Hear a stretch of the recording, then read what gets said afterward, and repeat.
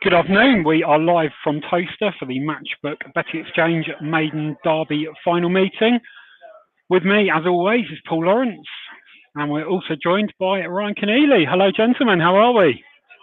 Yeah, great. Thank you. I'm good. I'm grand. Looking forward to it. Really good card, and yeah, hopefully pick some winners. Yeah, Got a great buzz about the place as well. It's good to be here live from Towcester. yeah. Hope everyone can hear us okay. If you can't, let us know, and we'll let us know in the chat. We'll try and adjust it, but hopefully we'll be all right. We've been told off in our preview for not speaking loud enough, but we're used to just being locked away in our spare rooms at home, so it's quite strange being out and about. This is only my second time out dog racing since COVID, so Wow. it's nice to be out again. Great place to be, though. Really Yeah. good setting for it. Like I said, it's an excellent final. Great sponsorship put up by Matchbook, and yeah, let's hope we can seal the deal today with plenty of winners and lots of profit. Yeah, absolutely. Everyone, feel free to join in on the chat.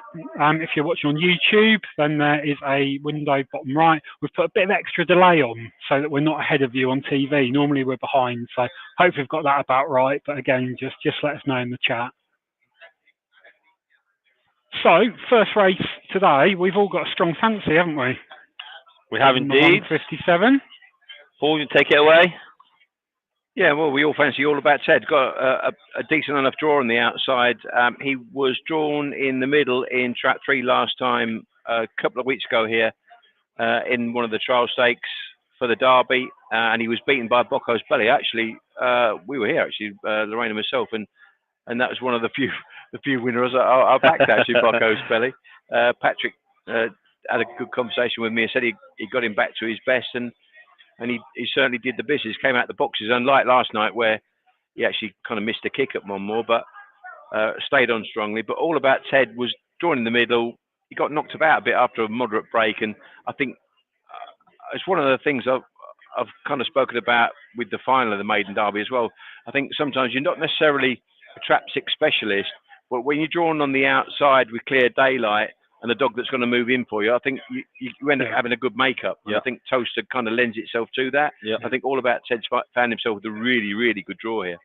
I think the flip side, I think if you look at the old Towcester, I think that you wanted to be on the inside, regardless whether you had early or not. I think the difference with the new Towcester is you can actually afford to miss it a kick and still get a clear run around the outside, as opposed to if you miss it on the inside, by the time you get into the bend, you've got Dobbs all going for the same small bit of space. So I think that you are better to be on the outside, definitely at Towcester, if you haven't got the early pace. Yeah, that's the way I saw it as well. Good thing they're All About Ted. Really good thing. I think if you watched last week, it came out of the traps, definitely moved off, weren't able to get a clear run. I just think today gets a level break, can swoop around the bend, and it's gonna show its class then down the back. Hopefully with a really good, a comfortable win. And then you're just looking at then what turns behind. I thought Dapper Rodney in Trap 2 ran excellent last week for Nathan Herm. 29.42. They'll be over the moon with that. For me today, though, I'm just hoping that it turns second to All About Ted, and then it's a 6-2 forecast for us. Yeah, definitely. Very, very classy dog, this All About Ted. I mean, it's a classy field, really, Tom, yeah, isn't it? It is. Yeah, we see Dapper Rodney quite a lot, don't we, on our run for cards, and yeah, a very decent sort.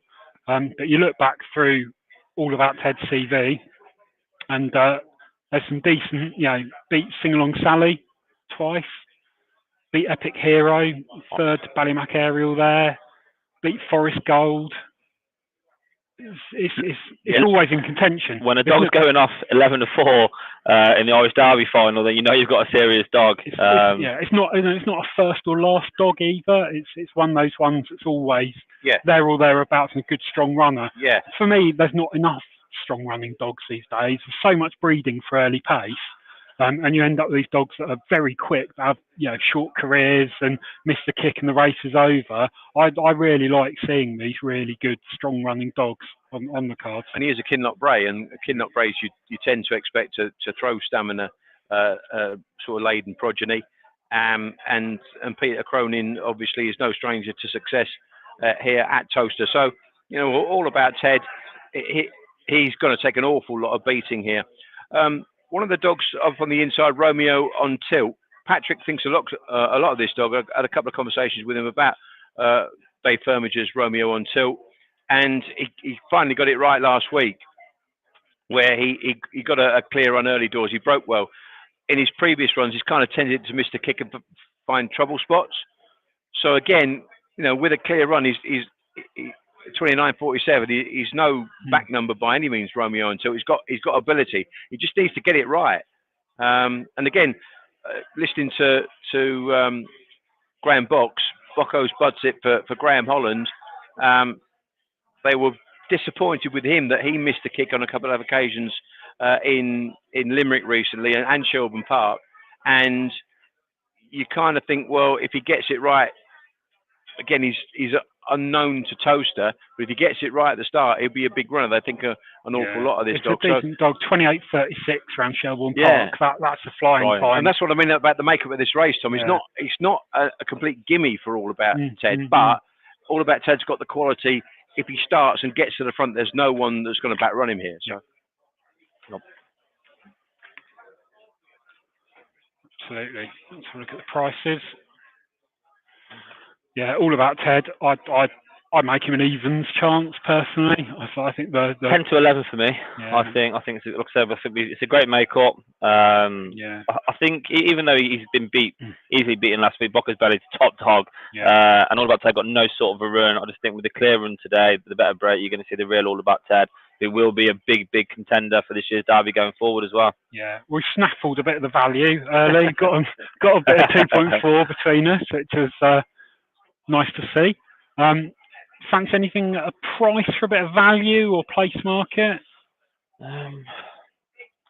I'd have to say maybe Romeo Until, if he got his decent break and he held Dapper Rodney to the turn, then he might get himself in the race. I think he's one of those dogs that probably needs the break, and again I think I spoke in the preview where dogs that are drawn just off the fence tend to break that better, and even Ryan mentioned it, where sometimes you miss it on the rails, you can get trapped with dogs coming across you. Now, Romeo Until last time, he broke well from 3, and he led round. Again, he's now switched back to 1. If he doesn't break in the same fashion, that could be the same fate. Yeah, it's not an ideal draw on the rail, is it, for him? If you don't start. Yeah.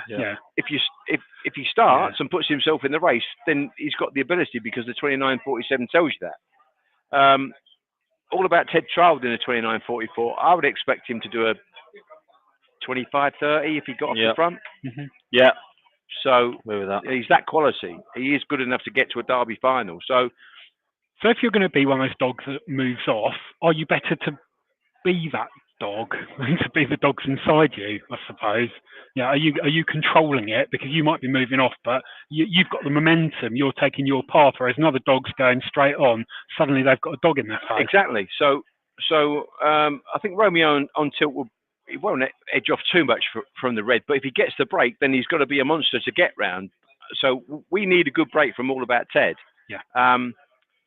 Where we've been trying to snipe away to get 50 quid on at around about the 2.4 mark, and I know Ryan's. I've told you there. He's had a snipe as well. So every man for himself in this game, boys. We're all looking for the value. We're all looking for the value, and of course, if you haven't got a Matchbook, again, I do urge you to open one. We've got an opening code as well that you can join in with. So if you open an account and then type in Watchalong when you sign up, you can have your first £30. If it gets beat, so you could have it on All About Ted. If he gets beat, then you get £30 refunded. It's a great initiative from Matchbook to start up new account holders. We're all fully signed up now, and we're trying to get a few quid here this afternoon. So hopefully you can join in for a bit of banter and, of course, a bit of chat as well. Yeah, very good PR. Your man from Matchbook, Aiden's watching over us, so good bit of PR there. I like it. Alan Southern's on early. Good to see you as always, Alan. Afternoon, lads. Looking forward to some good racing. Then a correction from Fufterboon to afternoon. Thank you, Alan. I think with the place market, I think if you can get around 5 to 4, 11 away, Dapper Rodney to place, I think that's an angle that you might be interested in. If you don't fancy Dapper Rodney, if you do fancy something else, maybe Romeo Until, you are getting on Matchbook now, you're getting 13 to 8, probably got 2 to 1 close to the race as well. So there is value there. If you're not quite sure on All About Ted, there is value in the place market there as well. Yeah. Oh, you've got unknowns in Bocco's Budsit and All About Ted. Bocco's Budsit 8.2 at the moment. I wouldn't be surprised to see it win. No, I think it's the fact that there's no form at Towcester for him. That's the anomaly there. But as you say, if he pops out like he did in his race at Shelbourne when he did the 28:68, then he's going to give himself some kind of a squeeze.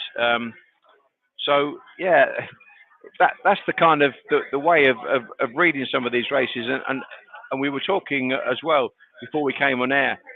Jesse May's here with us, and Jesse's obviously more into his poker and maybe not quite as an expert in greyhounds. We were trying to sort of educate him with how you go about looking at form and how to pick your winners and how to maybe have your little bet or maybe put in a request and stuff like that. So there are different ways of playing on the exchanges. You can bet, you can lay. There are prices there. Now we're looking to try and bet this dog. Now we've got match, so we put in a request, and then the layers have come in and laid. He's 2.34 to bat All About Ted, and he's 2.42 to lay now. So different ways of assessing form and different ways of playing. As you said, sometimes you look in the place market and find a bit of value as well, Ryan. Absolutely. If I find that the favourite is just too short, then if I do fancy something that could potentially win, but I do think and guaranteed, in my opinion, finishing the first two, I always play on the place market just to cover yourself. It's always great when you find a good forecast dog. There's been a few over the years, and they're generally not the most genuine. They won't pass. They're happy enough to follow in behind, and often they can be quite upset the market. Get some good place until everyone cottons on. Lights out would be one that comes to mind straight away.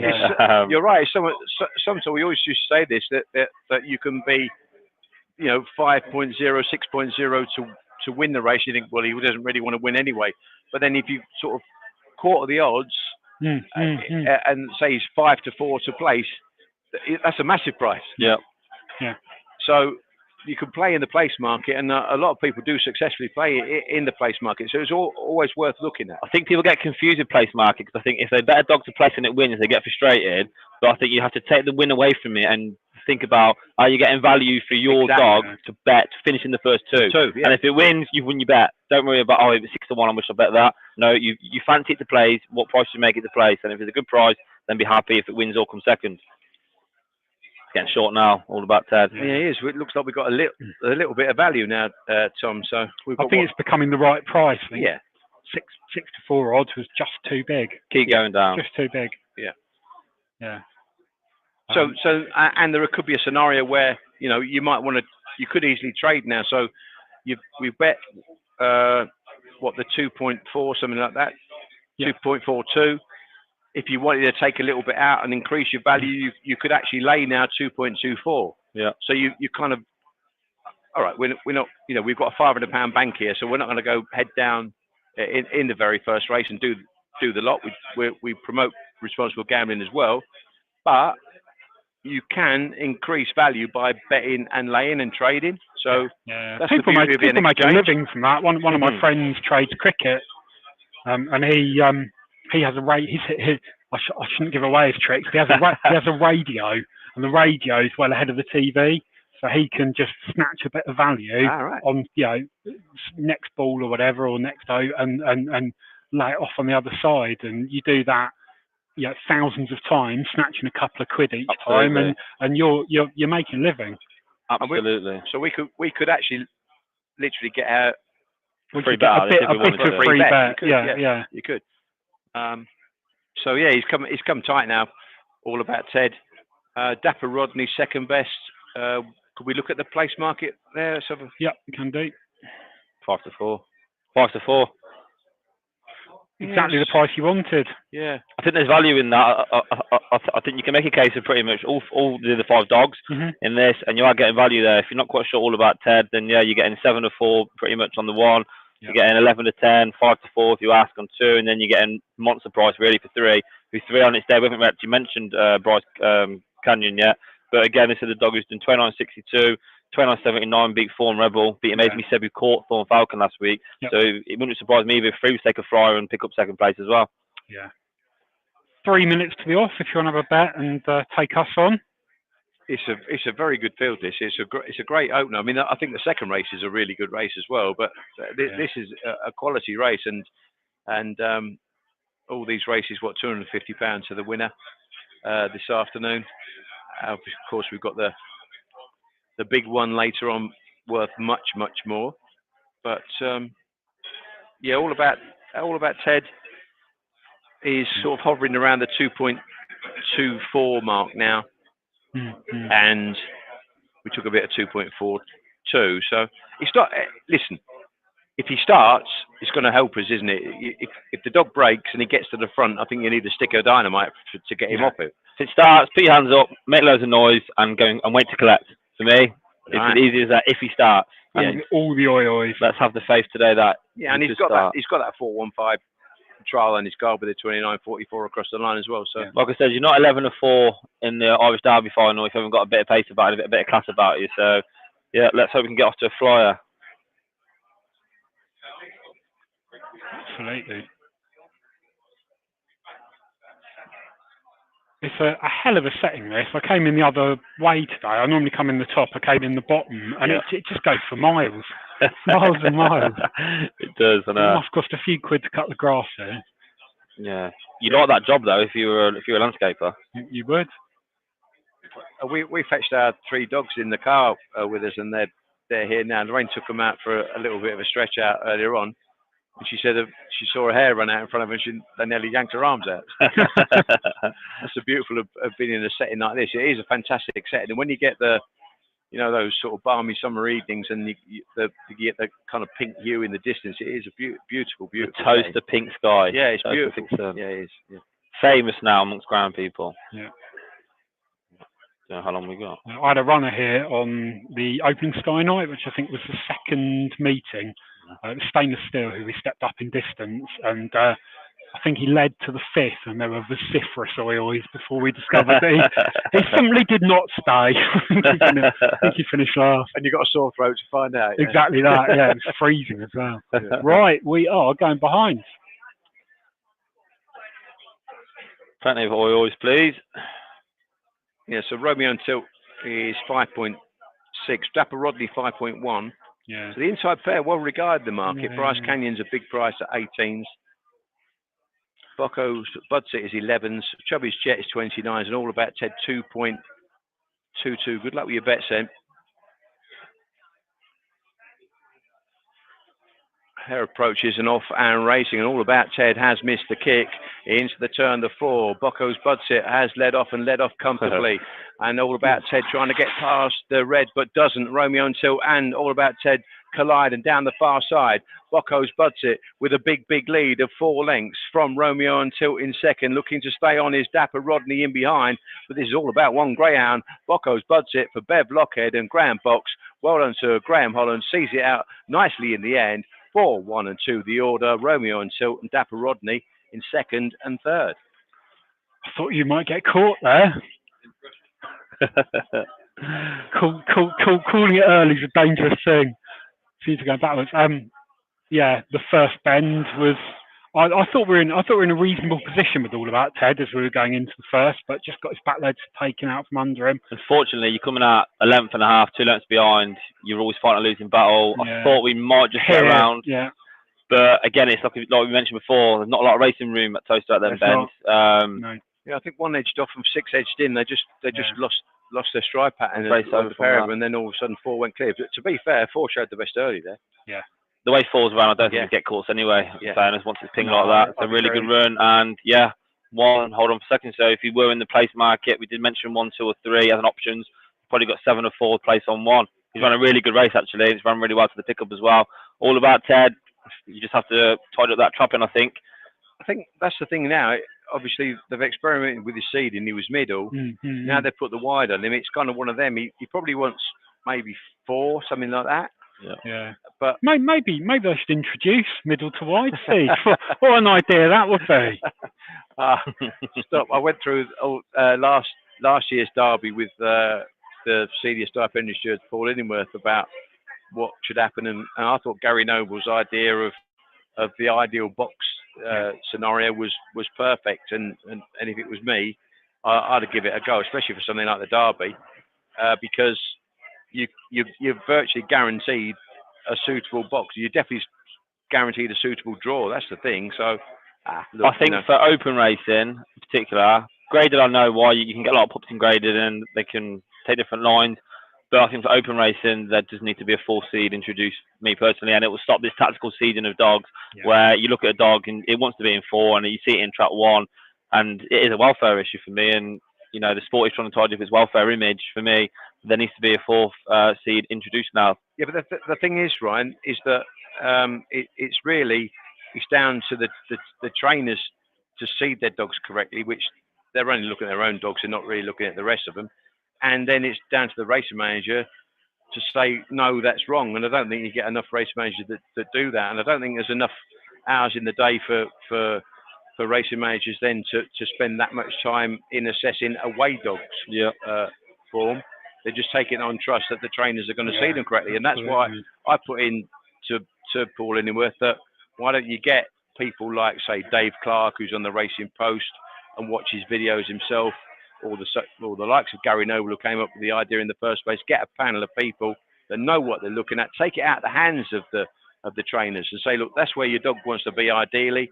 That's the tag against it. If you want to query it or question it, then you can do, and you can only move out from 2 to 3 or 3 to 2, and you can't do it from these extremes where you go middle, you can get 3 one week, go wide, you get 6 the next. It's an extreme difference. Yeah. And I think this is what's happened with All About Ted. It's gone from 3 last week, 6 this week. He probably wants 4. Yeah. So give him his ideal box of 4. If he gets 4 or 5, so be it. Yeah. And within the context of that race, he'll get his ideal draw. Yeah. And I think so I don't really necessarily agree that we need rails to middle. I think you could just confuse it. I think just where does your dog want to be ideally? Mm-hmm. What trap do you think your dog wants to be? And within the context of that race, when they get drawn out, they should be nearly perfect. For me, there's an obvious issue with that, though. Would you do it for graded racing? No, just for open racing. Just for open racing. Because racing managers are responsible for their pool of dogs. They should know where the dogs want to be. They should do. That is their job. That's what they're getting paid for. Are you thinking about the old grading to the first bend and all of that? And we had our kennel had a pup on Thursday at Monmore that it was in trap 4 and he got sandwiched. His puppy got sandwiched straight away out of the traps. Had a chance, got sandwiched straight away. 3 moved right, 5 moved left, and we were in the middle of it, unfortunately. It should just be frustrating sometimes how they can't see dogs in the proper thing in their proper trap. But the other thing is that I mean, I've mentioned, about the GBGB and that sort of thing. That there are stipendiary stewards. Stipendiary stewards go through every single race card. Yeah. They don't go through every single video and say, well, hang on, to the race manager, why did you put that in trap 1 when it's moving into lane 3? This is where there should be a tightening of where dogs are placed and the way dogs are graded. It should be, but there's not, and that's where there's just an inherent problem. And I think if you start at that level of your graded level, and then you work towards the open racing, the thing is that you give racing managers responsibility for their grading because they should be experts in their field with that pool of dogs. With open races, have they got time to say Patrick Janssens has seeded Romeo and Tilt as a raider? Are they going to go and look at the replays? Of course they're not. They're not going to do it. They're just going to accept that Pat Janssens has said Romeo and Tilt is a railer and go for that. And I'm not criticising that. I'm just using that as an example in this case. All I'm saying is that if there are a pool of experts that are watching open race videos week in, week out, and they know where those dogs want to be, sometimes they know where those dogs want to be better than the trainers do, who are handling a dog at ground level and can't really see what's happened to that dog. So I just think it should be taken out of the hands of trainers. I think it's quite a straightforward, simple thing to. I mean, you've seen Nathan Corden conduct trap draws at Nottingham and here. He's brilliant at doing it. All you need to do is put your 1s in the drum, 2s, 3s, 4s. As long as you're reasonably confident that those dogs want to be in those boxes that you've put alongside their names, then you should get a perfect trap draw. Open racing should all be about fastest dogs race against each other on a level playing field, rather than looking at a race and going, is it going to get a room because the dog inside it doesn't want to be inside it as such. For me, open race should be fastest dog wins, really, on a levelish break. Well, open race track draws are done centrally, aren't they? It's just you're just drawn out. Yeah, well, obviously they're seeded, and then a lot of them these days go up to the rooms, don't they? They go up to the GB, and everyone says, "Oh, why can't there be a live track draw?" I mean, we were here, as I said, up in Kevin's box, and Andy Lismore came down and he did the draw in front of us. He did it live. Joe took the recording and did it live. That's the way forward. That's how it should be done. It's quite simple these days with the technology that we've got to do that sort of thing. And people want transparency. They want to know that it's done properly, and it was done properly. And I think every track should do that. Well, it's very doable. We're here with a webcam and a couple of monitors, and it's not rocket science. No. It's to me, but it's not to you. That's the main point. I can show everyone our setup, I think. Here we go. So this is where we are. We are in the restaurant. Aye. We're live on that screen. And I can probably get up, actually, and have a little show everyone. Yeah, it's packed. Absolutely packed. It's good. It's what we like. Plenty of people enjoying the racing. Warren Bond's been on. Hello, Wazza. Afternoon, lads. Brave going up against the Guineas. Yeah, but it's the 1,000 Guineas. Horse racing, come off it. Come on. Got you on the tablet. Had a good bet on Romeo on Fire. Good luck. Sounds that running. Romeo on Fire. That's the 232. Very winnable race. Yeah. Really winnable Another race. Graham Holland Trap 4 as well, yeah. So. You write the Irish off at your peril. You and Graham Holland especially, yeah. He seems to do extremely well fetching his raiders over here. Could you? I know you're right. You say like you write the Irish off at your peril, and you are spot on with it. Can you bet these dogs blind round here their first time up, even though they are quality animals? I think you have to trust someone like Graham Holland. Knows his dogs inside out. Now he's got every opportunity when he's coming over with his dogs to either trial them, to race them, whatever he wants to do with them.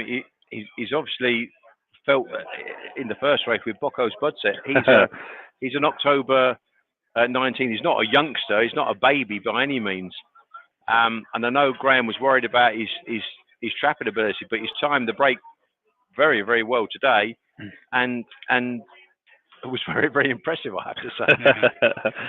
Really interesting comment here from Ben Green. A daft fact for the anti-post betters: the last 10 winners only ran a week before the Derby, except Thorn Falcon, who ran in the Maiden Derby. But Derby winners don't seem to run in trial stakes. No, and again, we literally spoke about that. It's all about trainers and trusting trainers, top quality trainers. Graham Holland knows how to get dogs to the final. He just won the Kirby, for God's sake. He'll know how to campaign his greyhounds. The same with Paul Hennessy, Pat Buckley, Peter Cronin, all the top trainers. Their attention to detail is just top notch. I mean, most of them bring their own tap water from home over, so that their dogs are drinking water that's got exactly the same mineral composition as what they're used to drinking. I mean, exactly. Does that make a difference? Probably not, but you do enough of those little things. I think though in their eyes it does. I know Owen McKenna he did that because I know he stayed with Mark and Haley, and Owen fetched his own water when he came over for his Derby campaigns, and I think that's it. It's that matter of when you're coming over. I mean, a lot of the lads sometimes they ferry backwards and forwards, which I think is a big ask. Yeah. But the likes of Graham and Nicky will come over and they'll stay at Dave Hermitage's, which is just up the road from us. Pat Buckley stays at June Harvey's. So they have that. It's that routine and that when you get into a comfort zone, and as well, greyhounds like routine. So if you get them into that routine, they're drinking the same water. It doesn't upset them, and that's the main thing, is to keep things the same and keep it fairly simple. The happier the dog, the quicker it runs for you. To be honest, and like you said about the water. I think in any sport, if you want to, at the top level of it, if you keep ticking off the fine details, the fine margins, and you tick off more fine margins than other trainers, then you've already got an advantage, to be honest here. So if you want to be the best, you've got to act like the best for me. So no surprise why the Irish are so successful when they do come over here. Absolutely. Right, a couple of minutes to be off here, and we have the small matter of the defending Derby champion lining up with a peach of a draw. Fastest dog in the UK for me, Thorn Falcon. Fastest dog in the UK? Fastest dog in the UK. Around Towcester. Fastest dog in the UK and round Towcester. Yeah, but I mean, for me, he slightly changed his running style for me. I think he was desperate in the Blue Ribbon final in January, but there was a run, I think it was on New Year's Day, where our Candyman led him a length off a second bend. And in fairness, Thorn Falcon, he blew Candyman away. Fairness, there's probably a couple of excuses for us on that one, but the pace that Thorn Falcon showed in Candyman, there's no other dog that could do that to Candyman. And the pace he's shown there, just for me, was just a wow, just one of them wow moments for me. If he tidies up his trapping, like I said, he'll go far again in the Derby this year for me, because I think he stays a lot better now as well. Even though it's quite ironic, I'm saying that because he won it last year, but for me, he actually has changed the running style where he can turn fourth, third, and then still win these races. So for me, it's going to take 3 very, very good dogs to knock him out. And I just think he's got an unbelievable opportunity here now with no trap 5 in the race as well. And I'm just expecting to come away hopefully better than last week. And if he does, then for me, he catches Cape Cloud all day long, and he's my nap of the meeting. We were live for the pre-market pets Blue Ribbon final, where he was a bit disappointed. He got toasted a little bit, didn't he, in that race, which Ivy Hill Sky High ended up winning. Since that, it's been a number of trials. Beat Bocco's Belly in a 2-dog trial, 29.35, did 29.36, which is a decent bit of consistency afterwards. Last race on 24th of April at 4-7, 29.62, beaten by Amaze Me Seb after a slowish start. He doesn't hit it 100% of the time, does he? And it's that lack of consistency that just scares me. Yeah, well, you can't be too scared now because we played here. We bet Thorn Falcon. I had to save on Majiko, who's just over. I think it was 5.2. We saved that. So So although I think it's a good saver. That is a good saver. Cape Cloud could ping and lead all if Thorn Falcon completely messed up, but not having the trap 5 inside him, I think, probably is major advantage. Yeah. Now, it was Warzone Tom inside him originally, and that would have made a very, very interesting race, because Warzone Tom can absolutely smash out when he wants to. He did last week, Yeah. So that would have been an interesting one, but pretty much got a solo, and it's not even middle runners inside him. It's four railers, so he might as well be in a T1. It is such a good. They're all in. They're all in here, and Thorn Falcon, your nap, isn't it, Ryan? My nap, yeah. There we go then. The Matchbook best odds on greyhound stakes. And away and racing, and one splashed out Cape Cloud on the inside ahead of Romeo Majiko. Then behind these comes Steppens Rocket. Thorn Falcon is wide on the track and looking to make ground. Back marker Droop is Barry down the far side, and Romeo Majiko's gone on from Thorn Falcon, now showing good middle gears to challenge at the third turn for Romeo Majiko. Still with a half length lead from Thorn Falcon as they come off the last. Thorn Falcon now is drawing alongside up towards the line. Romeo Majiko finding extra. Thorn Falcon tight. I think it's just Romeo Majiko from Thorn Falcon in a thriller. That is an unreal run from Romeo Majiko, who did not get a clear at all. Thorn Falcon had every chance, being honest. Yeah. Not a bad Rod Laver there. Not a bad Rod Laver. What a race. Yeah, that was a really good race.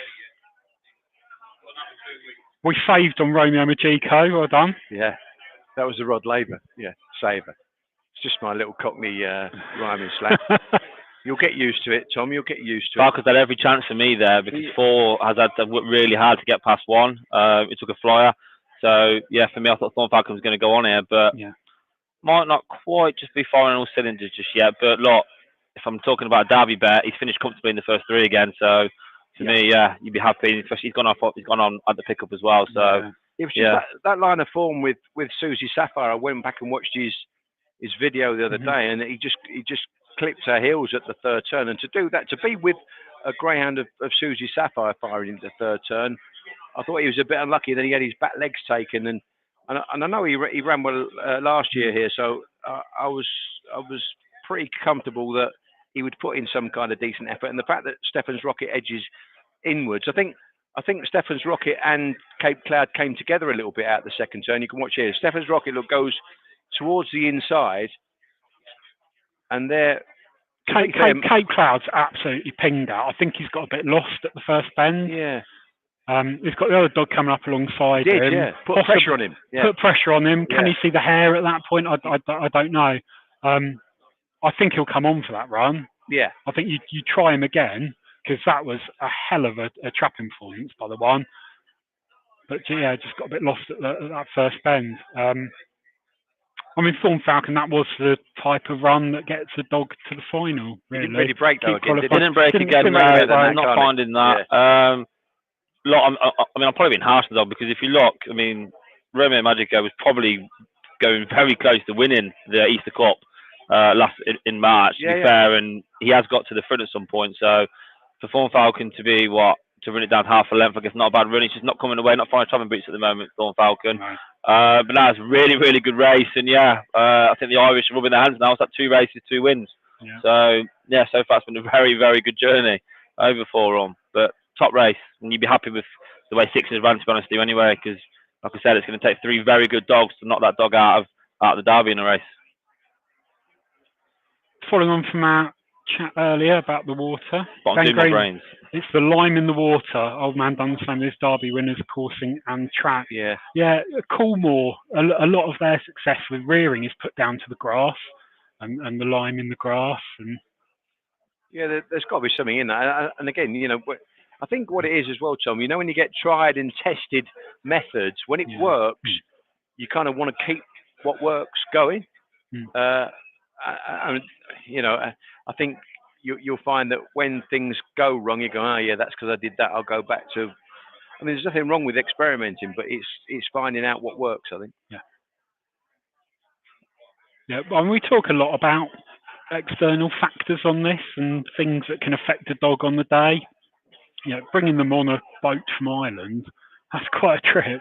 It is, yeah. That's quite a trip over. I mean, I don't know where they are because they're in the van and it's dark and they just go to sleep, and being greyhounds, they sleep 20 hours a day. So the boat trip's probably not too bad for them, but it's still a long way to come, and you get out the van and the air smells different, and you're in different kennels and you're at a different track and everything looks different. And I think some greyhounds react differently. It's funny, we actually went to Garthorpe races, and we've got 3 dogs indoors now. The two older ones, they've been there before. The little bitch that we've got, she's just resting at the moment. She's got a little tendon problem, when Lorraine's treating her. She went there and she was kind of a little bit phased by it all, on which we were both quite surprised about.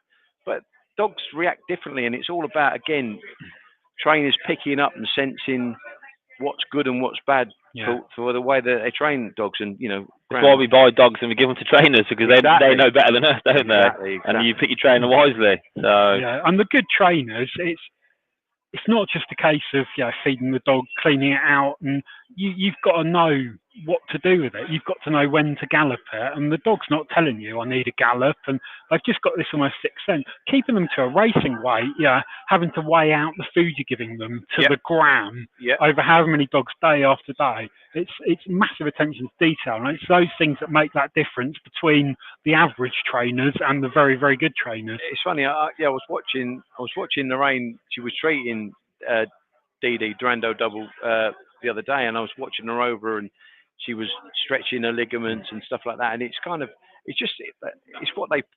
what trainers pick up and feel comfortable with. It's an art. It is an art, really. To train a greyhound, it is an art. And you're right, spotting those little differences. I think you've either got that knack. I always say I could never train a greyhound. I could watch a video and tell you where it wants to run. I could not train a greyhound, and I know I couldn't. I couldn't do it. Whereas Lorraine can't watch a video but can train a greyhound. We're all greyhound trainers after a few pints, PL.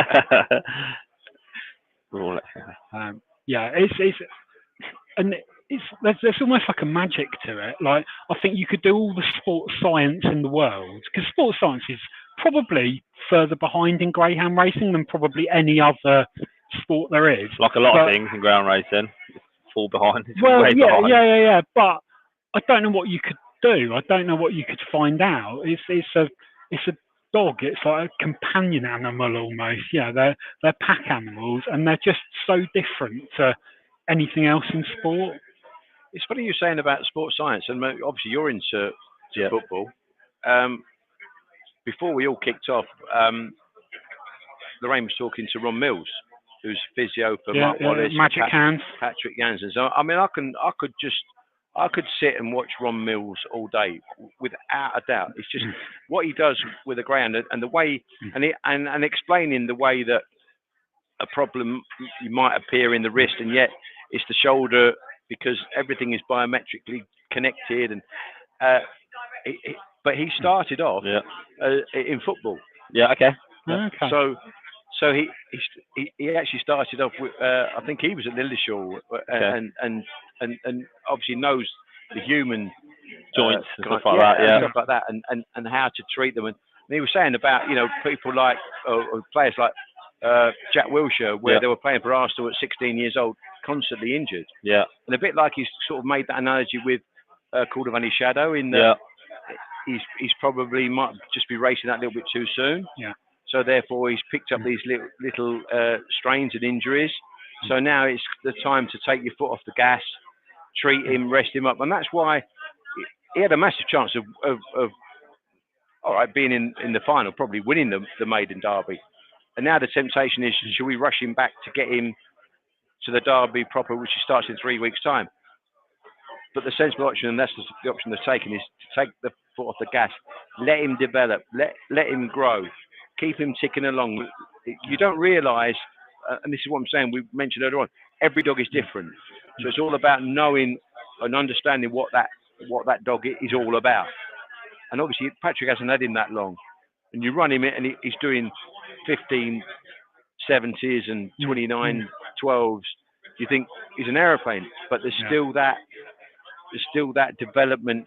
Is he really the finished article yet? And obviously he's not quite there, and that's why then you have to just rein it back a little bit, keep him ticking over on the lead, keep him treated, and then as you say, you'll start to gallop him and fetch him on and stuff like that. But I think this year's Derby will now be off the agenda, and you'll be looking at something like the Yarmouth Derby, which will suit him down to the ground with that big long run in the early pace. Not going to get 54 grand back though, is it? No, but I don't think when you buy a dog, Tom, you're really looking to do that, are you? You're doing it for the crack. You're doing of course you are. You're doing it for the thrill of it all. You're doing it for the taking part at the top level. That's what you hope. Yeah. No, I must admit, when I had early impact in the Derby final, the first price was 150 grand. I mean, I never once thought about the prize money. I mean, I think early was 25 to 1 in the final, which in a 6-dog race isn't ideal. So maybe if you're at the shorter prices, you'd have been thinking about it a bit more. But it was just about the occasion and the glory. And if it had been for 10 grand instead of 150 grand, he'd won it, I'd have still been as elated. Yeah, the pride and the kudos of being a Derby finalist. And again, to be fair, I've been lucky to be involved with a couple of Derby lunches with Mark and Haley when the Higher Buck got to a Wimbledon final and a Towcester final, and it's that occasion. It's nice to be involved in that sort of thing. And obviously, I got invited here last year as the Derby commentator. There was when you get you're right when you own a dog and you get to that pinnacle, it's just not. It's nice. It's just that nice feeling. Yeah. To be involved, just to be involved. Yeah. But you're right about physio. That I wouldn't say that's sports science because how old's massage? 2,000 years old or something. But that is critical. And getting to the bottom of a dog and finding problems and niggles, that really is a way that you can improve your dog. I remember going to Paul Young's kennels and Bubbly Rocket, if you remember that dog, was having a rub down. It's an early pace dog, beautiful dog. It had like fox colourings, had a foxy tail. Really, really stunning dog. And I was there in the physio, and he hadn't been running particularly well. And the physio was there, and he said, "Right, I found a niggle. I've got to the bottom of it. I think he'll be grand." And he was out at Romford the next Friday, and I went down, and he was not in against the best opposition, quite a big price. I think it was about 2-1, something like that. I had one of the biggest bets I've had on the ground, and he absolutely smashed home. Yeah. So that's that's lovely when you get that little bit of inside information. You know, it's a bit actually. Just telling me, by the way, mate. Don't even knew you then. No, I don't think you did. When Spear and Louis won the St Ledger, I mean, I might have told this story before, but the fact that he went in the Ledger, he was an 8 dog at the time. When he was winning over 6, he always looked like he wanted to go 8 bends. And Gal said, "No, I want to go for the Ledger." I bought him as a Ledger dog. I said, "Are you mad?" He said, "He's a marathon dog."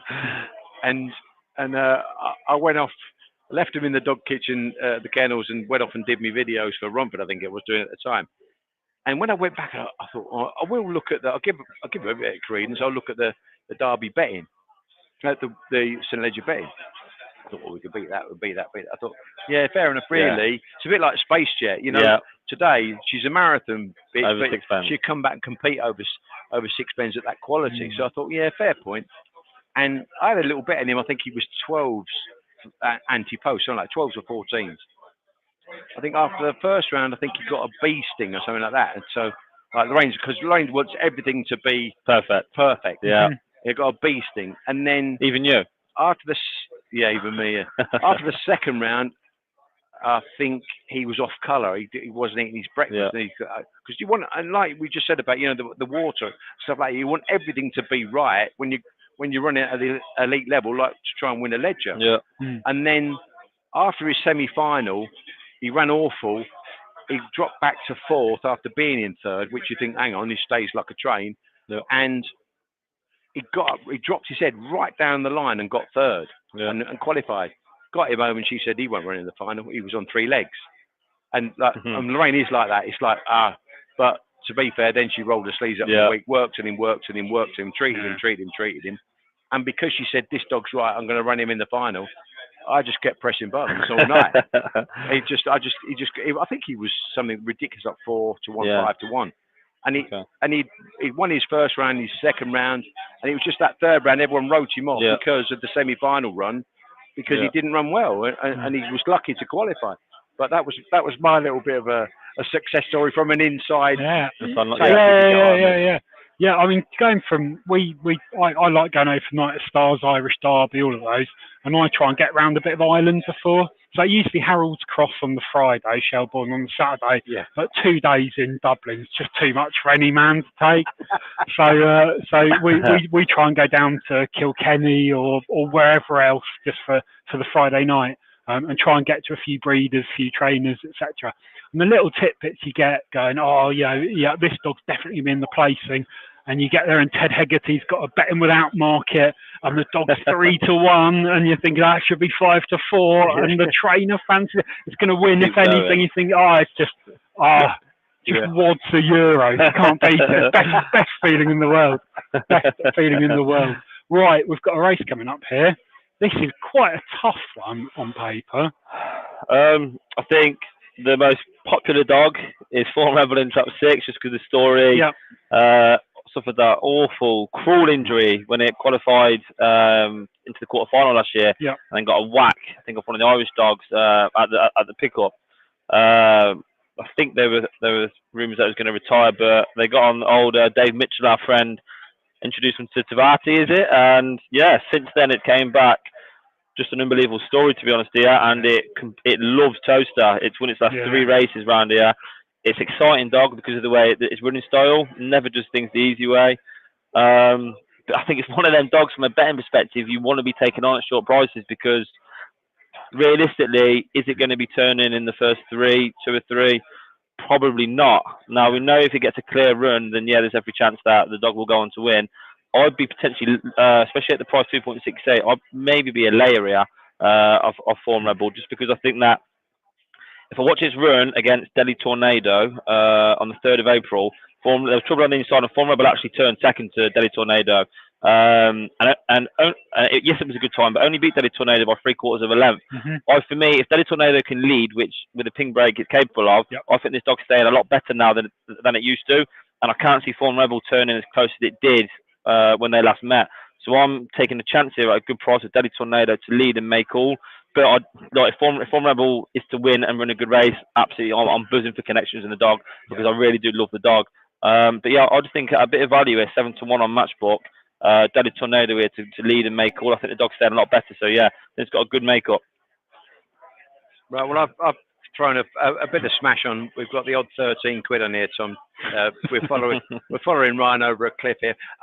Last week, I think I was doing videos maybe or something in my office, and Lorraine called me. She said, "Come on and look at this." She'd rewound Form Rebel winning. She said, "Look at this." I mean, and not necessarily Jem is probably a little bit of more of a sprinty type, so he's kind of going to be a little bit vulnerable late maybe. But she was taken with Form Rebel, and she just thinks like the whole backstory, like you said, Ryan, with the fact that he had that really bad injury, and probably was going to be retired.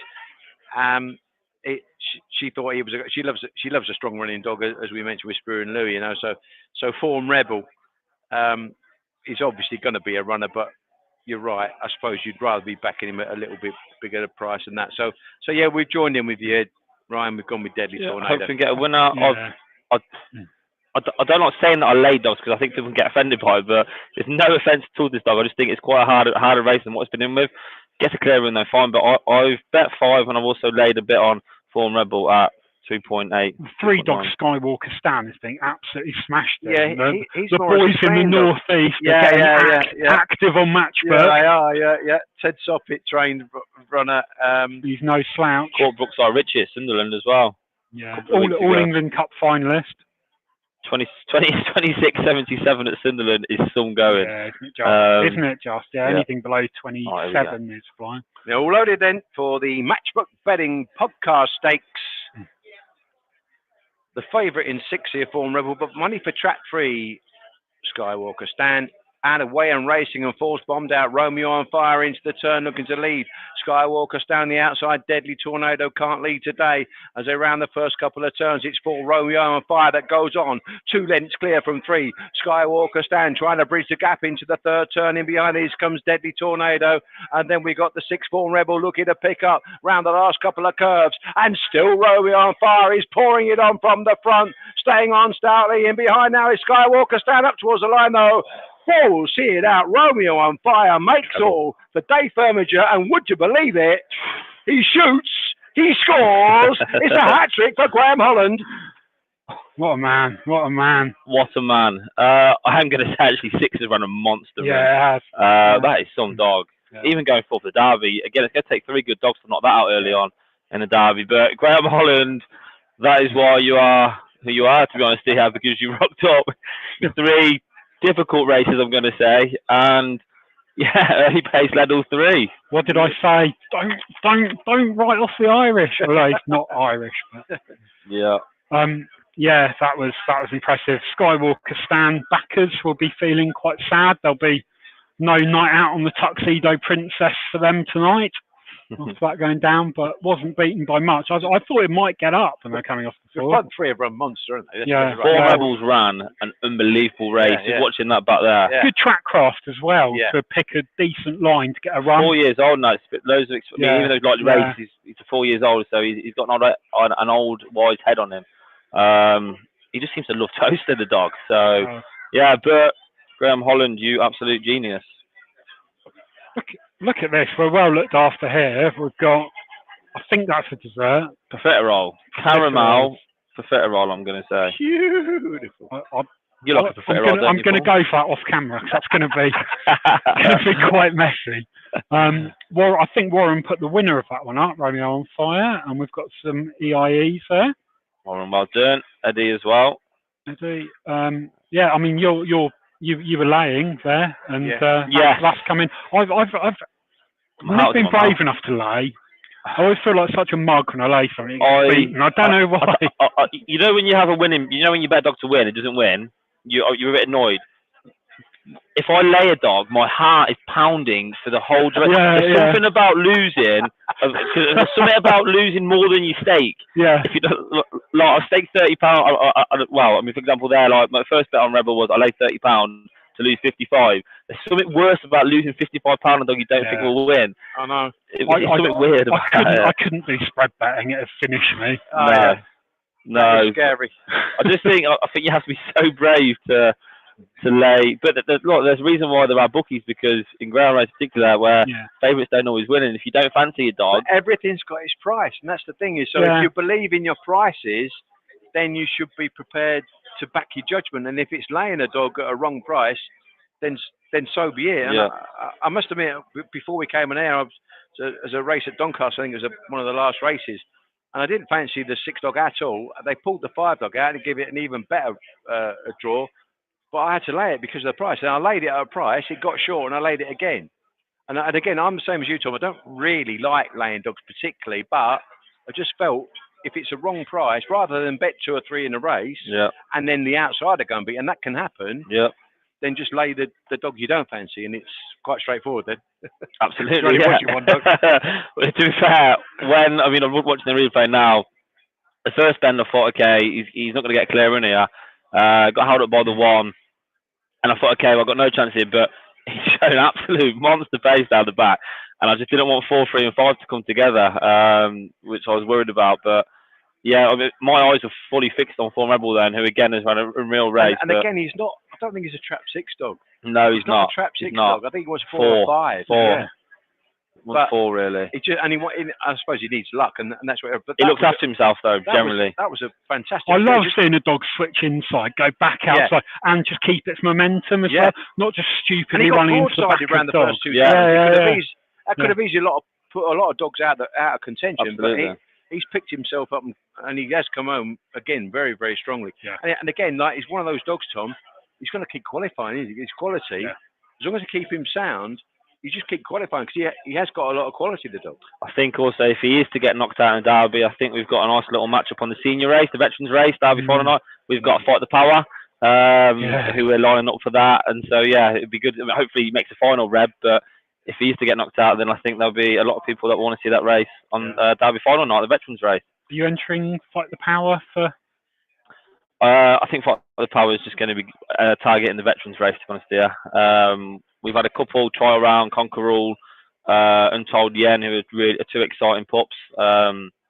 Both won really well at Swindon over the last 2 weeks. And then I believe Trump's Benefit, after loads of and hour in, Trump's Benefit will be trialling anyway. He will. For the Derby, Exciting. He ran Unreal yesterday. He got so desperate the first bend over 6:30, but there's only one Derby, isn't there? And he's shown on for the juvenile race last month that if he gets a clear run, I've got to. I think he's better 500 metres than he is for those 6 benders. I really do.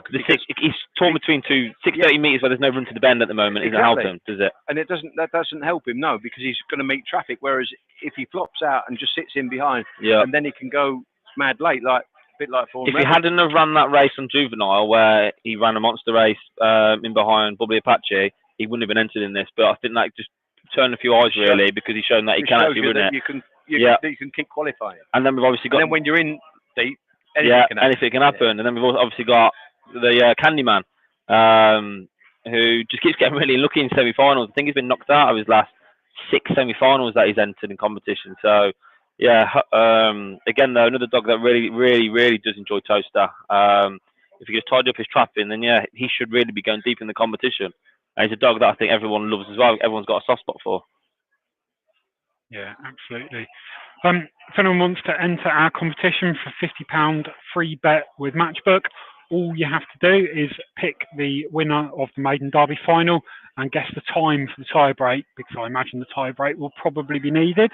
Closest wins, I will post the link out on the Twitter page shortly. There's not a lot of entry, so you've got a decent chance to enter. You do need a Matchbook account open and verified, so get that done if you need to. You've got about 50 minutes before the competition closes.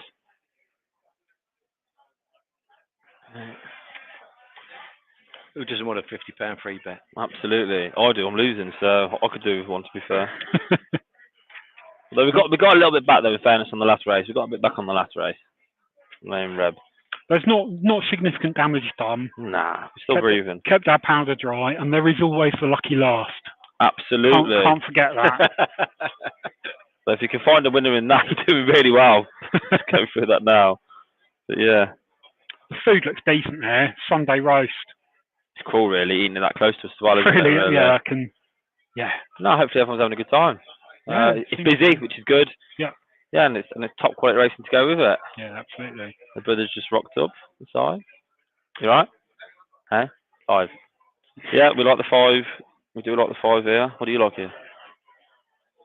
I've just been watching your videos. Yeah, it's walked out last week, didn't Walked out in a better race. Have we got any anti-post bets, by the way, for Derby? I've just had one each way bet, 80-1, Bocco's Belly, and Watched him win last night. yeah, it just showed no fire early. But then Monmore's not really going to be his track 480. I think obviously Patrick put him in there for his quality and his point scoring ability more than anything else. And he stormed home late, but he never looked like he was going to win the race. But I think Towcester's more his track, to be fair. But it was just a price. Yeah. And I've been contemplating Park Blake. I've been contemplating Bayna Bowler Head. I was really impressed with the Swords Dog of Groundswell. Of course, he's not coming over now. I think I always prefer to sort of bide my time and look at the leading into the first round and knowing definitely who's coming rather than kind of second guess and drive trainers mad out trying to ask them. So. I do the same. I have little bits and bobs throughout the year, and just really in the hope that they do. And if you see something in the dog, you think, okay, I might get value. But I don't really have a proper look at, especially the Irish dogs, until the week leading up to the Derby. Wants to know who's in and what's the draw. Actually, Tom, there is a Matchbook anti-post market, so we could maybe look at that. We can. There is Ground Derby. Yeah. We've got a bit of time. Just to look at the runners at the top end of the market. Got Explosive Boy, Susie Sapphire, Park Blake, Wide Open, Lovely Apache, Film Falcon, Sing Along Sally, Usual Sing Along Suspect. Sally would be interesting, wouldn't she? And I know I spoke to Pat and Emma, and they said that's really what they were targeting. I mean, that run at Limerick the other day when she beat Park Blake, she was very impressive, wasn't she? And of course, she's always playing second fiddle to Susie Sapphire, really. Yeah. But yeah, that'll be interesting. I think Pat's coming over with a team of 6/7. Yeah. And obviously Graham will have a fairly big team. Yeah. Paul Hennessy's got a few lined up. They ran Friday night, and obviously that's for experience again. So yeah, there'll be a big Irish challenge. Big Irish challenge. Which we want to see. I think they'll feel robbed after what happened last year to win that final. Yeah. I think Jansen had Caroline and Thorn Falcon, weren't it? Who took. I've never seen dogs trap like that. They've like that before. Yeah. They'll feel they had 1, 2, 3. I think they're the favourite. What was the favourite? Fair one, was it? Ballymat Fair one. And Thorn Falcon took an absolute flyer. Yeah. Caroline stopped him, acted as the goalkeeper, didn't she? And didn't he? And then that was that. So I think they want to get one over us this year in particular. After we kind of robbed them last year. Yeah, because I don't think they haven't won a Derby final at Towcester yet, have they? The Irish. Still don't know how Ty Roche didn't win. I'm still to this day. I'm still convinced he won. I'm still convinced he won. I still don't. There's another parallel universe where he hasn't won. Yeah. But no, I don't think they've won at Towcester. Wildcat won, didn't he? Yeah, Astute Missile. Oh, please don't mention that dog's name. So there's a lovely story though. I think one of his daughters died, Seamus, didn't it? And then Astute Missile was leading up to that, didn't they? And then I believe it was Sunny's Day, but there's a rainbow appeared after Astute Missile won. Yeah. I think Judy was filming. I think there's a rainbow, which is really just a really bizarre story, really. So when things like that happen, you can't really moan about losing a few quid on the dog, can you? Really? No. Bigger picture. But no, the Irish are yet to win one at Towcester, so do your best this year, guys. Yeah. I certainly give it a good go and fair play to them. It'd be nice to see a few UK trainers going over to Ireland for Irish Derby, but it is hard and it's hard to take them on their home turf. What dogs have you got? Well, that's the thing. It's changed, hasn't it? Because it used to be all the good dogs would come over to the UK, but most of them are being kept in Ireland, even by UK owners. Prize money's better over there. Prize Isn't money, yeah. More depth of competitions, good prize it? money. We get good sprinters and six-bend dogs over here, marathon dogs. I think we've probably got a better standard of dogs over them distances. But in terms of your out-and-out four-bend dogs between 480 and 550 meters, I think the Irish are the best dogs stay over there now. It's a shame. It's a real shame. We've only got ourselves to blame in this country. We have, yeah. But when you don't pay good prize money, then that's what happens. But hopefully, with these 20 grand competitions now starting throughout the year for the Cat Ones, and hopefully get a couple more come over now. Absolutely. How long have we got to off here? We've got 7 minutes for another interesting race. Value's gone though. Was quite sweet on 5 Hazel Hare. I just think it's got good makeup. I think level break. I mean, it walked out last week and ran really well in behind Global Vision. It completely walked out. I just think it's a great opportunity today for Hazel Hare to turn no worse really than second or third. Letter Pat for me. Bags of Early does want to be in track 1 though. I do think if Hazel Hare was to turn within half a length for free anyway, I think 5 would go on and win the race. Interesting runner would be 6. Didn't try well at all, but again, if you're a wide runner, you just don't take the toast. That's the kind of thing that can happen if you stay wide. You run an extra probably 100 meters in the trial. So interesting runner there. I know the connections think quite highly of that dog. Probably over 6 bends, but it's probably if it comes away, it's got every chance of leading 5. If 5 misses it like it did, so interesting runner there. But for me, Hazel Hare, if we can get it up to 2 to 1, is 15 to 8 on the Matchbook, then it'd be something for me that I'm looking to play. But interesting race, and I think you're going to get, if you do fancy them, I think there's good value all across this race. Do you think Hazel Hare needs to trap out and lead? Trap out and turn very close, yeah. Trap out and turn very close. I think level break it will lead 4. I do like 4 though. 4's a really good local dog. I think 3 leads, it will stop 2 and then they're getting a run. Yeah. One for me could potentially be one of your place bets. Form at home's very decent. You're doing 29.70s off the back. That's not a bad run. Really, if you can get a clear run, then did 29.83 in his trial last week. You'd imagine it's going to come on for that. So if one was to get a clear run, I'll be looking to maybe include that. I think there is a danger of a bit of traffic on the inside, though. There is indeed, yeah, but it's not the quickest away race. If you take away, 2 on its day's got pace, but it's so hit and miss at the boxes. Take away 3, who's having his first look round here as well. It's not a very choppy race, so something that stays could turn very handy here.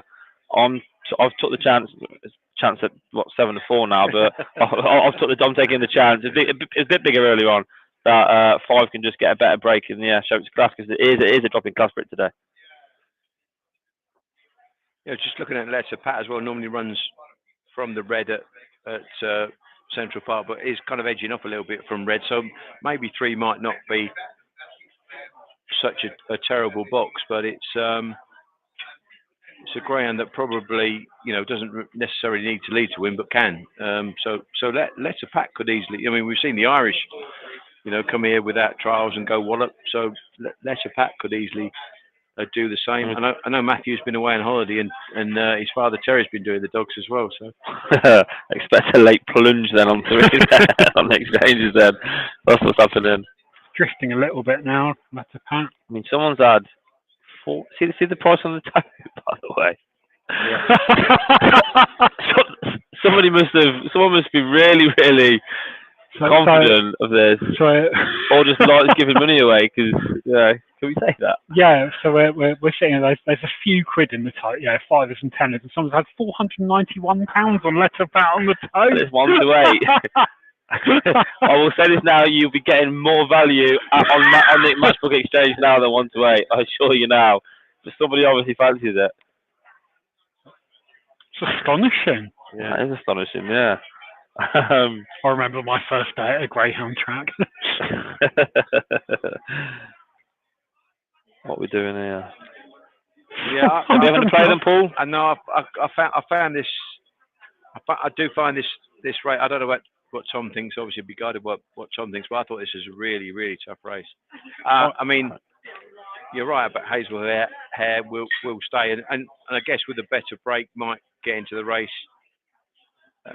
When you look at the Candyman form line, the Form Rebel form line, it's probably they're good dogs. a bit better than this. But it's just for me, this isn't a betting race. Yeah. It's just at the prices, I think nothing stands out. You know, if Galvarino was 20s, I might have a couple of quid just for an interest. But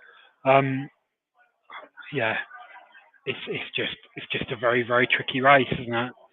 It is tricky, yeah. I think 5 was around 5 to 2, 9 to 4 earlier. 7. If we can get 15 to 8, 2 to 1, then I will play him. But it doesn't look like it's being that generous at the moment. I think people are. I might put a little fishing 20 quid then, Tom. But just for interest. See if we can get a bit of 2 to 1 or something like that. Anyone generous out there? Fancy handing over 40 quid to us? Or just cast the rod now, right? Yeah, that's it. Let's have a look, yeah. Let's have a quick look at the place market.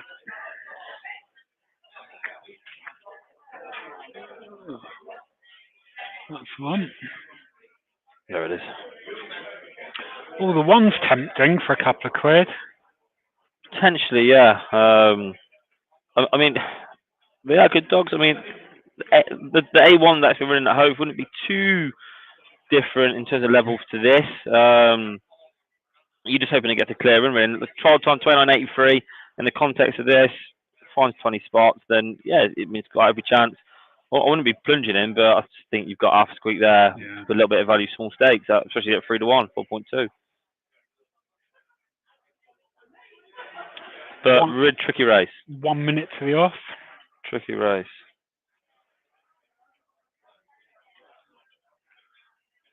Still 1 to 8 on the tote for Letter Pat. Fair play. Fair play. We always put that on. Right, I've done a bit of fishing here as well then, so you can see there we've backed Charlie's Blue Boy for a place here, Tom. This is down to you, all right? Only small. 20 quid. 20 quid. Yeah, that's plenty. Too much? Yeah, probably. But we need to get involved, don't we? I've got to get involved. Yeah, it doesn't look like we're going to be back in Hazel Hare. No. Hazel Hare in the green market. Steady, isn't it? Steady, yeah. Lot of money waiting for some of these at some of the slightly bigger prices. Again, you are backing a dog here though that not guaranteed to lead. So yeah, them prices, I think there'll be people there that will look to take this on. It's just yeah, obviously 3's always danger because 3's got the most early, but first look round here as well. Been running out of track 1, so you never know how it's going to go. 20 grand in the market. It's not bad for a Sunday. I think about 40 grand in the first race as well. I think Border Cats are going well. I think it's because of Greyhound Watchalong. Well, it's the only explanation, really what you've got to put it down to, haven't you? I mean, if you had it on Watchalong, the good racing and Ustery, and you can see us as great at the track, then yeah, quite. You're onto a winner, aren't you? Yeah, quite. 2.8 now. Hazel Hare. Please say they've now had more on the tote. Which is still 1 to 8. You could, if you ran, you could be getting 10 to 1 on Hazel Hill Hare. Joe is here. Joe and my dad are here somewhere. My dad can't, but Joe's here somewhere. Joe, if you're listening to this, get to the tote now, quickly. Oh, we're in. We're loading. So we haven't backed Hazel Hill Hare at all. We're quite happy not to play at that price. Here we go then, Paul. The back and lay at Matchbook Stakes. And we've backed Charlie's Blue Boy a place and away and racing. Charlie's Blue Boy got a decent start and trying to hold his posse up on the inside. But 3, Letter Pat, shows early dash and goes to the front for Terry Darnell and Matthew. And down the far side, Letter Pat from Mason's Pal. And then in behind these comes Charlie's Blue Boy looking to stay on. Then we've got a gap back to Hazel Hill Hare. And then getting past that one is Swift Raisin. Back marker is Galvarino turning for the judge. It's 3, 4 and 1 the order up towards the line. Letter Pat has Maiden. Mason's Pal got second and Charlie's Blue Boy just missed out the place money back in third. Good run for your money though, I'd say. even though we've lost, obviously. Yeah, and if you've backed the 3 at 8-1 on, Go you'll and collect. go and collect Go Maiden. and collect that £12 you just won. But they were right. They're the one that's picking up £12. Yeah, Absolutely. Not for me. Absolutely. And that's that scenario there as well, where 3 just cut across us at the first bend. Absolutely. We just had to check our stride, Tom, didn't we? Yep. And that's probably cost us getting second. It has cost it. Yeah. Because of the fact that Letter Pat probably wants to be drawn a little bit nearer the rails than 3. The line went, you can see even there, look, is much happier nearer the rails. There's just pinched back Charlie's Blue Boy. But because Letter Pat had the better early dash and got to the front, it's that's how. Yeah, I didn't know whether Letter Pat could clear, but certainly was showing an early dash at Central Park in A1 grade, and has certainly taken to Towcester there first look. Yeah, fine margins in greyhound racing, and it's squeezed. It is squeezed for it, the bend there. Yeah, and it's another one of those ones where the sectional only tells a bit of the story. It's really what it's done from that point to just keep pulling away from the others. They've all trapped out very similarly. I don't know if they've all trapped out well or all trapped out averagely. But it's come out and popped away from the bend, and he's held a reasonable line as well to fend off the 4th. 4 stays. So I mean, fairness to 3, it's a really good run because 4 and 1 have both turned close behind. And he's been able to hold them off fairly comfortably, really. So, very good. Damien Matthews is going to come and join us. Fantastic. Do you want me to move? I'll load you up. Take a seat. Hello. Just a point there as well, Ryan. Hazel Huhair. Yeah. We kind of were looking for the 2-1 mark, and in the end we decided not to play because just we felt it was every dog's got its price. And every dog's got its price. So you could, if you're bold, you can go and say, well, it shouldn't be that short and lay. Lay it, yeah. And again, you love the race, the back and lay matchbook stakes. That's the beauty of the exchange. Absolutely, yeah. We'll try that way around. Pleased to say that Damien Matthews has joined us here on our Watchalong podcast, sponsored by Matchbook, and of course you've got Wide Open, Damien, in the final. What do you think of a draw? First of all, thanks very much for having me. It's great to have Matchbook involved. The Matchbook Betting Exchange, they sponsored the Ledger last year in Ireland, which was a fantastic success, and it's going to happen again this year, I'm led to believe. So it's something to look forward to. As for the Maiden Derby, it's brilliant. It's brilliant to be even in the final, to be there competing, with a live chance. Chap 1, listen, it's our box, I think. She's very inexperienced. It's only her 4th or 5th race. If she can handle the lifted lids out of 1, I'd be happy. It's just 3 and 4 seems to be the breaking boxes, and it just would be that bit of a concern. But listen, if you were to say to me before the draw was made, where do you want? I'd say 1. Just for the clear run. Yes, because you've not really got to lead to win, Damien, have you? That's the thing. Definitely. She can do it from the front or she can do it from the back. But when you're dealing with young, inexperienced greyhounds, you'd prefer that they do everything right and they get out and they do it from the front.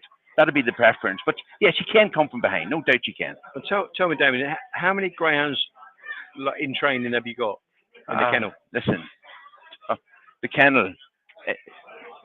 Racing greyhounds probably somewhere in the region of 20, 25 racing greyhounds. And what I mean is, how do you spot the talent of Wide Open to come for a competition like this and come without a trial? Yeah, it's the only dog you bring over as well. Well, listen,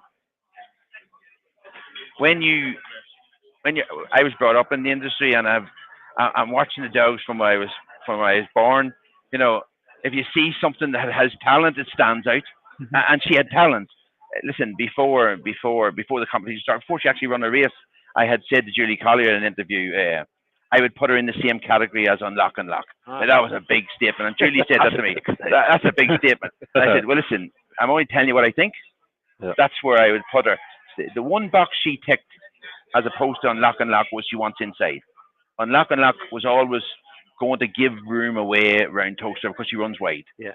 But where this lady wants inside and will run well inside. So, and she can run, Paul. Listen, in the end of the day, you can travel to wherever you want to travel if you can run. If you can't run, there's no point going places. Well, was it a concern to come here without a trial? Well, listen, I wouldn't go into the Derby to run around here first time without a trial. No. But the Maiden Derby was the way it was. There was a wee bit less experience in it. Is that because you got the confidence in her quality? Well, if you think for 1 minute, she ran in her very first race in the Conlan Kirby. She took on Coulibaly Hoffa, who's 17:11 round Tralee, and the winner of the race, it just escapes me at the moment, but it was an exceptional race. And that was her first race. So if the truth be told, if you were racing, Droopy's Edison, that's correct, Droopy's Edison. If the truth be told, if you looked at her first race in Towcester, she was down in grade from her first race in Ireland. Yeah. And when she and came the fact out, that she's a strong runner, then you felt you could qualify without the look. That's correct. Yeah, that's correct. Yeah, great. So, listen, it's not an easy thing to put a young dog in a van for 26 hours, drive over to a strange place, and expect it to run well. But she was able to do it, and that says a lot for her. Yeah, it does. Yeah, yeah, and she looks like she's progressed. It wasn't like she did that flashy 29:20, then she did the 29:18 the next week, and the times were all slow last week in the semi-finals anyway. But she ran a race, and she got the little nudge at the start. But I think all things being equal, she looks the class of the competition. So with a clear run, listen, it's greyhound racing, and that's why Matchbook's involved, and all these bookmaking chains are involved. You know, anything can happen. But like with a clear run, I wouldn't be swapping her for anybody else's in the race. Yeah. You know, like having said that, you know, Kevin Boone's dog on 3's going to step out well. So's the 4 dog's going to step out well. Hell of a shuffle. I actually give it a chance of winning the first semi-final last week, and he jumped out and he won it 9-2. You know, and then you've got Stories Pee Wee. He's a strong running dog. You know, he's going to be out wide. He's going to be guaranteed a run. Yeah. So, like, to me, it's no foregone conclusion. It just needs the clear run, really. It needs a clear run. Yeah. Yeah. Well, we wish you all the best, Damien. Cheers, Paul. And thank you for coming on. No bar. Thank you. Good luck. Cheers. Thanks. Thank you. Top man. Well, that was a Brucey bonus, wasn't it? Good insight there. To have Damien Matthews. Yeah, and obviously you can tell that it's a fairly small, tight-knit kennel with kind of 20, 30 dogs, and I find it amazing, Tom, that they actually pick out her to come over, and she's done so well. Yeah. That run on the first week was pretty breathtaking, wasn't it? Yeah. It'd be interesting if the anti-post favourite was still here. Yeah. It would make it a very, very interesting final. Yeah. Rather than having it, but yeah, it's will or won't she win? He certainly seems confident, doesn't he? Yes. He's got the fastest dog, isn't he? He's got the fastest dog in the race. Yeah. I mean, the price reflects that, but I think we all know that. Like, if he's telling us that he's happy with track 1, then I'm going to change my opinion on the race because he's the expert. So if he likes it in track 1, then I might have to change how I read the race slightly. I think you're right. I think you're right. He was quietly confident. Yeah. We did this last week, didn't we? One Nathan Hunt's dogs. We were against him, and I text Nathan and said, "What do you think?" And he goes, "I think he's going to win." We backed him, and he did. Trainers know best. They do. They really do. They know their dogs. Yeah. That was the Stories dog, wasn't it? Yeah, it was. Yeah, it was. Ah, dear. What's the betting on Matchbook for the final? It is. Let's have a look. Anti-post market as well. A couple of markets. Wide open's currently 1.73 for the race, but let's have a look at the anti-post. It's probably going to have better liquidity at this point. Derby, here we go. 1.73 on. Yeah, 1.6 on the anti-post. But look, if you want to get 4 to 5, then you're more than welcome, I guess, to go and put up 4 to 5, aren't you? And see if somebody wants to match you. Yeah, absolutely. I'm clear favourite. By the way, my selection here has been smashed. Goldie's Perryman. In the next race? Yeah, I've had 11 to 4 on this. 2.8 now. the Shrewds Oh wow, stealing the early value. consistent dog. Consistent. Superb, listen, DM. Yeah, really good to be here in person. We get some angles. Eddie Goodall, speaking like a true Irishman here. Mr. Irishman himself. Looks a very strong Irish challenge this year. Might have a go at all Irish finalists if it's priced correctly. What price would you want on that, Eddie? What price would you be looking for that? 20s?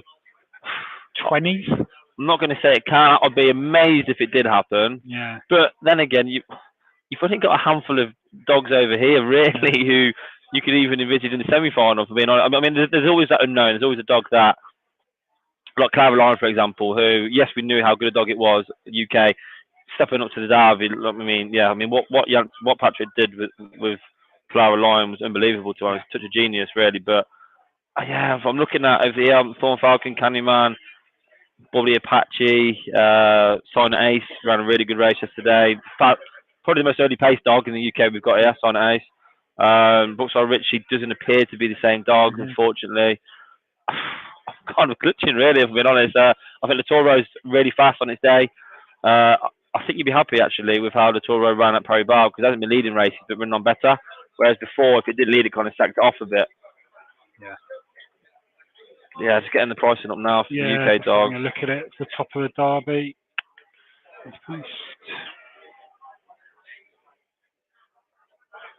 So you're looking there, Irish. Yeah, Explosive Boy, Pot Blake, Susie Sapphire. Irish. There's just so many Irish. Bubbly Apache's the first one. Wide Open. Yeah, Bubbly Apache's Thorn the first one. Falcon, Global Vision. Yeah, so really it's looking like Sally, Brookside Richie.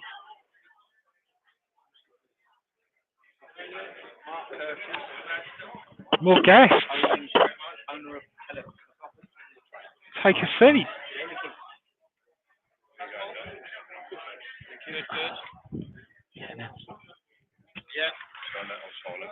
Hi guys, alright? Yes, yeah. Pop that on. Cheers, John.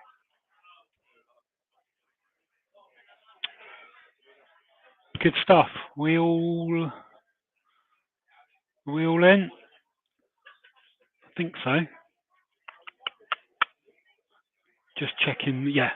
Right, good to go. I'm going to go to the toilet, PL. You can have my seat.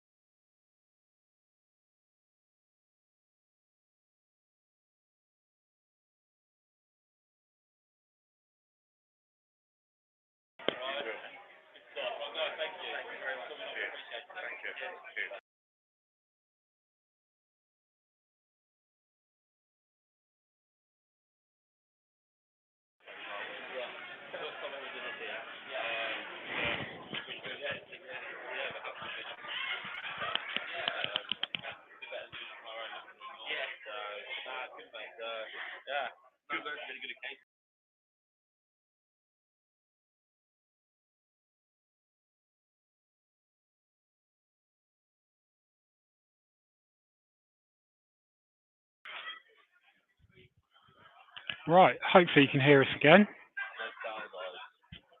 All gone quiet? Maybe.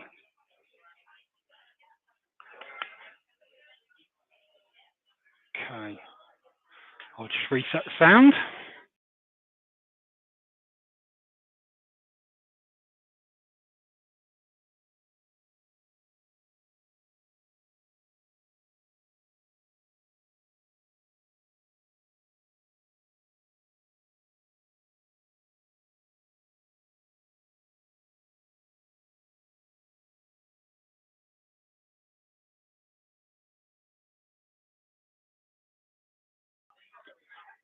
Sorry all, I think we'll be back with you soon on the audio.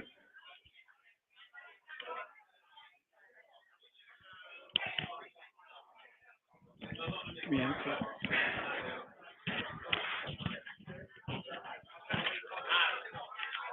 We're back. Back? Yeah, we're back. Hopefully you got to listen to most of the interview I was watching. I think one of them pressed the magic button on the side that cancels the sound for all of them. But that's all right. This is the joy of live broadcasting. Yeah. Hopefully you got to hear enough of it anyway, though. Yeah, two top men, they've got a good chance in the final as well if it comes away. Yeah, Mark Curtis, the owner of Hell of a Kerfuffle, and Jamie King's a young trainer attached to Hove. I know his partner as well. That's Gary Noble's daughter. Really? Yeah. Goldie's Perryman here for me, by the way. I think the race is about to come off soon, so 11 to 4 earlier, 2 to 1. I think it's a fair price. Just the race just come down for me on it, just coming away, improving on that trial last week, and if it like it's Swindon form. In fairness, the regular opens on Sunday at Swindon, the standard races are a good level of dogs there. They are, yeah. It's a good track. I think it's one of the best 4-bend trips in the country. I love the new traps. They're really wide. The traps, there's got big gaps between each box. Yeah, I think it's a really. I mean, Josh Seeley, I think, is just top notch there. He's just brilliant. Superb. Good. But yes, Goldie's Perryman for me, just to improve on that trial. I think it's a very, very winnable race. 6, I mean, if you look at 6's form, you'd be thinking, how's it going to stay this trip? But it's got a leader's chance, I guess. But here we go. Paul, you ready? And they're away and racing, and 2 and 1, the first to show up on the inside. It is Goldie's Perryman that gets to the front. Go on, Goldie's Perryman then, with a length and a half lead from Chelm's Player up on the outside. Gap back then to All About Gold. And trying to make ground is bound to be lucky into the penultimate turn. And it is Goldie's Perryman for Paul Foster. The Swindon Raider has raced 4, 5, 6 lengths clear off the last turn. Very, very impressive indeed. Blue Jacket has won it easily. 2 has beaten 4 and 3. We are back in the game. Well done. Back in the game. Like we mentioned, the Swindon form just holds up really. I mean, in terms of your regular open, standard open racing on a weekly basis, that's probably the strongest grade of dogs that you get there in terms of open racing dogs. I mean, the dog did 27.97 a couple of runs ago. I mean, that's if you're breaking 28 seconds at Swindon, you are flying. Yep. It's just a winnable race. It was drawn the right side of track 3 and it's come away. So we're happy with that. You got your value there. Matchbook, I think it went off 2 to 1, 9 to 4 there. So yeah, we're really happy with that. So yeah, we're back in the game, guys. Well done. I'll just the toilet quickly. Very well done. Thank you. Hope that won't mute all of us. And that was that Fergal O'Brien Racing owns that as well. I think it is. Yeah. Big supporter of greyhound racing. We went to Garthorpe yesterday, and they had a point-to-point runner as well at Garthorpe. Really? Did no good. It was in a 4-runner race, 13-year-old, but even so, there's a lot of expensive horses that come out of the point-to-point these days. Cool, yeah. And go back in, end up being pointers too. Yeah. They pay good money for. We've got Cottenham near where I live, so my company used to sponsor a few races on their Boxing Day meeting. It was always good fun. Always really good fun. Yeah, they are ranked. They're absolutely ranked. Yeah. About 300% on the board, so but I don't blame the lads who are standing there. Come and sit here. We've got a bit of value. A bit of value here. We need a headset. Look at that. Who's that? Oh. This is what Rab's interested in. A bit of stick that on, Rab.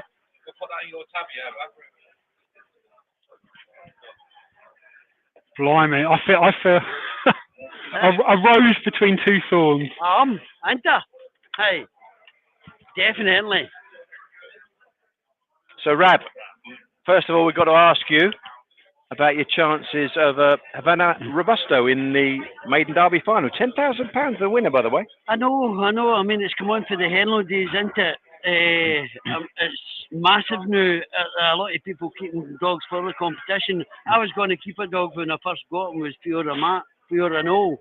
I thought about keeping him, but it was just a wee bit too far away. But we had a couple of young'uns here, Havana Lover and Havana Robusto, and I thought we'll see how they go and take a chance, you know. She just fluffed the lines last week, didn't she? Havana Lover at the start. She didn't come away in her best fashion. She had a bit of problem, Paul. I had her into the vet through the week. She had a big abscess in her mouth, and I got a tooth out and all the rest of it. So, not an ideal preparation. I couldn't do nothing before it, because if you start doing things before it, your dog's get the drugs in it. Next thing you're running about with a positive, and you've got to just take with it. So everything's going okay. She looks brilliant now. She looks spot on the money. So just give her a bit of time. Yeah, and again, it was just the fact that she sort of got in behind dogs, and even she looked like she could qualify in the running. She kind of climbed over the back of Heather's dog. Yeah, I think that was for a third race in her life. So she had so an experience. So listen, her main thing is, I said to Kevin, if she comes all right, she'll have a wee shot in the derby for the experience. But it's a big puppy derby in July. That she's an August bitch, so her and Robusto, they'll go for the puppy derby. But they'll probably have a shot in the derby, a bit more experience. I was going to make my question, So, but that's the thing, Rab. There's only one derby, so you kind of got a bitch like her that you know is quick enough to keep qualifying all the time. So listen, in a couple of runs, I'll be surprised if she's not doing 29:30, 29:20. I'll be very surprised on a run like. But a lot of them's like that, Paul. You know that they've got to be on a run to do the kind of times, and we'll take our chance, Paul. You know what it's like. Tell us about Robusto. Robusto, I keep waiting him just boom, and then, but he's not done it yet, Paul. But listen. He wasn't a dear dog, Paul. He was only a cheap dog, and the lads helped me to have a look at him. I had a wee bit of look at him. I taken a chance, but I thought he would improve. But he seems to be sitting there at the moment. But I keep waiting on that. So maybe today, Paul. You never know. It would be nice to lose his maiden tag. It certainly would. And obviously, you've got your good bitch. We were talking about that when a couple of weeks ago. You said that you were kind of taking your time with her to try and help her grow up a little bit. Yeah, listen, I've noticed a massive difference in her. The last time Havana Bailout we're talking about, yeah, Havana Bailout. The last time she was at more and more, Paul, I'm not being funny, she was, I tried to see the rails, they refused. I gave her a trial, she shot to the rail, she went round the rails, but on the back street she moved off. But if you show me a dog in the country that doesn't move off, then I know they all move off. But for some reason, I wasn't given the chance. She was put out in 5 and she got hammered at the first bench. She got a bit of sore shoulder. She got a wee bit of sprain. I gave her a wee bit of time for. I gave her 3 nice sprints back. I was going to get a 500 trial today, but I seen the wee ladies race and I thought to myself, there are a lot of these bitches will bet more and more last night. I thought I'd maybe sneak in there. But you ended up with WhatsApp Eva on your inside and Pocket Lola on your outside. So it's a tricky enough draw, Rab, isn't it? Of course it is. But if she's on the metal, if she does everything right, I mean, she's not a bitch that needs to lead to win, sort of thing. No. If she turns handy enough, she would give them it. They would know they would be in a race anyway, Paul. But listen, she's feeling good. She's up for it. She's ready. And will she be in the Derby team? Oh yes. She'll be my main one. Yeah. She'll definitely be the main one. You know what I mean? And listen, the big man just asked me there, do I think 29 will be broken this year? Yes. You do? Yes. No. Yes. No. Ah. Hey, come on. It'll all depend how much he has on it for the note to happen. Hey, we don't accept Scottish notes here, son. Don't worry about that. But listen, no, I think the track's been running good. I've been watching the track Friday night. It was running great. I haven't been watching it today, but I'm expecting it'll be running good, Paul. So you know, I think it's no far away from being done. It's interesting. Yeah, no, I think the quality of dogs that's come over, just even in the prelims for the Derby, you can see the Irish are taking it serious. That even the good dogs that we got here, they're taking it serious, and it looks to me like it's bubbling up for a really good comp again. Listen, it's just around the corner now, isn't it? Yeah. And everybody's starting to get a buzz. Exactly. You turn off that motorway and you see the towers, and you think, who are we going to see first? Come on, let's go out with this. You know what I mean? And who's the first man you bump into? Big Kevin. Yeah. That puts a downer in you. Hey, likewise, son, likewise. No, but listen, that's enough of the carry on. Listen, we can't thank the man enough. That's me being true for you. That's in the heart. We cannot thank this man enough. But what he's done, he's brought this place back to life. Oxford's no far away. Yep. He's still got his Henlow. And he's got his other wee track, that wee... Suffolk Down, son. Suffolk Down, right? And I've Lovely. not been there yet, but I will go with first night if it's on a good race meeting. I'll be there because I think everybody's got to get behind him. And you're right, and to fetch him Matchbook to sponsor a £10,000 competition, you know, it's great. It's great business. It's great business. Of course it is, and he's leading the way. He's leading the way because he was the first man to put his hands up and say, this will be worth 20 grand, that'll be 20 grand. And it made the others sit up and look. Yeah. So their races went from 5 grand to 10 grand, and the other races went from 10 grand to 20 grand. So listen, it's all right, I'm saying yes, well, we're going to do it, but he's done it. I think because we did done it. No, we did it last year. We started off last year. Yeah. And last year was disgraceful. A lot of these events worth 5, 6, 7 grand. But we did it last year. Yeah. So they had to step up. Yeah. So they've had to. It can just be only good for But the it's very sport. Paul. It's good though when you get spot. I mean, Matchbook being a great sponsorship. I mean, you look at their branding, and hopefully they do really well and get more customers out of it because that's what it's about. Oh, they're trying really hard. You can tell they're trying really hard. It's really, really apparent. Yeah. It's a good product sponsor, isn't it? Yeah, this is a great place to bring your clients and stuff and find of your event. And But as somebody who owns tracks, we want people in like Matchbook. Yeah. Getting their brand in there, we promote it, and hopefully they do well out of it. It's good betting product, so it's all good. We all win-win, everybody. Yeah. What's that? It's on Oxford. Oxford be major as well. Kevin, have you got a halo there to be put on top of this man's head? It's rather having a bit of a contretemps with Kevin Boone. We're going to fetch Kevin Boone here. Rab's going to step out now. Listen, no problem. Thanks very much. Yeah. Thanks, Rab. Thanks, Rab. Rab, I'm just going to say that better trainer. You need to move and give him 2 chairs. Put it inside of that arm.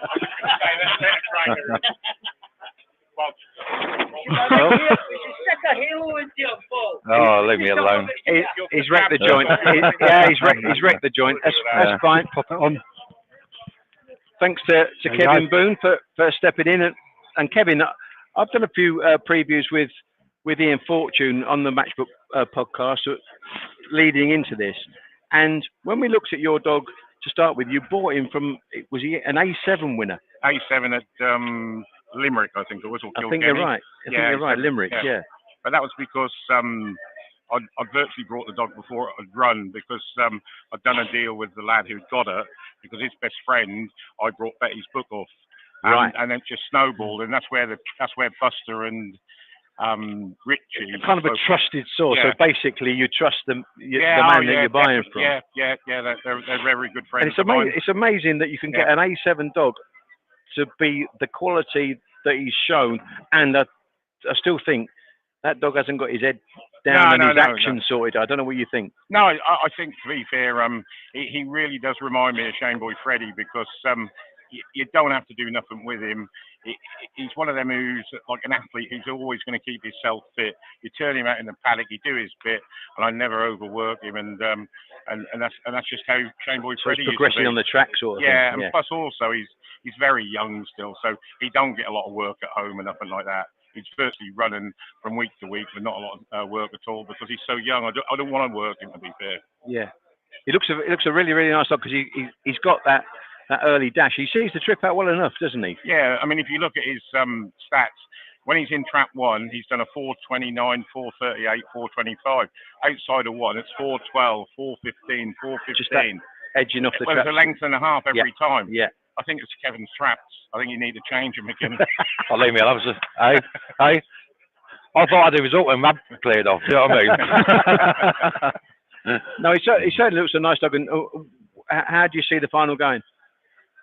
Well, I mean, it's pretty obvious. When you leave home, you come to win the final. If he can break and do a 4:12, and if you have a bit of luck where Rab's dog may just go over to the rails, but Rab's dog, in fairness, if you read the form, is slow away. The Irish dog is quick away. I think the Irish dog will definitely move to the right, and hopefully I'll be gone. And then one of the dogs in 4, 5, and 6 at the pen just come across. If we could shut him off, not being nasty to the dog, if we could shut him off and find 2, 3 lengths coming out of the second bend, I think he'll hold on. But to be fair, before all that happened, he's got a lead anyway, so I don't want to tempt fate. Yeah, so the four dog's a good dog. He ran a good race here last week. Yeah, I think that's your main name really is for him to start and kind of get loose of 4 and get your clear run and get on your bike out the second bend, really, isn't it? To cut loose. If you watch him run a couple of weeks ago, he runs like a virtual dog. Yeah. His head is up in the air. Yeah. But the week before last, he started putting it down, so he's still got a lot to learn. That's exactly how I see the dog. Yeah. I think I did say to Ian Fortune, he's kind of a work in progress, like you're saying. Definitely. You're getting a gradual curve with him, Kevin, because you know there's an engine there, and you're just tinkering with him at the moment. I think he's had 5. He's only ever raced here 5 trials, 3 races, and I think he's led in everything, even when he missed it. I mean, he trialled here 3 weeks ago against Freedom Alibi, is it? Yeah. The lad from Newcastle. Yeah. And if you watch if you watch that trial, he misses it by a length and a half, but he still leaves at the first bend in 4:29, and then beat him by 1.5. Well, you're beating a good dog in work in progress. That's a good yardstick. Yeah, very good. Yeah. No, I must admit, he's one of those dogs that's really surprised me in that, and I did big you up actually when I spoke to Ian, in that you've got that trust in your contacts that they'll provide you with that dog, and you get the raw material, and then you get that kind of work in progress with him, and he improves. He seems to me like a dog that you haven't got to the bottom of him yet. No. Also, what people don't see with me is there's a dog down here today who's been round here. He just needs an graded A1, so he's off to Newcastle. I've sold him. But then that money will go in the pot to try and find something else, which we're looking now for. I think it's got to be November, Kevin, or December for the Puppy Derby. So I had 2 go out last week who were both open class runners. They're only 2, and one's 2 and one's 2.5. But I know they're not going to win me a Cat 1. And so I just want to stay in that sort of market, trying to find them. And if I can't, I sell them. You lose a food bob. But if you win a food bob, it balances the books all the time. Yeah, of course. Yeah. So very, very good. No, I mean, and listen, we wish you all the luck in the final, because he just looks like that dog that could go for. Would you consider the Derby for him? Yeah, I think so. I mean, I was winding what's his name up? Who's the lad here from who's doing the interviews today? Dave Clark. Yeah, because he kept saying, "Are you going for the Derby?" And with them, I don't think, to be fair, all they want to talk about is a dog what win at 29:30 every week. Because what did upset me was when I got done here the other week on the bend, and I won the race. I come back against Patrick's dog, and all she wanted to say was, "Never mind, let's come second. That will win next week." And I had a right pop at them about it. But then I was honest today when they said, "Your dog picked that good dog up," and I said, "No." I said, "That dog got injured. That's why I picked it up." So I just don't think some of these young dogs don't get enough recognition. No, I've just seen this dog, Kevin, and as I say, I've seen you with greyhounds that have kind of they seem to progress. That you seem to get the best out of them, and you can spot those young dogs that have just got that little bit more in them. And I've done enough to this dog what I've done for the rest of the Cat 1s. I mean, if I could win a day, that's 12 Cat 1s in 12 years.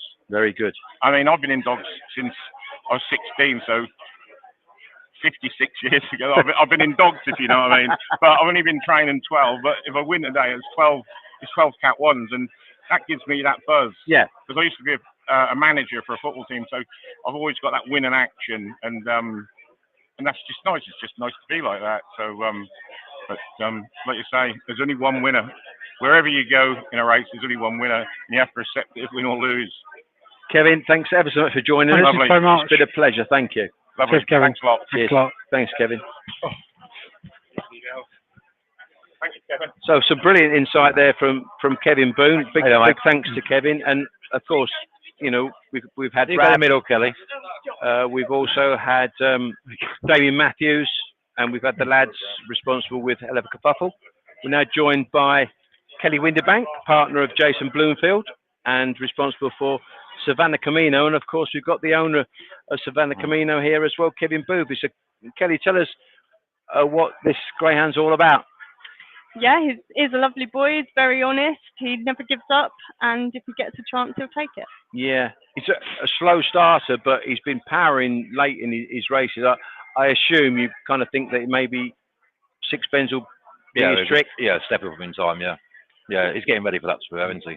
Yeah, So, I think he's quite careful rather than being a slow starter.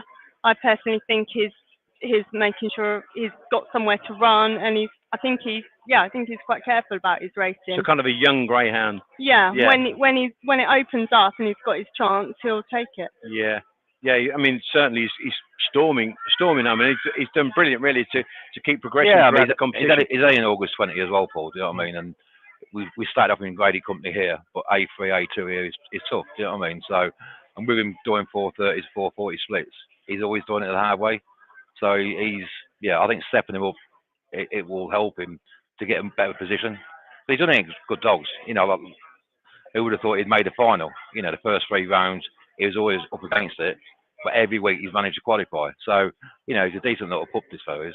Yeah. But he needs a bit of luck today. Obviously, it's a quality final, and it's all about the bitching one. If he has to make a mistake for anybody else to win this race, simple as. Yeah. It's top class. It's top, and like Kevin's dog in Creek, if that bangs out, you know, it'll do 29.30, 29.40, and then it is a very good quality maiden derby. Yeah. So what is next for Savannah Camino? Probably look at a maiden somewhere. My maiden 6 Bends, where we do progression, stepping up the 5.75 on for then further, or I don't know, maybe a 7.12. I don't know. I don't know what's coming up in the calendar, but we're definitely stepping up somewhere. Yeah. It'll be interesting to see how far he stays. He's always deceiving, you know yourself. Over 500, you look like you're staying to the drop, but 7.12 around here is tough. Yeah. And there's no hiding place around here over 712 metres. So, you know, it's an interesting. Kelly, you're saying he's a kind of a greyhound that looks after himself. But is he that? Is he's not a bolshy dog sort of thing? Is he a timid sort of dog? What kind of? No, he's a confident dog. He's lovely to handle. He's very professional. He knows every week when he's coming racing. He's a lovely, lovely dog to have. And like Kevin was saying, I think, yes, he wants a bit further, but we're not thinking he wants a 7.12. I wouldn't want to be really pulling that out of him. At the minute, it's lovely seeing him have all his energy left in the races. We've always said if he traps, he'll do a time, but as of yet, he hasn't learned how to trap. No. Exactly, yeah. Which he can always do that. That is the Brucey bonus, I guess. Yeah, but once he's gone up in distance, obviously you've sort of taken that chance away and you're running him over further. Yeah. So at the minute, I mean, he's done well through this competition. He's been seeing Ron every week through the competition. Just see what happens, what develops. I mean, I think it's a great achievement to get the fella to the final. Do you know what I mean? It's a proper quality final. 48 good dogs entered it. Do you know what I mean? So and a lot of good dogs have gone away. Kevin, it's always been, I mean, even when you run the competition at Henlow, it's always been a strong, and it's always been a race and a competition that trainers have targeted their dogs. There's been a lot of good dogs over the years. I mean, a lot of dogs who's won the Henlow Maiden Derby's gone on to make the final at Wimbledon and dogs like that. So it's always been a very good event, and people's always look for that Maiden Derby in the calendar. Do you know what I mean? And I think the fact that last year it was run here, Storm Falcon won it, and then he went on to win the Derby. That's the backstory, which it tells you what that form's like. Exactly. Of the Maiden Derby. Yeah. The South from Towcester won Maiden Derby winner to a proper Derby winner. So what's the week's preparation look like for this race? Well, obviously, since he had the last race on a Monday, he goes down the field, just has free time, does what he wants, shakes it all off as such. Tuesday would just be walking. Wednesday, he sees Ron Mills. Thursday and Friday is just keeping him happy. We haven't given him an extra gallop this week. Few reasons really. The ground's pretty hard, and just sort of thought we'll save it this week and see if it makes any difference. Keddy's going for a 4-10 split. That's what it is. Just seeing if it makes any difference this week. Yeah. But no, I mean, I was hoping it was going to absolutely chuck it down with rain, but that hasn't. It was looking that way earlier. It's not quite turned out, has it? No. I can get the water pumps out again if you want. Yeah, we'll have the Harrows go round before the race. But no, just see what happens. Well, we wish you all the luck, Kelly, and obviously to you and Jason and to owner Kevin, and may the best dog win. Yep. Excellent. Thank you very much. Thanks very much. Thanks, Rob. Cheers, thank you. So that was great. Enjoyed that, yeah. I'm going to go and reassemble the set that Rab's pulled down.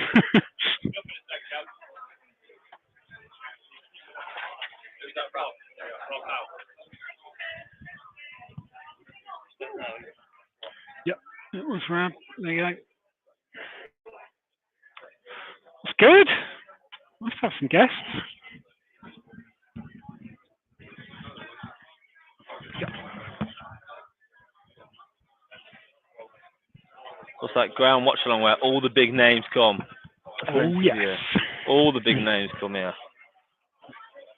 Good to chat though, isn't it? It is, yeah. Good to chat with one. Yeah. The only one we haven't chatted with is Nathan Hunt, who's the winner of the race. I think one of the connections coming over actually. One of the owners, I think. And now, big race coming up. We've got the Derby favourite now coming up, right? Park Blake. One of the favourites. Well, yeah, absolutely. Yeah, it's going to be. It's quite a backable price, dare I say. Dare I say, gentlemen. 4 to 5. What do you think, PL? Yeah, that is extremely tempting. 10 to 11. I mean, we'll probably go into the race in a bit more detail, but come on, Rob. Well, more then. Come and join us. Hello. Hello. Bill? Rob? Where are we? I'm good. You don't really want me on this. Stick that on. Drive front us forward. You got a face for radio, haven't you, Rob? So, I'll go stand behind, shall I? I'll turn around. Still behind there. Welcome along. There you go. Squeeze in. Squeeze in. We're all friends here. No 2 meters anymore. Right, where's the race? Right. What have you got? Trap 6 in the final. So Gavin is the owner. Dog's just coming to Nathan's kennel. Sadly, Nathan can't be at the moment. He's getting the dog ready for the final. Obviously, very strong dog. Been brought over for the English Derby, but they'll give it a go. Been running really well. Won his heat. And yeah, I think he's actually got quite a nice draw of makeup on the outside, and I think if he can trap, and there's a bit of a coming together on the inside, I think he can go really well. He's brought out the Kilkenny Sales, and he's got a proven track record around Shelbourne. He's a very strong running type. Murty's done a great job with him, and we're happy with him, and I think the kennel's got a great chance. Yeah, absolutely. It's a good draw, isn't it? It's a very good draw. Very good draw. If he can just get one of his better breaks, which I'm sure he can, it's going to be a really, very tight race. If one gets loose, I think it'd take all the world to beat him. But there's a lot of pace on the inside.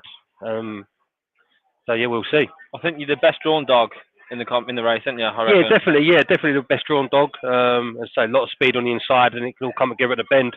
As we've seen in the last race there, all gone to the bend together. 6 swoop round the outside, so bit of luck, we can get the same sort of run. If you're leading at the first bend, then yeah, it's race over. I think Yeah, I think if we lead, yeah, it'll take some dog to back run him. There'll be no dog. There's no dog that can back run him. I'm going to throw that out there now. I must admit, I don't think it's impossible for him to be prominent. I actually think 6 isn't a terrible draw in the makeup of this race, Rob. No, I do believe that when he's been drawn with dogs around him, he's just got that shuffle effect going into the bend, and he hasn't broke clean yet either. No. And I just think with him, I'm not saying trap 6 is his perfect draw. I'm not saying that, but I think in the makeup of this final, I think actually he's probably got the best draw. No, I agree. He definitely got the best draw in the race, and 90% of the time draws win races. So fingers crossed. Yeah, I mean you're right. Probably something's got to happen to Red, for you, and you probably need to get in front of Red to win the race. Yeah. So, but I don't think that's impossible. No.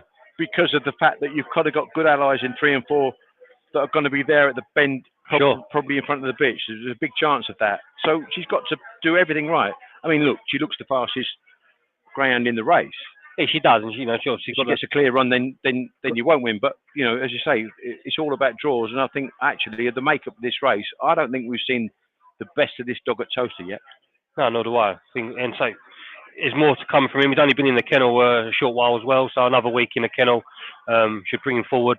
And so every time he sees a track, he's obviously going to get better and better. So yeah, and he's bought with the derby in mind, really. Then yeah. So this is a Brucey bonus. Oh yes. And yourself, have you got any nice pups coming through? Any of the dogs that you bought? You like dipping your hand in your pocket, don't you? So. Try to have a go. Couple of the boys have just got together, bought a couple of Wahida pups. Wahida out of Sydney. Good bit. So we'll be looking to they'll be on the track soon. I've got the Zumi Suarez, which I own with Pat Huckle and Tom. She's just come back, done a nice trial Romford on Tuesday, 24:07, back from seasonal rest, which is a good look. Maybe a bit too good. So she's gonna go Crayford with the guys and dolls in mind. Had a conversation with Kevin Boothby upstairs. He's looking for some good comps at Oxford, so I think that'd be a nice place for her to go. She's got lovely early. The main aim for her will be the Oaks. She's a little brother of 2 in a row in Ireland who's made a name for himself. Yeah. So she's got all the good lines, and she'll obviously go for breeding at the end of that as well. But the rest of the team are doing okay. Scala has been run okay. Droopy's Flight. Lila's Boy, dog I own on my own, been in tremendous form. I think he's won 6 from 8 or 5 from 7 open races. Can never get that one right. Never get it right. Fast dog. So Nathan's got his team in great order. Flying, isn't they? Really good. Really well. And is it enjoyable to be part of that? Yeah. I mean, look, I literally get the privilege of putting him in the traps, but all the hard work's done by Nathan and the team. I'll take the glory really by picking up. Are you having a good day today? Yeah, it's been good. It's nice. Few winners? Yeah, we had a few winners. I really like the 4 dog in the first. Madness prize, isn't it? And then I can't believe the other 2 winners. Just it's good to see a lot of people here. Restaurant's busy. People outside on the terrace. It's good. Can't wait for the derby to start. Getting the feel about it now. So are you going to be coming to Derby? Yeah, I'll be here. Great stuff. Yeah. Are we on it again on the final day? If you want to. I can't remember last year, so yeah, I'll give it a try this one. So yeah. Disgrace. I'm going to lump on the 3 here, but this is a madness prize. This is madness. Honestly, this couldn't be. It's the madness prize.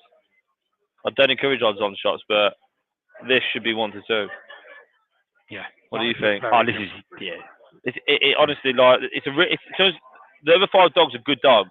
There's no early pace in the race. Like there's just no early in the race. So if this is as good as we believe it is, then yeah, you would have said this is the strongest of the 4 that Graham's brought You know, you know what's going to happen, don't you? You know what's going to happen. Right, can lumps on. No, we don't tempt fate. We don't tempt fate on Greyhound Watchalong. You make your own fate, don't you, boys? So, but yeah, I think this is. Yeah, I mean, 1, 2 really good dogs, but not the quickest away. 4, same. 5 is a talented dog. Got a lot of pace. 5 doesn't want to be. Well, actually, 5's probably not a bad draw for it. Lacks early though, but it's a really strong dog. And 6 is obviously running out of its skin. Great run last week, but yeah, I mean, if you're going to be winning the derby, you're going to be winning this race. So yeah, I think it's an all-in job on good thing. Park Blake. It's a good thing, mate. Yeah. Good thing. All right. There's a few quid. Would you like a buffet roll? I'm good, thank you. Actually, on a diet. I've not had a drink for 6 weeks. All right. Just had a change up. Saving it for the derby. No, just gone off it. Done a bit of weight and nice, mate. Having a go. Good man. Last time I had a drink was when I was in Cork. So I thought you were looking fresh, by the way. Cork, not Cork. Cork. Cork. that famous drinking place, Cork. Yeah, I had a bitch in a Cork Oaks. Nice. Yeah, she won that. So yeah, it's a real buzz going over for a final over there, isn't it? And there's nothing better to see an Englishman rule on home. Proper raiding. Yeah, right. Goes down very well with the locals. They didn't enjoy it one bit. Nothing better. Am I on? I'm on, right. Okay. Any more fancies for today? Obviously 6 in the final. 6 in the final. I thought Cale's runner in the sprint after the final, Carol's Legacy. Looks like I had a nice chance. Yeah. Good trial. Yeah, good First trial. time around there. Probably got the one to beat, ain't it, really? We like Swift Iconic there. We do, yeah. You like one? Yeah. Still like one from over there? No. He's getting bigger and bigger. Honestly. 1.83. I think Dylan put some price this, didn't he? 1.84. He did. And when Dylan's telling you that this is an Irish run is a big prize, you take heed with that. Yeah, I think it's a good thing. We've got involved here anyway to try and get a bit of cash back. Yeah. Hopefully, anyway. All down to how can you not be confident with a Graham Holland runner? Because I've tipped this one up. That's negative thoughts. They're not welcome on Watchalong, all right? Absolutely, we're all in then. Keep going in. We've all got it though, haven't we? So going behind. Here we go then. Yeah, it's a bit weak in the market. People are taking on Park Blake here for some reason. 1.86. 47,000 matched on Matchbook. Touching nearly 50 grand now on the market. Matchbook. 10 to 11. 10 to 11. Here we go. All loaded. Matchbook better way to bet stakes down away and racing, and 3 Park Blake has bombed out the boxes and leads into the turn in front of Milton Pepe, who's got to turn in a pitch here. But it is the 3 Park Blake that's gone on 2 lengths clear from Supernova, who's making ground up on the outside of Milton Pepe, who's just in a flat spot at the halfway stage into the 3rd turn, and 3 Park Blake for Graham Holland has gone 3, 4, 5 lengths clear. It's on the distance. A dog got knocked over there at the back. I think that could have been Supernova, and up towards the line. 3's held on in the end from the fast fishing Milton Pepe, but he was never in danger, lads. Never in danger. 4's got up and completed, by the way. Most important news. The most important news. Well, I think we're delighted it's won, but 1 has done, because 1's come to a standstill at the third end. 1's a really, really good dog. He's a good dog. Yeah, but I think that you're looking at 1.9 on there. I mean, hopefully you've had more on. Keep going in the street. Absolutely, I keep going, having more on. When it gets to that price, there, like I said, it was just a perfect race. It's a tailor-made race for this dog in terms of its first race round here. Tied up, obviously coming home, but like you expect that. I'm going to say though, 1 has done some running there. Thankfully, 4's okay, but absolutely. I mean, 4 made Supernova made really good ground down the back straight there, and was going really well. Just kind of, I think, probably not knowing the track at the 3rd and 4th bend, just got a little knock. It was innocuous, really. It just and then dragged back again. Yeah, I'm pleased he got up okay for Paul. But Paul and Penny, really lovely couple. Supernova was actually in the process of running a real big race, and he has dogs like Drum Do It Bomber that ran really well in the Derby last year. So you get some really good quality dogs, Paul Burr. Small kennels for what would be a small open race kennel. Punches above his weight. Well, what I would say is when he travels, there's a reason for it because he knows he's got a good. He gets quite a bit Romford, don't he? Gets a tune at Romford. He does, yeah. Did well in the Champion Stakes, Drum Do It Bomber. Yeah. Running well. Have you got the bitch? Zoe Rosie, yeah. She's running later, isn't she? Got some good dogs. But now, look, I mean, we're happy we're collecting now, but yeah, I mean, we made the sweat towards the end, I think. Yeah. He powered home, didn't he, the red? Got the fast dog in behind. I think three's run out of gas a bit, and that might just be the exertions of travelling over. It could easily be, Tom. But I actually probably did a little bit against Sing Along Sally as well at Limerick. Just didn't quite come home. She ran away from him in the closing stages. So yeah, it'd be one. I mean, I think Park Blake is like a Derby class dog, Rob. I don't know what you think. Yeah, no, definitely. He's definitely Derby class. Say the travelling over has probably not helped, and this is as much people say he's quite a stiff 500 here. Yeah. And you've got to be off the front, and the more he looks at it, the stronger he'll get. That obviously the longer run to the pickup as well, which he's not used to from being probably mainly at Shelbourne, where it's just on the turn there, isn't it? They're straight in. So, well, of course, Call Me Steve, he stayed on as well, so you know he's going to keep going in the closing stage in behind Milton Pepe. Milton Pepe, he looks like a strong running 500-metre dog anyway, doesn't he? Probably get further in time, would have thought. Absolutely, yeah. Pepe looks to me he's going to be a nice six-pen dog. 29.56 is the winning time, so I think, to be honest, you're going to be buzzing with that first round here. Yeah, solid time. Maybe the track's slightly slowed as well, because possibly, it looks a bit slow to you. It was quick early. Yeah. Trials were quick. Yeah. Thank you very much for joining us. Much appreciated. Thanks for having me on. Great to see you, man. Yeah, good luck with the final. Yeah, good luck. I'm glad your foot's healed as well, Rob.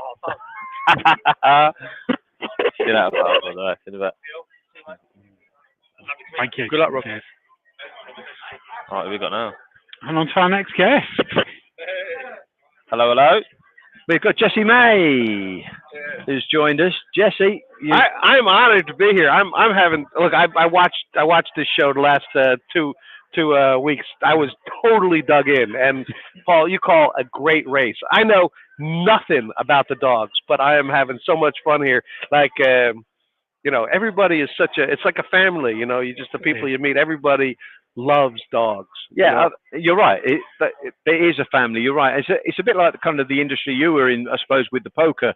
Everyone's there for the same reason. I think so, and then you can, that they share your passion. So it's exactly. Like you don't have to keep explaining yourself. Exactly. Yeah. Oh, you spend all your time with the dogs. Well, yeah, because it's great.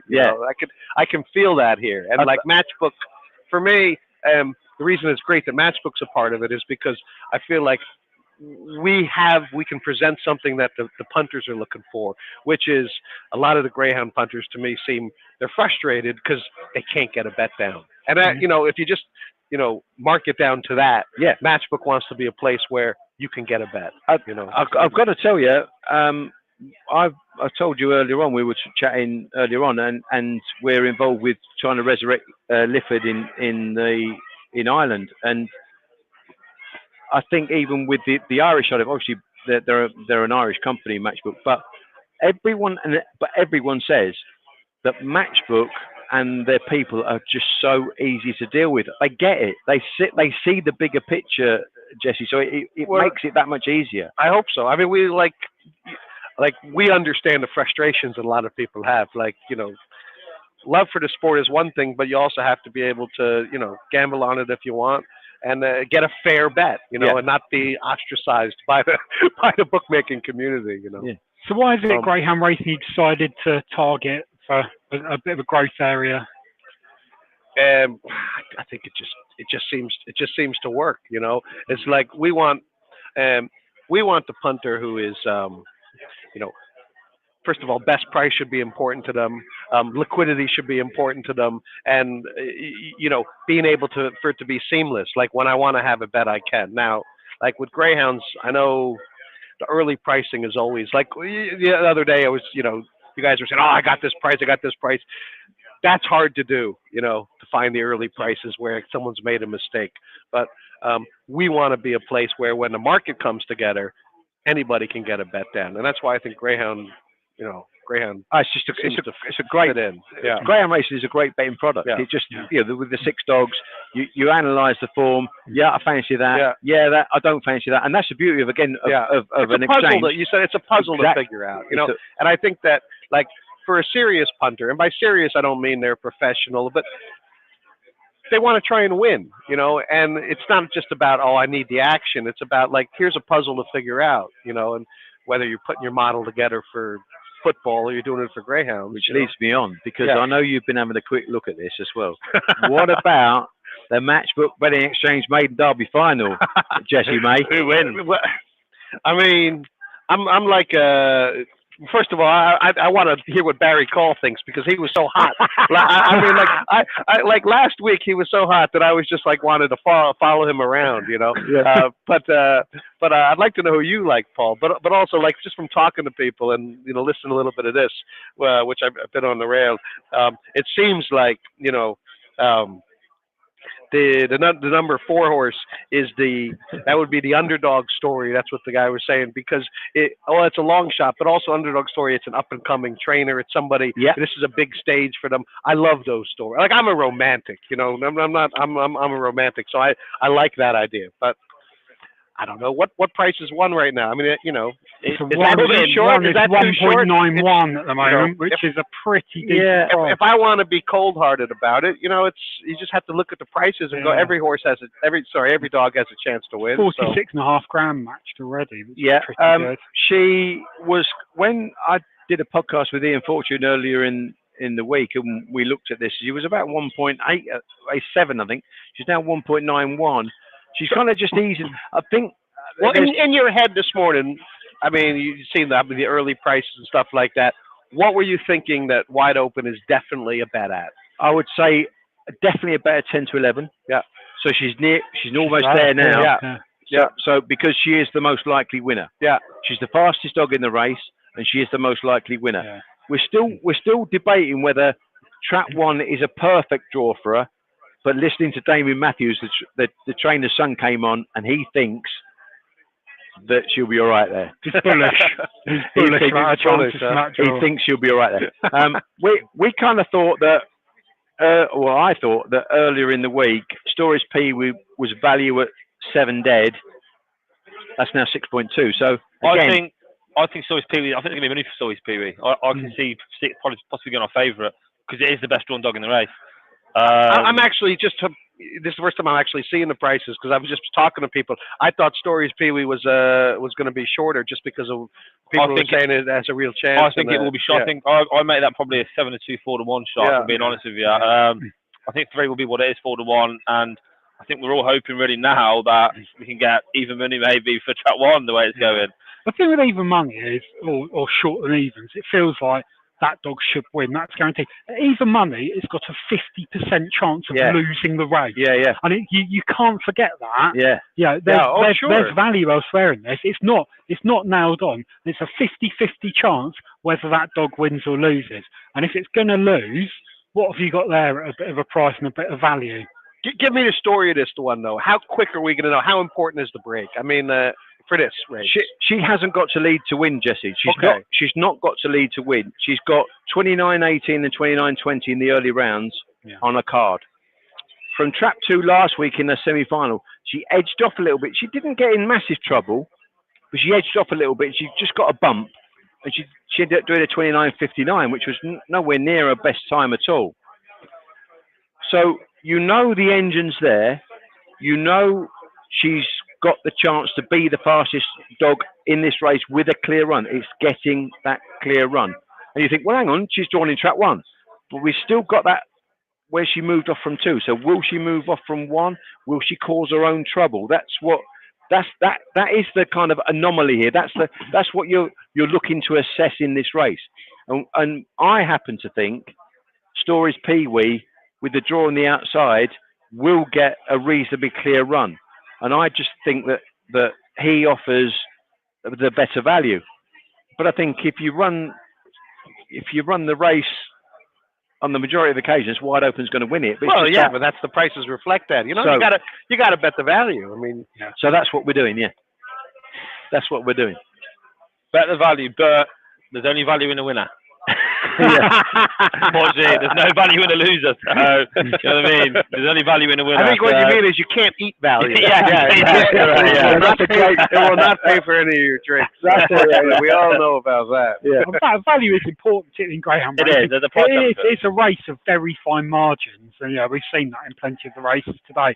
It's a fraction of a second. I mean, just having watched this broadcast the last two times, Paul, you seem to be a little bit more fan of having the saver or the place bet, just to kind of reduce the variance a little bit. Yeah, I do. Yeah, I'm big on making sure that if you've got your prices right, you must save so you don't lose on the race. Yeah.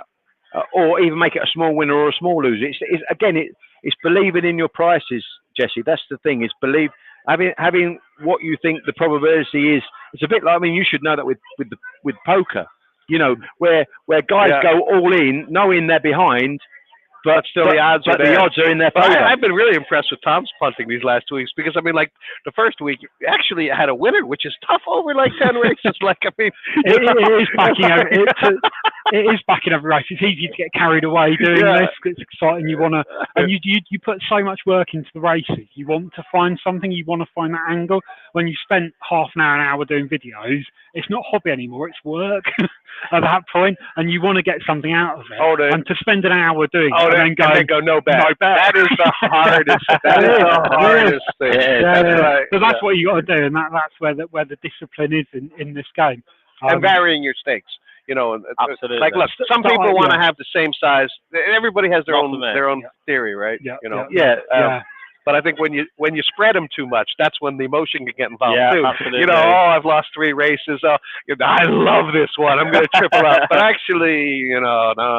I think not chasing your losses is the hardest thing in the game for me personally. Yeah.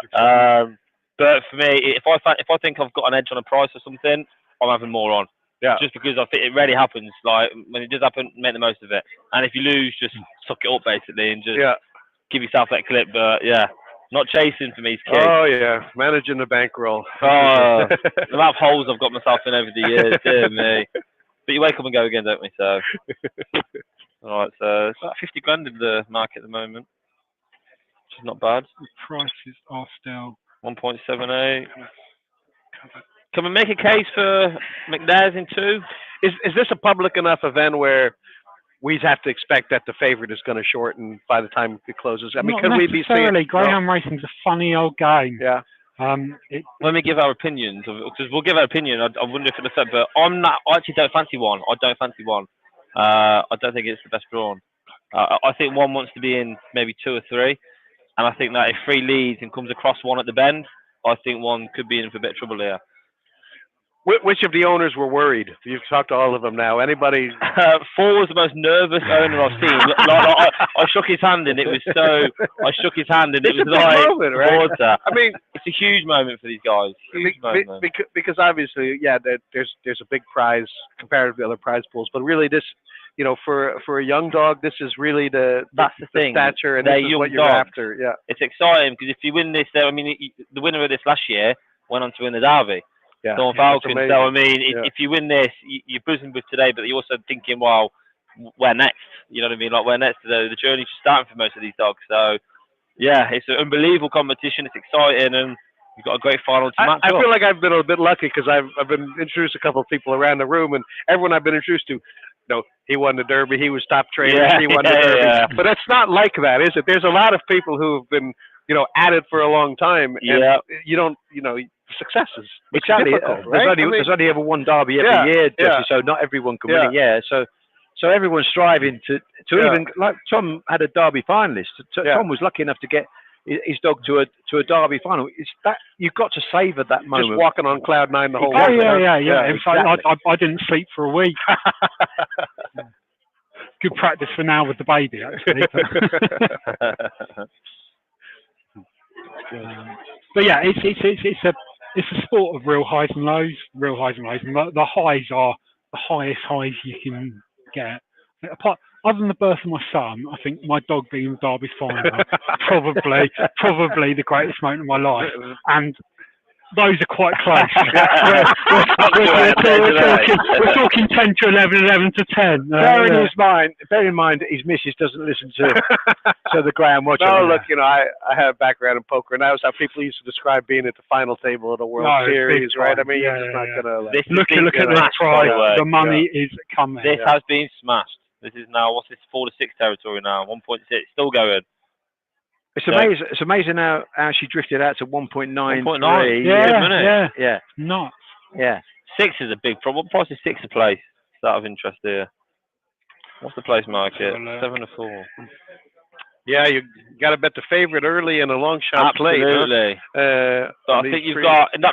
I mean, to be fair, in that place market, you've got a bit of value there, though. If you think one's won. If you think one's going to win, I think it's win, then fine. I think if you want to take one on, though, go to the win market because you've got value there. One's not a terrible price there in the place market, right. 1.3. It's a dog that can do it either way. Absolutely. Yeah, if something's turning handy in front of it, it can easily chase it. I mean, 1.3 is a short price to be backing at. Is this as simple as 3 leads, 1 turn second, 1 picks it up by the 4th bend?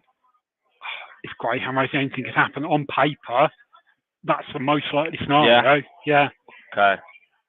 Dylan's been it just depends how far trap 1 turns right when it comes out. Dylan, I agree with you as well. I actually think I'm amazed at the price of this. I can't believe it's so short. But look, Probably you were telling a funny story. I think it was last week, or the week before, about you practice, you kind of which horses you expect to see break early, and then which dogs break early, and then you get real surprised if it's the wrong one. But what would be the early turnout here that would surprise you the most? If one led. Okay. One led. Yeah. Okay. Really. Yeah. Okay. Yeah, because if one leads, it's weighed in at Wincanton.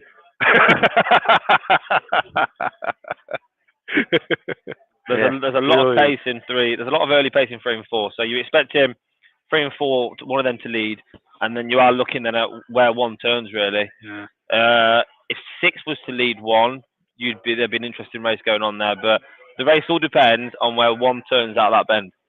That's where the race is going to be won and lost for me.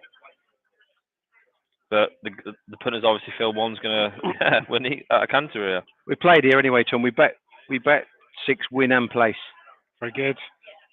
6 is massive. 6 is a monster price. Yeah, huge price. That is huge. That's an enormous price. That is. I played, and then it's gone even bigger now. I can't believe the price of 1 though.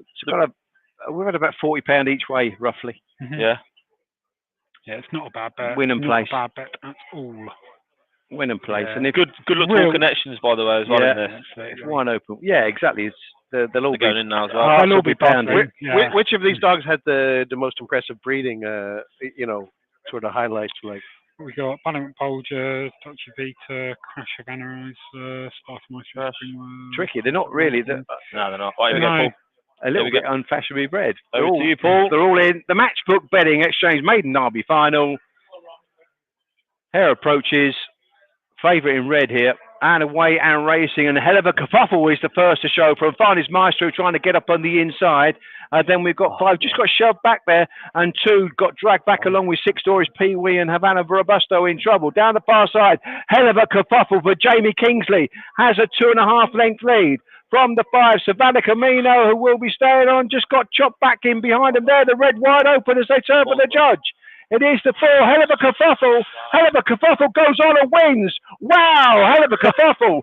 Beats 5, Savannah Camino, and wide open involved in a photo for 2nd spot. But bingo from the boxes. Hell of a kerfuffle wins for Mark Curtis and Jamie Kingsley. Wow. That was a great race, wasn't it? That was an unbelievable race. There's your story. Probably the smallest kennel in the final there, and they've gone on to win that. Unbelievable run. When 5 turned that close, I thought 5 had won. 4 just dug it out. 4 just showed more and more. And having spoke to him earlier on the show, I'm absolutely buzzing for him because the owner was the most nervous person I've met, I think, ever.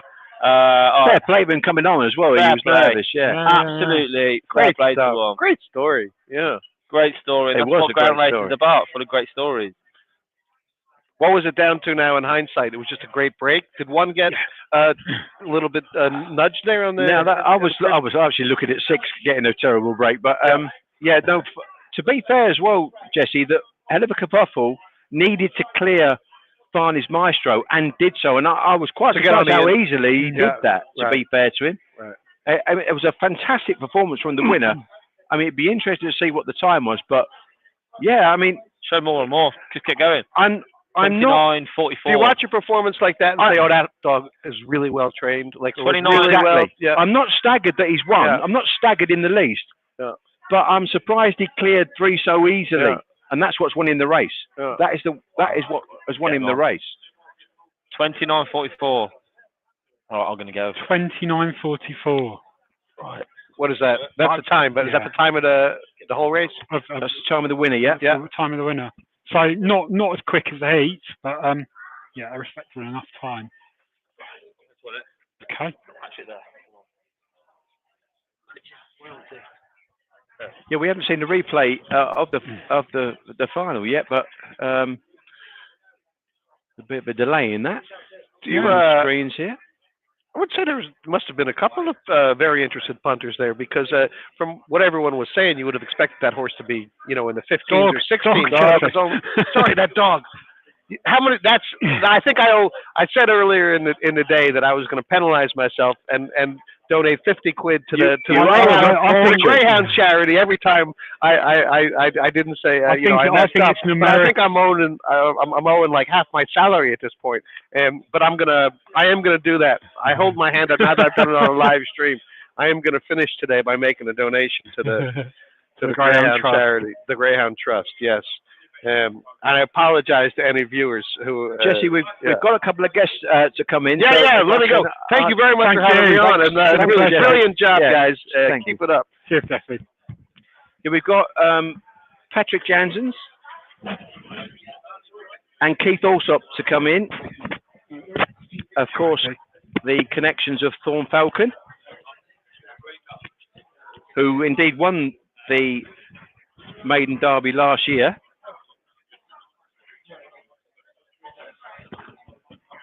Keith, Pat, welcome to Graham Watchalong. Just wanted to speak to you really about Thorn Falcon and how you think he's progressing in his preps going for his Derby prep. I think he's coming forward sort of gradually. Last week he ran very well in defeat, and this week he ran a bit better in defeat. I thought it was a very good race. If you see the Romeo Magical dog from Graham, he ran down Susie Sapphire in the Easter Cup down to the third bend. He was desperate, unlucky, to finish last, really. He looked the winners to me. But anyway, Thorn Falcon today turned sort of third down the second bend and showed tremendous pace. And you can see he's still a bit short in running, really. But the times are coming down and he's going the right way. So you're not, what we're saying, you're not really completely disappointed with him getting beat by such a quality dog? No, because exactly. That could be a semi-final of a derby, couldn't it? Exactly, and I've noticed obviously last week he completely fluffed his start. He didn't break great. Again, you kind of be hoping that he can just start a bit better, Keith. Yeah, definitely. I like to say, Patrick said it when he first, any time he's comeback race, he's going to struggle because he's hyped up and it's his first run. And last week he done it at the traps. He made all his running up to get back in the race, and he just tired coming home, and he will blow him when he come off. But this week, to us, it's perfect preparation what Patrick's doing. Just building him up for the bigger, not getting him ready now, getting ready for when he starts, and that's it. Then go through it as he comes up. And I think I remember Patrick saying as well, Keith, that before. He seems to like the fact that he keeps running at Towcester. He seems to kind of gradually get better and better and better. Absolutely loves it. It's his home, mate. He loves this. He runs the bends like Patrick said. He runs the bends like the straights. You see him today when he was going round them, and I mean the dog in front's a really good dog once it's on the bunny. So there's no disrespect to losing to that, but he was just running the bends. He was running round them, and it's just fantastic. We know he's coming back. We know what we've got, and he's coming off sound every time. That's all we want. Exactly. So kind of what will be the plan now? Would you carry on with him, or you'd just take him off the gas? What will you do with him? No. He might have one more race, and then he will go in the Derby. There's the plan, really. We can't leave him now till the Derby. There's 3 weeks away still. Yeah. That's too long for the dog. See, well, you've got to realise, well, the dog is sort of 3 years and a bit now, and he's massive dog as well. They take a bit longer to get to that level again, He's not been over-raced, the dog, either, is he? See, the last time he ran was the last weekend of January, and now in May. So that dog, he's just running himself fit, and he's doing it really well, really well. I just get the feeling as well, Keith. If he just breaks that kind of half a length to a length better, he's going to put himself in the race. It'll be a different dog. Yeah, like I say, he's doing 4:28s and that now. We know he can do lower than that.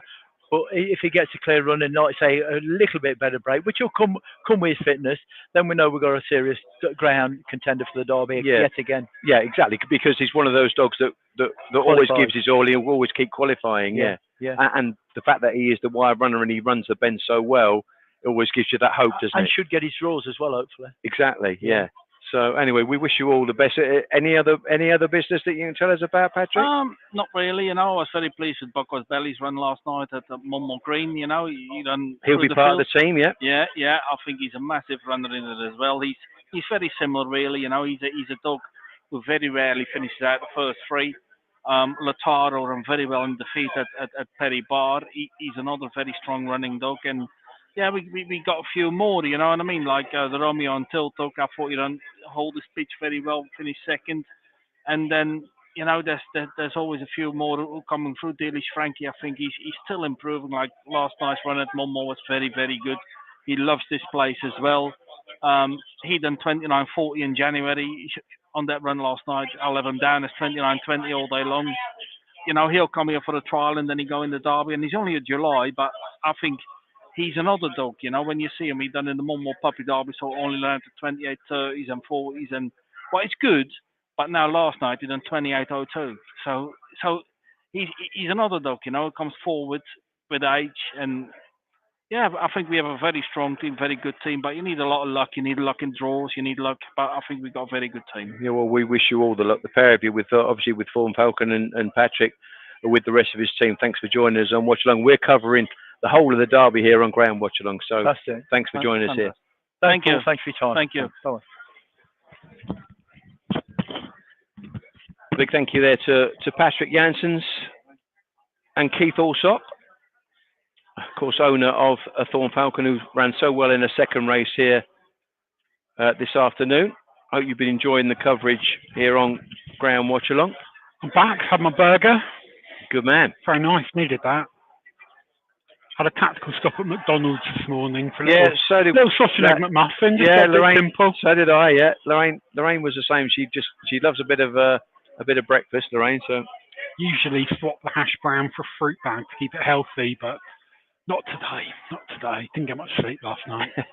Of course, Tom's just recently his missus had a baby, so plenty of sleepless nights for Tom. Yes, indeed. But it's all worth it. I might have a sleepless night now that Stories Pee Wee got stuff. But funny old race, wasn't it? Yeah. Listen, hell of a kerfuffle. I think won the race on merit. Yeah, it did. To be fair, good luck to him. For those who heard me whisper Coke into the microphone earlier, I was referring to this. Aye. We're okay. So, on the betting, we are slightly down on the afternoon, but plenty of time to recover. Still got the lucky last to come. Should have had the Graham Holland 4-timer. Yeah. Hindsight's a wonderful thing. But yeah, fair play to lads with Hello Fake or Fuffle. Yeah. It's what it's all about, this game. And sometimes when you get kind of young trainers like Jamie Kingsley, that must mean the world to him, Tom, to get a Category 1 final under his belt like that. £10,000 sponsored by Matchbook. Fantastic prize money. Yeah. And it was a great competition. Yeah, it was. I'm just looking back through Hello Fake or Fuffle's form, straight in graded, didn't go for a maiden, which a lot of people do with a decent young dog. They go straight in for a maiden, but they've put it in a couple of open races, and fifth in its first race, and then winner the race after that. Then over to Towcester for a trial, 29.66, respectable enough. Gone through it 29.66, 29.91, 29.61. 29.50, and gone a little bit quicker today. So it's a dog on the up, progressing, yeah, progressing, which is nice to see. And it's funny enough, he see the rails, and for me, I always thought that when he was drawn even in the semis, I just thought that the drawing four would suit him to help him trap that. And we've said this quite a lot, even in our kind of previews of races, that just being drawn off the fence, it seems to fetch you out that better length, and you can take the first turn much better. And it's certainly a hell of a kerfuffle falls into that category. Absolutely, yeah. It's a good night for owners. You don't really want a big winner on a Sunday because you've got to go to work the next day, but a bank holiday weekend, I'm sure they'll be having a few tonight. So we've got a good few races left. 14 races in the card, which is good.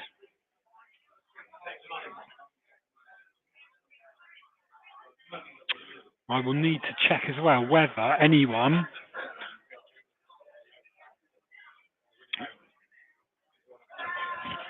I think winning connections are coming up, which is good. Getting the winning connections in, it's great. They're doing well for us here, aren't they? They've rounded up people. Very impressive. We've had so much. I must say, we've had so much help from Towcester, from Nathan, and from Mick Keneally as well, who's the general manager here. Yeah, fair play to him. And even Joe, Ryan's brother, has been helping to get connections to come up, and they've been giving their time freely as well. So fair play to them. Big thanks for that. Looking through the competition, no winners, no selection for Hello Fake or Fuffle. There you are. In the tipping comp. So Blimey. Hopefully let's roll it on. Yeah.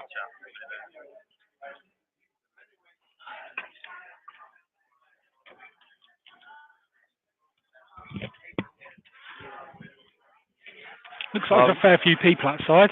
The crowd's really good down there, really good. And apparently, it's a good atmosphere. The winning owner who came on, apparently, he was doing lengths up and down when it made the bend. He's going to come on in a bit. Yeah, really good crowd, good atmosphere. It's what you want to see. But the best racing brings out the people, doesn't it? So this is what we got here. It's a lovely day for it as well. Yeah, I must admit, I was a bit worried about the weather, but it hasn't been too bad, really, has it? I thought it just survived, don't we? Really, yeah. Just survived it. In fairness, what's in the next? The good thing. Well, I thought Swift Iconic. I'm a real big fan of this dog, and obviously he was knocked out in the semi-finals of the Maiden Derby, and I still believe he stays 500 well enough. But he has got that lovely turn of early pace, and I think, although again kind of drawn on the inside, I just think he's normally a very good breaker. And what happened last week? He broke, and then he stretched and stumbled. Last week, and then got involved with some actually. But I just think, all things being equal, if he starts, I think he'll lead and win. But the danger being 4, maybe 4. Yeah, well, it's good time, Sunderland. He's got he's got reasonable form at Sunderland, but then it's 4 bend form going back to sprinting at Towcester, and you've not really been round here. He went to Nottingham and did an 18:09, which is kind of moderate, really. It's okay for a first look, I guess, but it's not startling by any means. So yeah, I just thought that the tried and tested form. We've ended up betting Swift Icon. He's getting bigger now and getting a lot bigger. Getting backable here, guys. I'm afraid to say.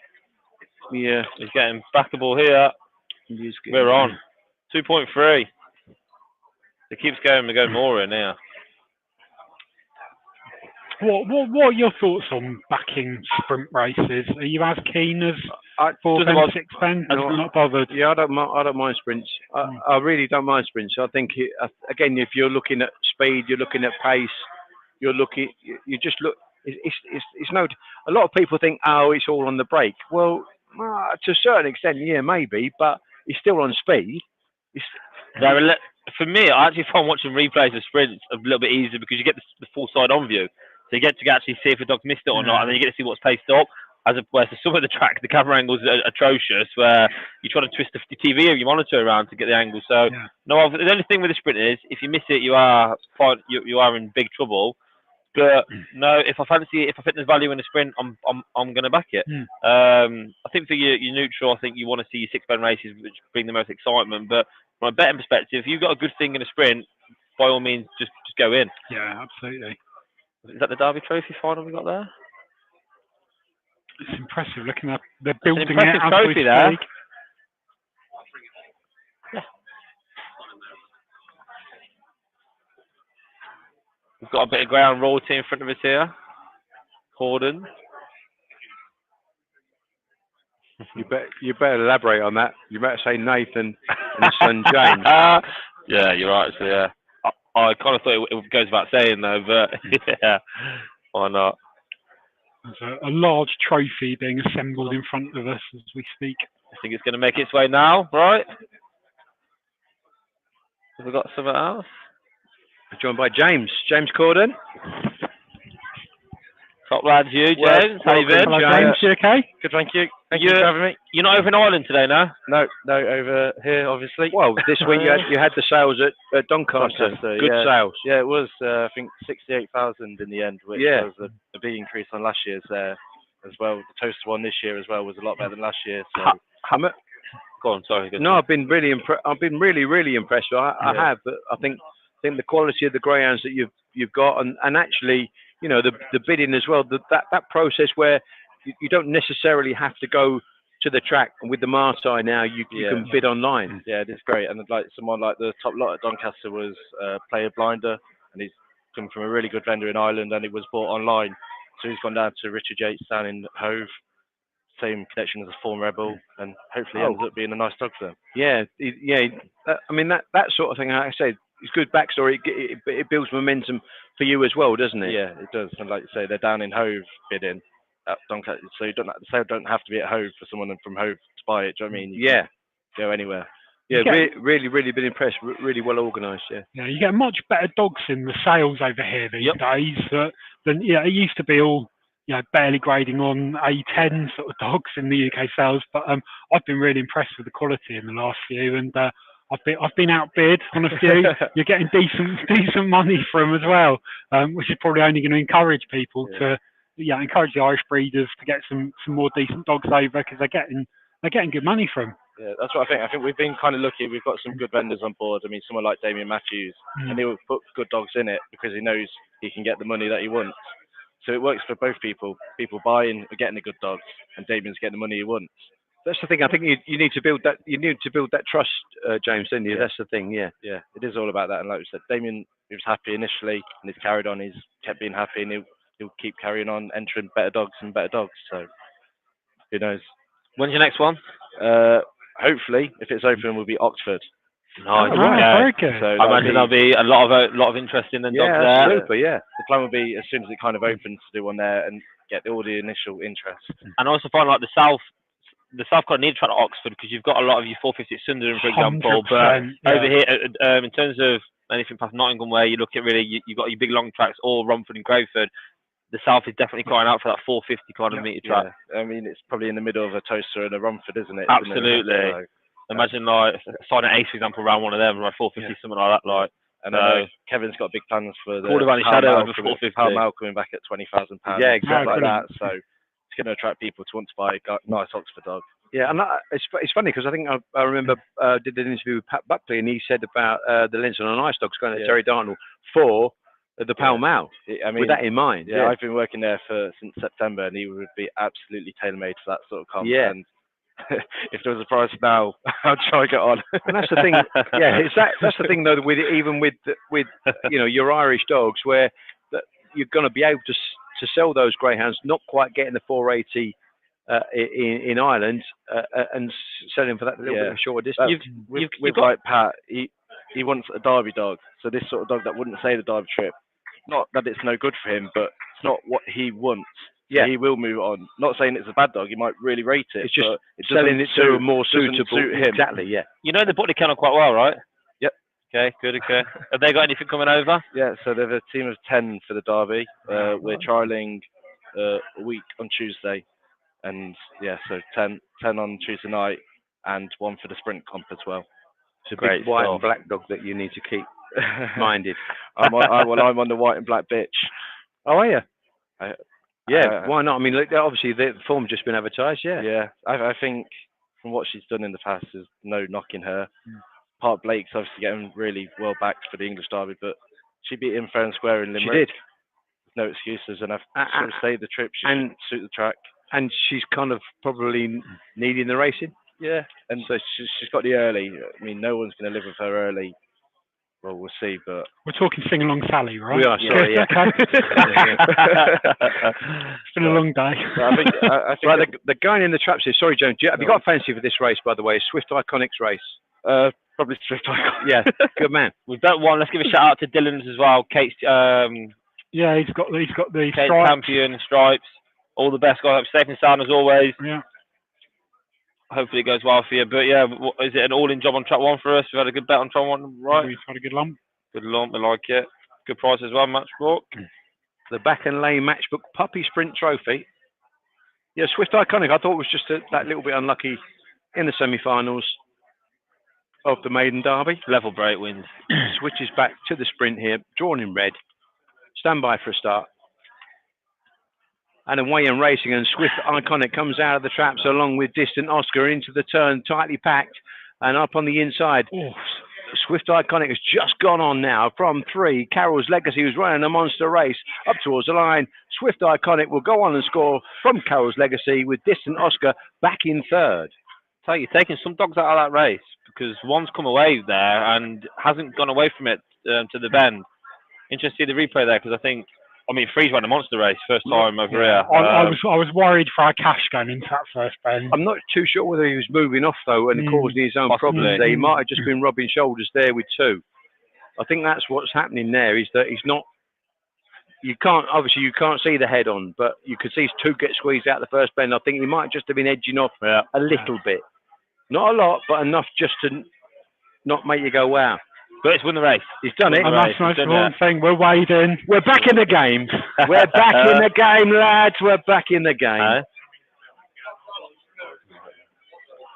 So I've just been told to ask you to have interest. What does Emma fancy the most for the derby? Yeah.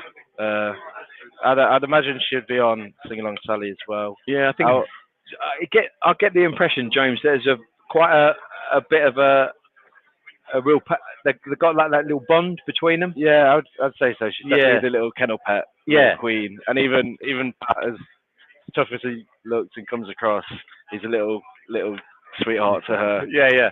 So I interviewed him last week, and it was a joy. It was a joy.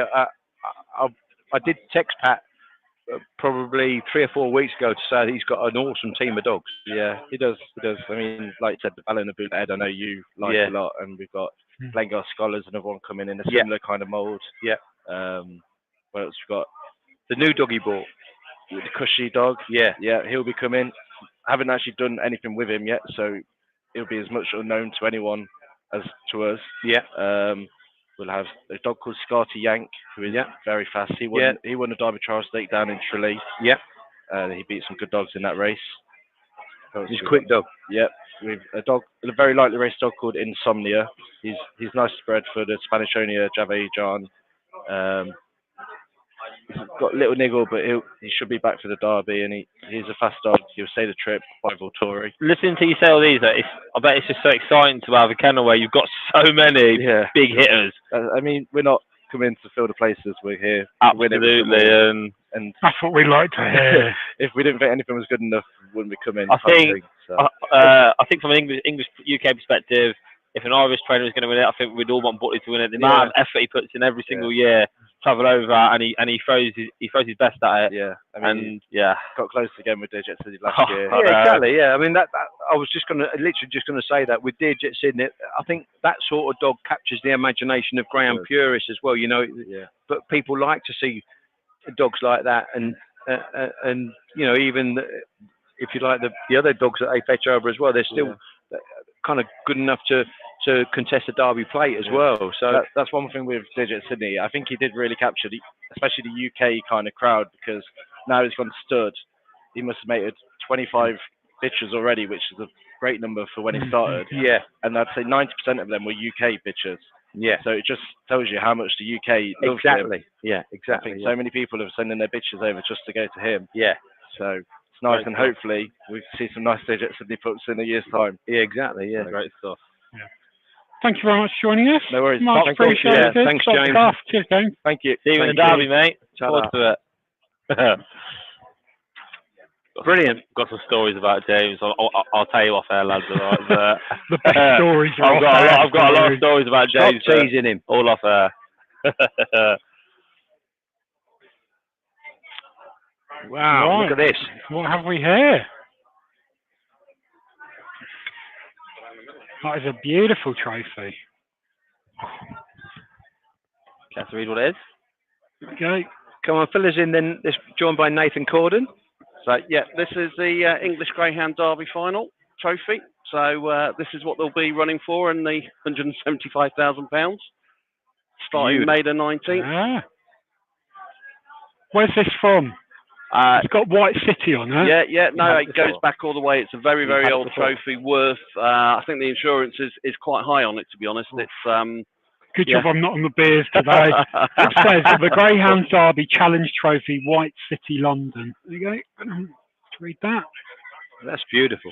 And it's still got the black and white on from last year when Thorn Falcon won. And that's what everyone dreams of holding. Yeah. Every year. There you go. Superb. There we go. Thank you. Looking forward to the Derby. Yeah. I think with any competition, you know, you've got that Anglo-Irish competition. It's great because we won it last year, and the Irish are going to come really mob-handed this year. I think already there's lots more trialers in, lot more trainers coming than last year. Obviously, COVID was still around last year, so it did put a few off. But yeah, they're going to be coming strong-handed. Yeah, I think so as well. And I think I was talking to Ian Fortune last week, back end of last week, and it's kind of always been synonymous to the Derby, hasn't it, with that kind of Irish challenge. And I think actually it's increasing. I think it's getting stronger and stronger. Yeah. The very first Derby final I went to was 1989. Lartigno, Irish winner. Yeah. And Joe McKenna. Yeah. And, you know, the night was super. I think I was 16 or something like that. But the whole, with the Irish winning on the track, absolutely, the scenes were unreal. And, you know, you just know how special a Derby was. You know, it's everybody's dream to win the Derby. Yeah. Whether you're English, Irish, Scottish, Welsh, or whatever, you know, everybody wants to win that Derby. And I think to most people, it's not about the prize money. It's about holding this trophy and actually saying you're a Derby winner. That's what I said to Tom. Tom's had a Derby final this year. It's that kind of kudos. And as well, Nathan, it's the kind of the week before, the fact that you've got there. It's a big achievement just to get to a Derby final. Yeah. I mean, my dad won it in 91 with Ballinderry Ash. And I actually I didn't really appreciate how much it meant back then because I was still at school. So Patsy Byrne. Yeah. Pa Fitzgerald looked after it well all week, that final week. And you know, he ran a real blinder that day, and then he's had another runner-up, Tim Wellfish, I think the last one at Wimbledon. Yes. I mean, I think that really surpassed what we thought it would do, but he ran well. Peter Cronin. Yeah. So, you know, it's to get to a final. You can testament this. It's just an amazing feeling. Yeah, it's a real roller coaster. Yeah. Week by week, that bit of hope, bit of excitement, and it just builds and builds and builds. And obviously, great occasion for Derby lunch and everything, and just all the build up to it, and all the write-ups for it in the papers, and seeing your dog talked about. It's great. That's really 6 weeks of the year, and the Derby final for the connections just must be just Even if you haven't got a dog in it, it's still brilliant. It's still it's just. I look forward to watching this 6 weeks. I look forward to it more than anything else. Like, honestly. So do I, and I think the thing is as well, Nathan, you had quite a lot of experience. You've had obviously at Nottingham and here as well. It's just it's also selling it to the public, isn't it? You know, with the trap draws and Yeah, I mean, communication's key. You know, we've got to try and get our message out there, be as transparent as possible. Just keep people informed. You know, I mean, there's things we still got to improve on. You know, putting the trials out there, getting the times out there.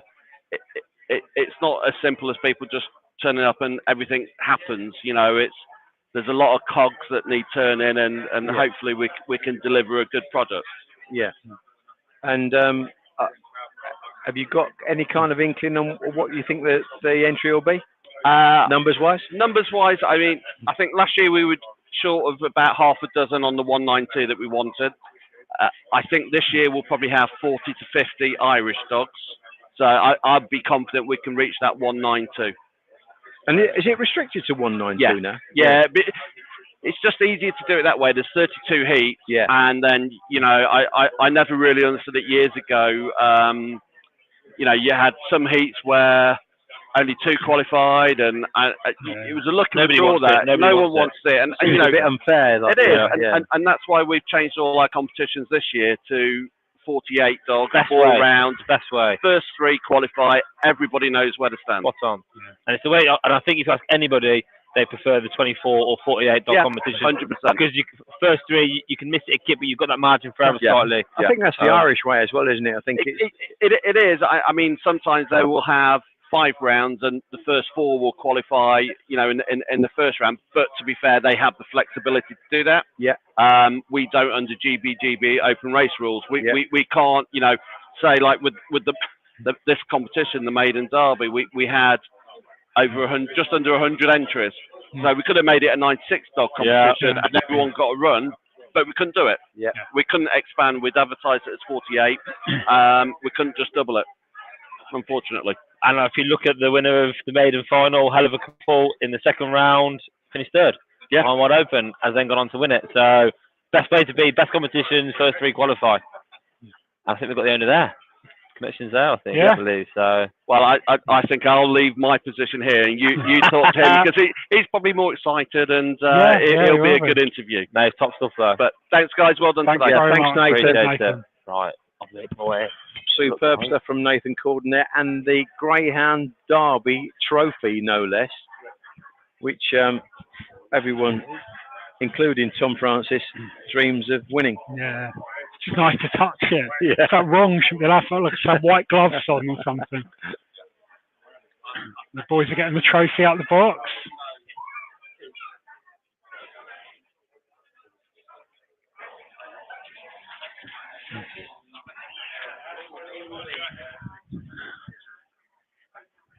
Here we are.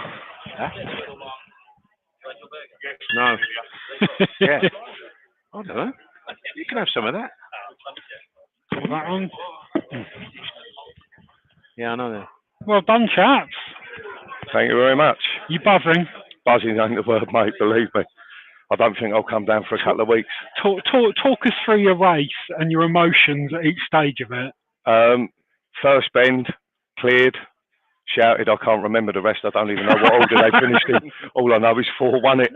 No, he won on merit. I've got to tell you, fair play to Jamie. I mean, he actually cleared Kevin's dog quite comfortably, didn't he, in the end, to be fair to him? I was worried about him edging across him, Jamie, but he stayed fairly straight, didn't he? Yeah, I think he's learning as he goes along. When he traps, it's like, right, you've got to beat the 3 to the bend now. And he was brave at the bend. He was. And I'll be truthful, I was worried at the second bend when wide open, and the 5 dog turned so close because they're strong runners, and we haven't been staying that strong. But all credit to the dog, he done it on the night. So. He did. Well, you're right. To be fair, the Savannah dog was close to him at the 3rd bend, but he kept sticking on really well. There was no vulnerability about him, was there? When you think you've seen what you've seen with Kevin's dog. Yeah, like as I say, I was really worried because it runs on so strong in the other rounds, and we've been fading. So it's nice to see him sort of stay that bit stronger as well, and on now to the Derby where hopefully he'll sort of stay that bit more stronger and keep the consistency. Jamie, did he give you that feel when you had him through the Maiden Derby that he was as a greyhound improving? Yeah, like to be truthful, after the first round, I spoke to Charlie, walked him, and I said to him, Charlie, I think we got the dog too fat.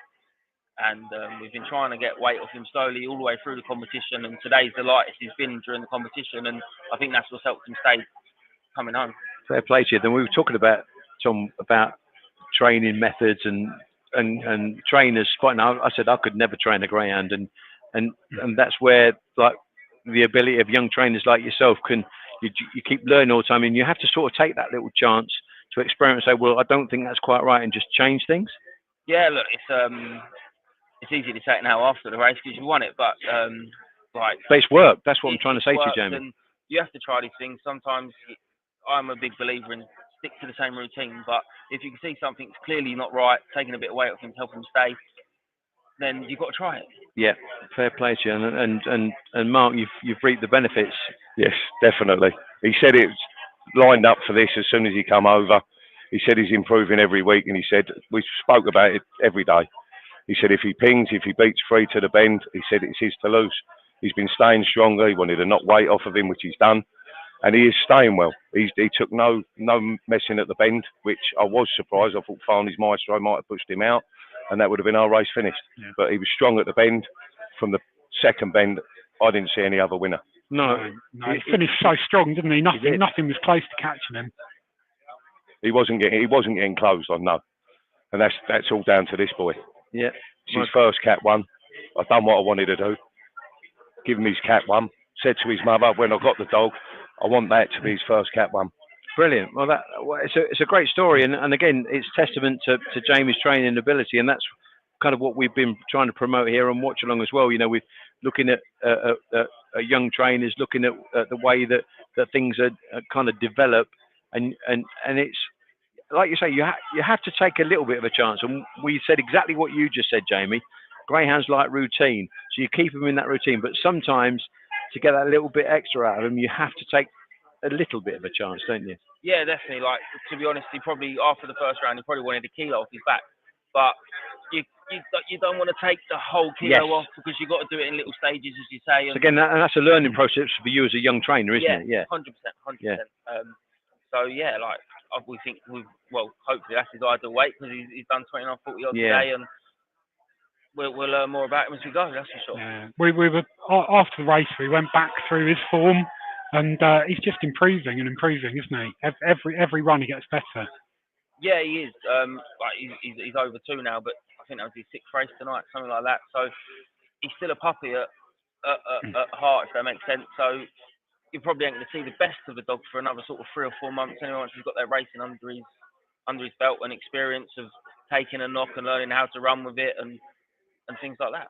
You spoke about the Derby. There's 3 weeks now to the Derby. What will happen now between now and then?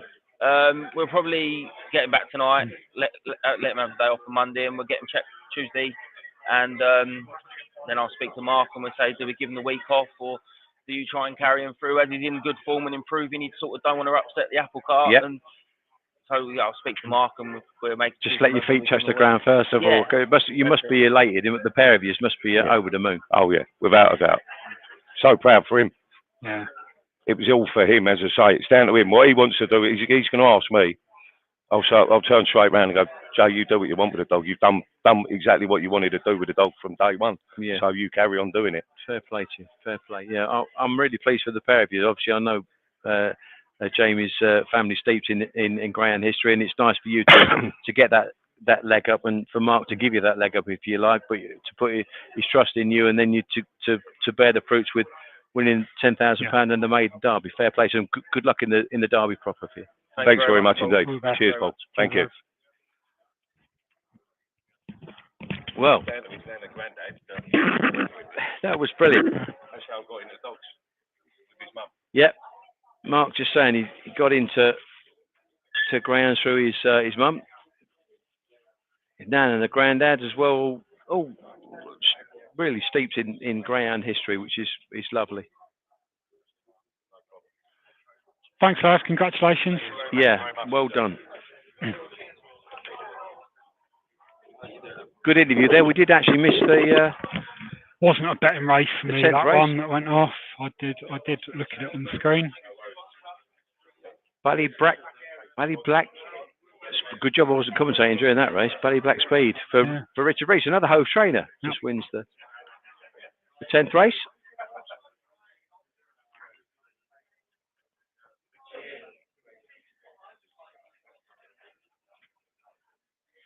We just about broke level, I think, again today at the moment, Tom. So we are started at 500. What were we at? 480. 496.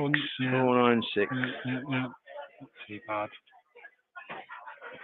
Always easy come, easy go. Always a tough card at Towcester. It was a tough one on paper. There's a few that stood out as reasonable bets, but there weren't ones that screamed out as being... I think that the All About Ted dog, he never really came away in his best fashion, and we were always on the back foot with that. We're quite confident with him, but that happens. Havana Bailout is going to be pretty short in the next.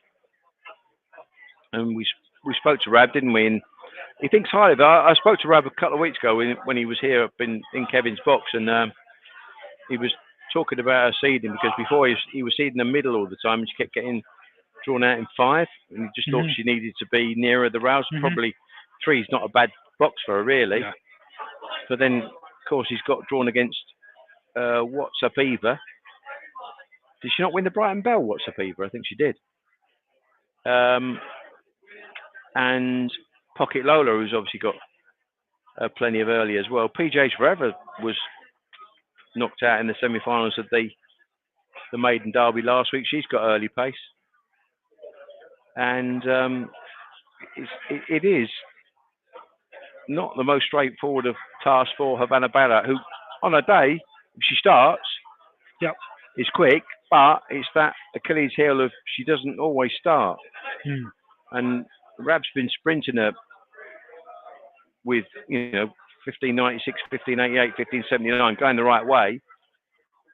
And now she's got to do it in kind of convert that trial form into race, into a race over the Forbin trip. So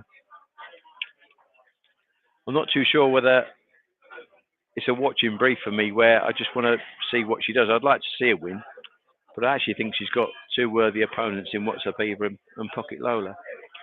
Yeah, I would agree with that. Perhaps Pocket Lola in the place market.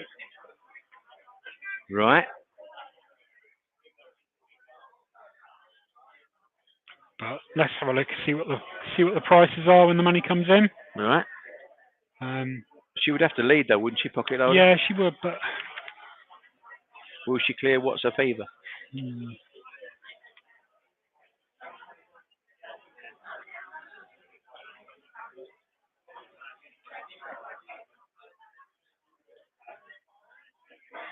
Is it? Yeah, true.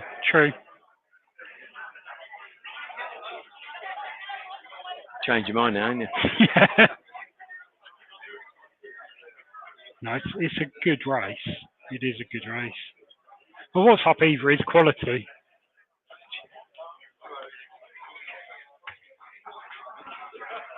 Yeah, the 3 bitches, they're really, really good. Really. I mean, like Old Fort Chicago won last week as well. 29.75, obviously you think it's got to find a bit on the clock here, Tom. And PJ's Forever, again, like probably a 29.70, 80 bitch, but would need to lead to win. There's a lot of early in the race. Arthur Pumpkin's coming out of season for Pat Godfrey, but I suppose if Havana Bailout gets any kind of run, she'd have to go mighty close. And obviously they're thinking of her as being their main Derby contender. Havana Bailout, so. Ken Jones, backtrack 6. What are your thoughts, PL? Here would, as I say, I think there's too much early in the race for PJ's Forever to clear. But you're looking at just last line of form, got beat by Elebica Buffle, so it's not terrible form. And now she's dropping into. I don't think this is necessarily a massive drop in grade, because although it's a bitches race, a ladies race, she's run against top class bitches in the shape of What's Up Eva, Havana Bailout and Pocket Lola. So you'd have to literally go wallop and everything else to miss it. Mm. There is In a my good opinion. bit of early in the race, isn't there? Yeah, there is, mate. Yeah, definitely. Yeah, there is. I always like looking back at the Irish form of these dogs because it falls off the race card. Yeah. And it's you can anything that's below 28.50ish Shelbourne, that's always catches my eye in any four bend race because that sort of level is just so much higher. Yeah, we've talked about the good Irish dogs, the good dogs staying in Ireland now. So Yeah. when they come over, they're kind of racing against a class of dogs that isn't perhaps as strong as it would have been. 28.50 dog in Ireland will generally stay in Ireland now. Yeah. So for it to come over here, usually not going to be against the sort of calibre of dogs that they perhaps once were.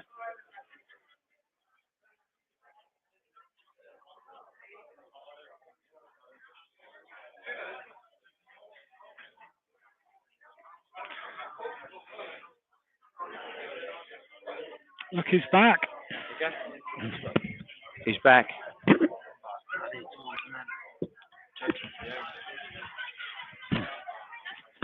Just talking to the owner still of the winner of the final. He's still shaking. He said he can't.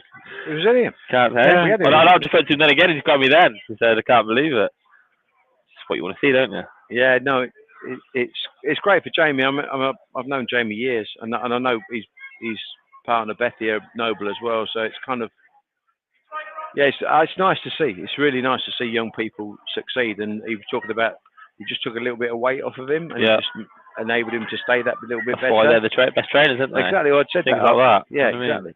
And as you said, really, he knew that he wanted the kilo off him, but you can't take the kilo off him straight away. So he had to do it gradually. He just stayed that little bit. Because really, let's get it right, Ryan. When he come around the third bend, and Savannah Camino's up his Jacksy. I thought 5 won. Yeah. I genuinely thought 5 would won when it turned there. And he stayed well, didn't he? Playing on 44 as well. He's found 20 spots off his best time. So, by the way, we've had some good guests on so far, haven't we, today? Honestly, it's been good, isn't it? So far. Did you have a bet on that last race? No. No, we missed it actually. Did we you? were chatting to Jamie and Mark. Yeah. Did you? Bet on the tote. So I wasn't going to bet it. I went downstairs, and then you gave 3 a squeeze, didn't you? And then I seen trap 3 was 13-2 on the tote because someone had £500 on trap 5 that was 1-8. And I went, well, it can't be. So I've had 20 quid on it. It's paid. I got about £106. That's 20 quid. I've 6-4 shot. So what you're saying is you burgled the tote? I burgled the tote, yeah, because someone out there has had £500 on 5. The same person who won £12 earlier off letter pot. So there's some guy out there throwing £500 on the tote. Of his winnings, yeah. There's some guy out there, betting £500 on things. I remember there was someone did that at the tote. I think at Walthamstow on the Monday afternoon once. Just kept having Lumping on ridiculous tote. amount of money, and so of course you could go in there and maybe a little bit. Yeah. And get a bit of value out of the tote. Lovely. Long may he continue, whoever it is. Trying to get that man another drink. Talking about getting dogs over, Ben Green. Charlie flew Rapid Range Rover and helicopter for Irish Derby. No, that's unusual. I did hear that. We had a dog that we wanted to run in a one-off race in Ireland, and one of the lads syndicate is a pilot, got a light aircraft license, and we were weighing up whether or not to take the dog over in a light aircraft. But one, probably not a very good idea. Two, think it's illegal. So we did smuggling greyhounds over the channel. Interesting race coming up now, by the way. Yeah, it is. Yeah, I think we've been trying to dissect it. Yeah, we know mystery. I think we all want to see Havana bailout when it first came on the scene. Everyone thought, wow, and it just hasn't worked out, has it? Really, since then on travel, she's been getting badly drawn, hasn't she? But she shows glimpses and flashes, don't she, of how fast she is. She can't put it together at the moment. But I think that, talking to Rab as well a couple of weeks ago, he knows that. Yeah. And he's trying to do something about it. He's trying to change the seeding for 1. Yeah. Because she probably wants to be drawn 3. I'll show you now, mate. Yeah. She probably does want to be drawn 3. But she's not always the best of breakers. but she shows good speed. She comes out like that. So we're just looking at the race, last race at Monmore, where she was in 5. If she comes out like this, and that's today what she's in been 3, getting 5 all the time because she's got a middle on her. Perfectly drawn to there. But this is what I go back to that ideal box. If you said ideal box, you'd probably say 3 for her roundabout. But Rab's got to see the rails, and that's what I'm saying. Then he's got the chance of getting 1. Absolutely. She doesn't really want 1. Which is where it comes down to this grading, seeding. Exactly. Frustration. Exactly. Good little race though. This. Pocket Lola. That's got. Pocket Lola is probably one of the most improved dogs last year that I've seen. If you think, go from A3 at Hove to A1, gradually go for A1, D1 in June, and then suddenly just taking off basically. Yeah. Did it win the Produce Stakes as well? I believe at Swindon. Have I read that right? It won the Produce Stakes last year, didn't it? Beat Bernard, yeah.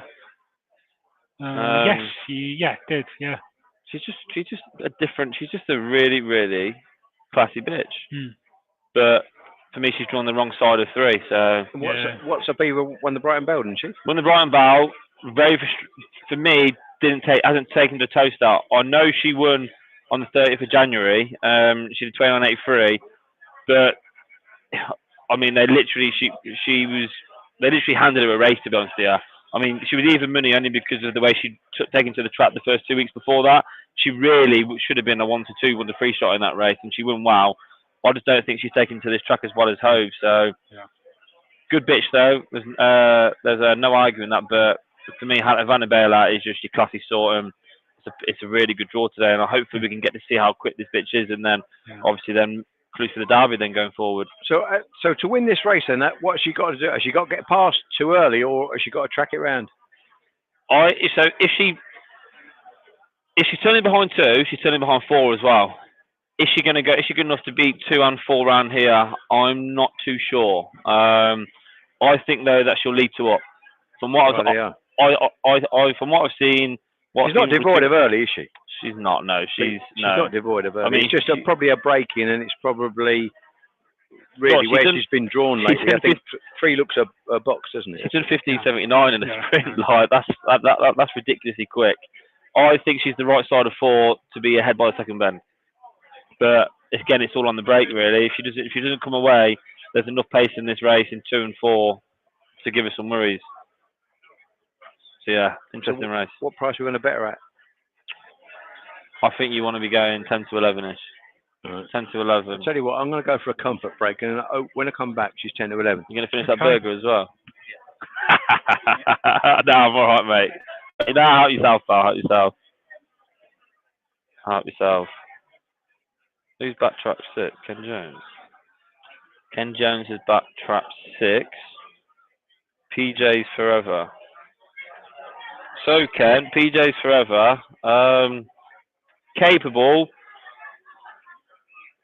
Form lines there. In the Maiden Derby, got to the semi-final. I just think this is a bit of a step up, really. I mean, the Maiden Derby is more your clues for them when they go into standard racing. I just think, Ken, for this kind of race, if 6 is to win this race, it's a really good effort and fair play. But this is a monster jumping class. I mean, you're talking about in frame, particularly probably the best bitch in the country, who is now enormous. That is odds. She's even money. She needs to be bet. Bigger. She needs to be bet. We're on. We are on. It's a monster price. We're on. It's a monster price. Even money for this for me is huge. But Ken, if you bet 6, I wish you all the best. Obviously, I just think that's going to take a monster effort to stop 3 winning this race here. I think we just want to see 3 come away, don't we? Yeah, we do. I think we just want to see come away and just see how good, because like I said, there's a lot of potential working at the start. We all know she's capable. She just needs to put these races together now. She did 29.15 in a trial. Like, it's just it's a hell of a run. Yeah, big run that is. Big run that. Unfortunately, I've got caramel all over my race cards. So it's got very sticky. Was that because you've been eating the fritter rolls? Yeah. Nice? Yeah, delicious. Good stuff. Well looked after here at Towcester. Good. My dad would be happy. You said that. Nah, honestly, mate. Nah, I'm good. I'm Paul. I don't eat burgers, Paul. I've been working away this week, so Where you been? that's my 4th consecutive burger. Where you been working? Been in Rochdale. Lovely, lovely. Yeah, Classic. yeah. You do find that when you work, like I do a lot of travelling, obviously my job, like at games, it's so easy just to stop and get a burger, isn't it? Like, in the car. Dangerous. It is Very dangerous. It is. Would you recommend Rochdale? Town centre's actually really nice. Is it really? The town hall and everything. Manchester. Bit of regeneration. Manchester, isn't it? District Manchester, is it? Yeah, Greater Manchester. Yeah. No, it's all right. Yeah. Wouldn't go on holiday, but no, fine for a day out. Nice. Are we in profit now, by the way? No, but we will be when bailout wins. Even money. Even money. Huh? Nice. Nice. PL is eating a burger off camera. And he's given it a 5-star review. It's even money. Yeah, I know. Yeah. PL is just scoffing down a burger because I told him that I ran a bailout it's odds against, which is a get-on job. Yeah. I don't mess about, PL. The only question is whether to have more on. Tempting, isn't it? Sorry, you look at it going, is this just printing money? It's an 8-13 shot in my eyes. I thought she'd be odds on. I know that a couple of people have thought that she'd do well to lead 4, but from what I've been watching, her trials around here, if she comes away, she makes a mockery of this. Yeah. For me, you bet an even money that she makes that bend in the first 2. And if she makes the bend in the first 2, then she's odds. She 1 to 2, 1 to 3. Yep. So you're getting even money for this. Terrific value with Matchbook here. Yeah. PL's getting a right. We've had little nearly more. 100. Oh, we had nearly 100 quid in this, yeah. Yeah.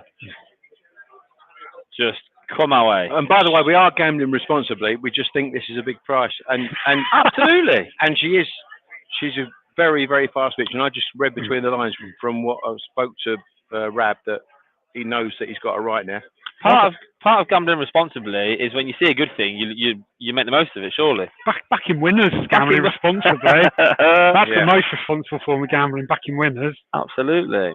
And it's 8 to 11 SP, and if you get on Matchbook now, you get an even money. So the value is on Matchbook for those who fancy free. You get an even money for what they believe at 8 to 11 shot SP.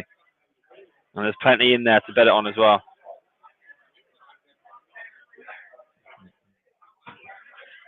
And the markets of Matchbook have been really strong today as well, so far. Yeah, they've been good. 40, 50 grand, so yeah, market's out there.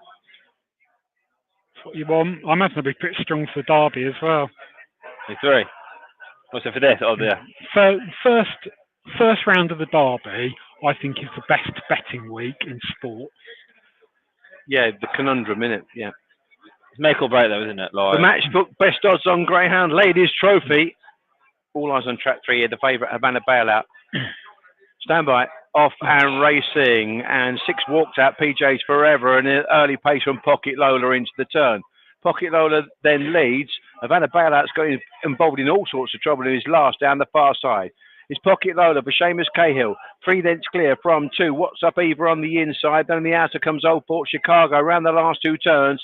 And Pocket Lola's on her bike here. She's 4 lengths clear still. And up towards the line, Pocket Lola starts to come back to him slightly.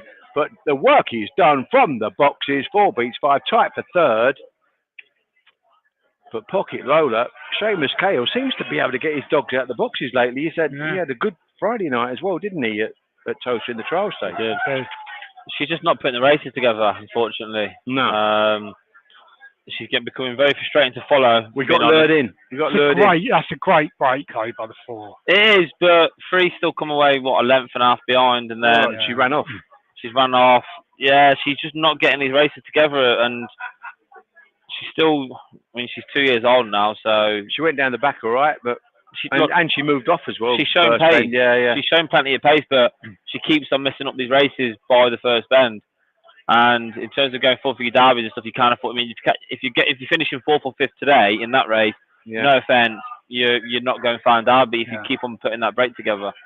So very frustrating. I mean, imagine if you own it, then it's even worse. But yeah, there's just something not quite right at the moment, having a bailout when it comes to actually putting them trial performances down to actual races. But a great winner, Pocket Lola. Got to give respect for that. Yeah. The dog. I mean, she's just a superstar bitch, really. To be honest, she's so consistent. And yeah, early pace wins races, and yeah, she knows how to do it best. Yep. She started in the best fashion as well, didn't she? And she's got early pace, so she led them comfortable into the turn, and really nothing laid a glove on her. She kept going well. To be fair to her. I wonder what the time was. Yeah, it looked quick. The winning time was. I'll tell you now, guys. 29:56. Mm. Fair time for Pocket Lola. Yeah, expected doing that, so yeah. Gales will be buzzing with that. 5 run well as well in behind. Old Fort Chicago. What's your plan then? So like, in terms of like a betting plan for the derby, then how do you do it? How do you go about your first round? Is it singles? You get accumulators? I like a few hackers in the first round. Yeah. You'll get 6 or 7 evens money shots in each meeting, of which 4 will be absolutely nailed on. Yeah. And you can combine those for a nice little return. Yeah. Doubles, trebles, etc. Accumulators. How did you do last year, Ria? First round really well, and then got overexcited. And I struggled here. Got to keep powder dry, but yeah. I think this is a tough punting track, though. It is. It is a tough punting track. It is. There's pros and cons to the track, like every track. I think it's just about studying and watching more and just getting used to the dogs, really. Yeah. I do find that dogs tend to take a random ping break here. You look at a dog's form and it goes 420, 420, it's only 410, and you think, well, how's that happen? Yeah. But in general, you've got to watch replays, haven't you, and just trust your judgment. I think it's growing on people, though. I do think the track's growing on people. The better dogs that run here, and obviously every Sunday is good racing at Towcester. But yeah, sometimes I'll just be a little bit more cautious when you bet around here, to be honest with you. I think that's what, I'm a bit like that, really, because you kind of think, well, I tend to look for front runners. Yeah. Not always, but I mean, I bet at Doncaster and obviously 483s and kind of you can get more staying race dogs around. But generally, I look for front runners, and I think Towcester is still a front runners track. I'm not saying you can't come from behind, because you can, but like that things happen, and they seem to get in behind, for an inexperienced greyhound like Havana Bailout, she can't cope with that. No, she can't cope with it. Yeah. You've seen Form Rebel earlier, experienced dog, is able to understand where to go and stuff. And it can still come from off the pack. Exactly. So yeah, it's not A plus B equals C, because you're right. Dogs like him can come from off the back, but I just think it is a big advantage to be. I find it really hard to pass at the bend here. I think it's really hard. I think running a good bend on the inside and being there first is worth 2 or 3 lengths. Absolutely. If you watch when a dog leads at the 3rd and 4th bend, they kind of sway side to side slightly. I don't know if it's the configuration of I think the rails go curve straight. So I think the dogs in front do swerve, and I think it's really hard for the dog in behind to actually drive around the outside. I think they kind of just check up constantly and then go again off the 4th bend. So I do find it quite hard for dogs to pass at the bends, but it's like anywhere. Like there's pros and cons to every track. I mean, I find Hove a really good track, but Hove's really narrow. Like, I mean, it's quite hard to pass at Hove on the 4th bend. If you're bunching with dogs, it's really narrow. Monmore, I can't work Monmore out for the life of me. I just don't get Monmore. I don't get the going. There's something about Monmore I just don't understand. I love Central Park. I love Towcester. But yeah, for me, we're quite few and far. We've not got many now, have we, really, in terms of tracks that you say good gambling, good punting tracks? No, not so much. Newcastle's my real bogey track. I just can't ever get Newcastle right. The first bend. They're going so fast when we go into the bend. So fast. The first bend, when you get a bad meeting at Newcastle, there's carnage. It's not nice viewing at all. Especially when the dogs on the inside swing straight off, because they are going that quick into the bend. But yeah, like I said, the pros and cons, I actually do think Towcester is an incredibly safe track though, which you don't get much trouble really here. Like, you don't really see a lot of trouble here really. So yeah, and I guess Wildfair's key. You want your dog to be safe and sound, don't you? So yeah, the Derby, I got stung last year really bad, really bad. So hopefully I've learnt my lesson this year, and I'm going to take a step down, because I just find it quite tricky. But the thing is, it's like most things. When the Derby comes, I'm the same as you in that you can't think, Towcester's a funny track, and it's funny what Tom said. He said about the first round, and I think sometimes you can find big price dogs. You're taking a chance, but you're betting prices. Yeah. You're betting prices. Sometimes when you get the form and you get deep into the track and you go, how did that happen? Yeah. I remember last year I kept taking on a Dow's Duke, and the Dow's Duke just kept on blasting out. I'm thinking, well, how's this? Like, where's this coming from? Yeah. And it was one of them tracks really. And again, a front runner, you could think really any other 500-meter gaff and he'd be vulnerable. We kept winning. Yeah. And I'm going, well, how's this happening to me? Yeah. So, but it's like anything, you just got to put the hours in, haven't you? Put the hours in, and then you go again. Like, but it's been a good day so far. You're winning. I am winning. I had a nice touch on Perryman, didn't I? 11-4. Oh yeah. And I belly back speed was ridiculous price on the tote, so I had a little play on that. What about you? We're losing on the account. Yeah. On Matchbook. But I nicked a few quid earlier on at Doncaster. So did you win that tipping competition? You were 5-2, by the way. I even looked at it. They put a price of 5-2. I thought it was 9-4 Coes, but I thought you were 5-2. I was completely the wrong price then, wasn't I? I thought you were on Donshop, Paul. I did, honestly. Yeah, I should have been. Yeah. Especially how you taught your game on Doncaster. When I get them phone calls off you Sunday morning. What was that one 2 weeks ago? No, I did win it. Yeah, I won it. What was that 2 weeks ago? The 4 dog you gave me, the puppy. You went, right, have a look at this race. And I looked at the replay and went, fuck me, that's got a chance. Remember? Yeah. And it led. We thought it was going to turn second or third, and it led. Yeah. So anyone out there, if you fancy yourself at Doncaster, get in touch. Because this is a dog as a judge, I'm telling you. No, to be fair, I think now the ground's settled up. Going's quite... The going at Doncaster can get heavy because I think there's probably got the wrong sand on there. I think it's probably got too much clay contact. So when it rains, it goes like a bog and the form goes out the window. Now you've got this good weather. I fancy yourself. Yeah. So. And how do you play? Do you play early prices or do you play? I try, but that's kind of gone. That's stuttering at the moment because I've got a man that goes in the shop for me. Yeah. And he got SP only, and then he tries another shop and actually sent Lorraine sent her all the way to Loughborough on Saturday morning. She gets in the shop, SP only. Oh my! Not had a bet, not one single bet, and she hadn't had a bet for ages. SP only. The depressing current situation in ground race, being a ground punter, isn't it? Of course, and as it happens, if they'd have took me money, they'd have won. Absolutely. No, they would have done on Saturday morning. They would have beat me, but obviously they want to beat me in the long run. And that's why they put the bar up. What do you fancy here? Because I'm looking on Matchbook now, and there are some prices here. I mean, I think two's. There's some prices on this market here. I do like 2 as a dog. He's a massive misbreaker, and he doesn't break, does he? The dog just doesn't break. However, at that price, is it worth taking a chance? 4-1. I mean, really, like obviously the bottom's got a massive draw because Zari Rose is a railer. I think I'm right in saying I backed Zari Rose at Romford out of track 5, and she won for me.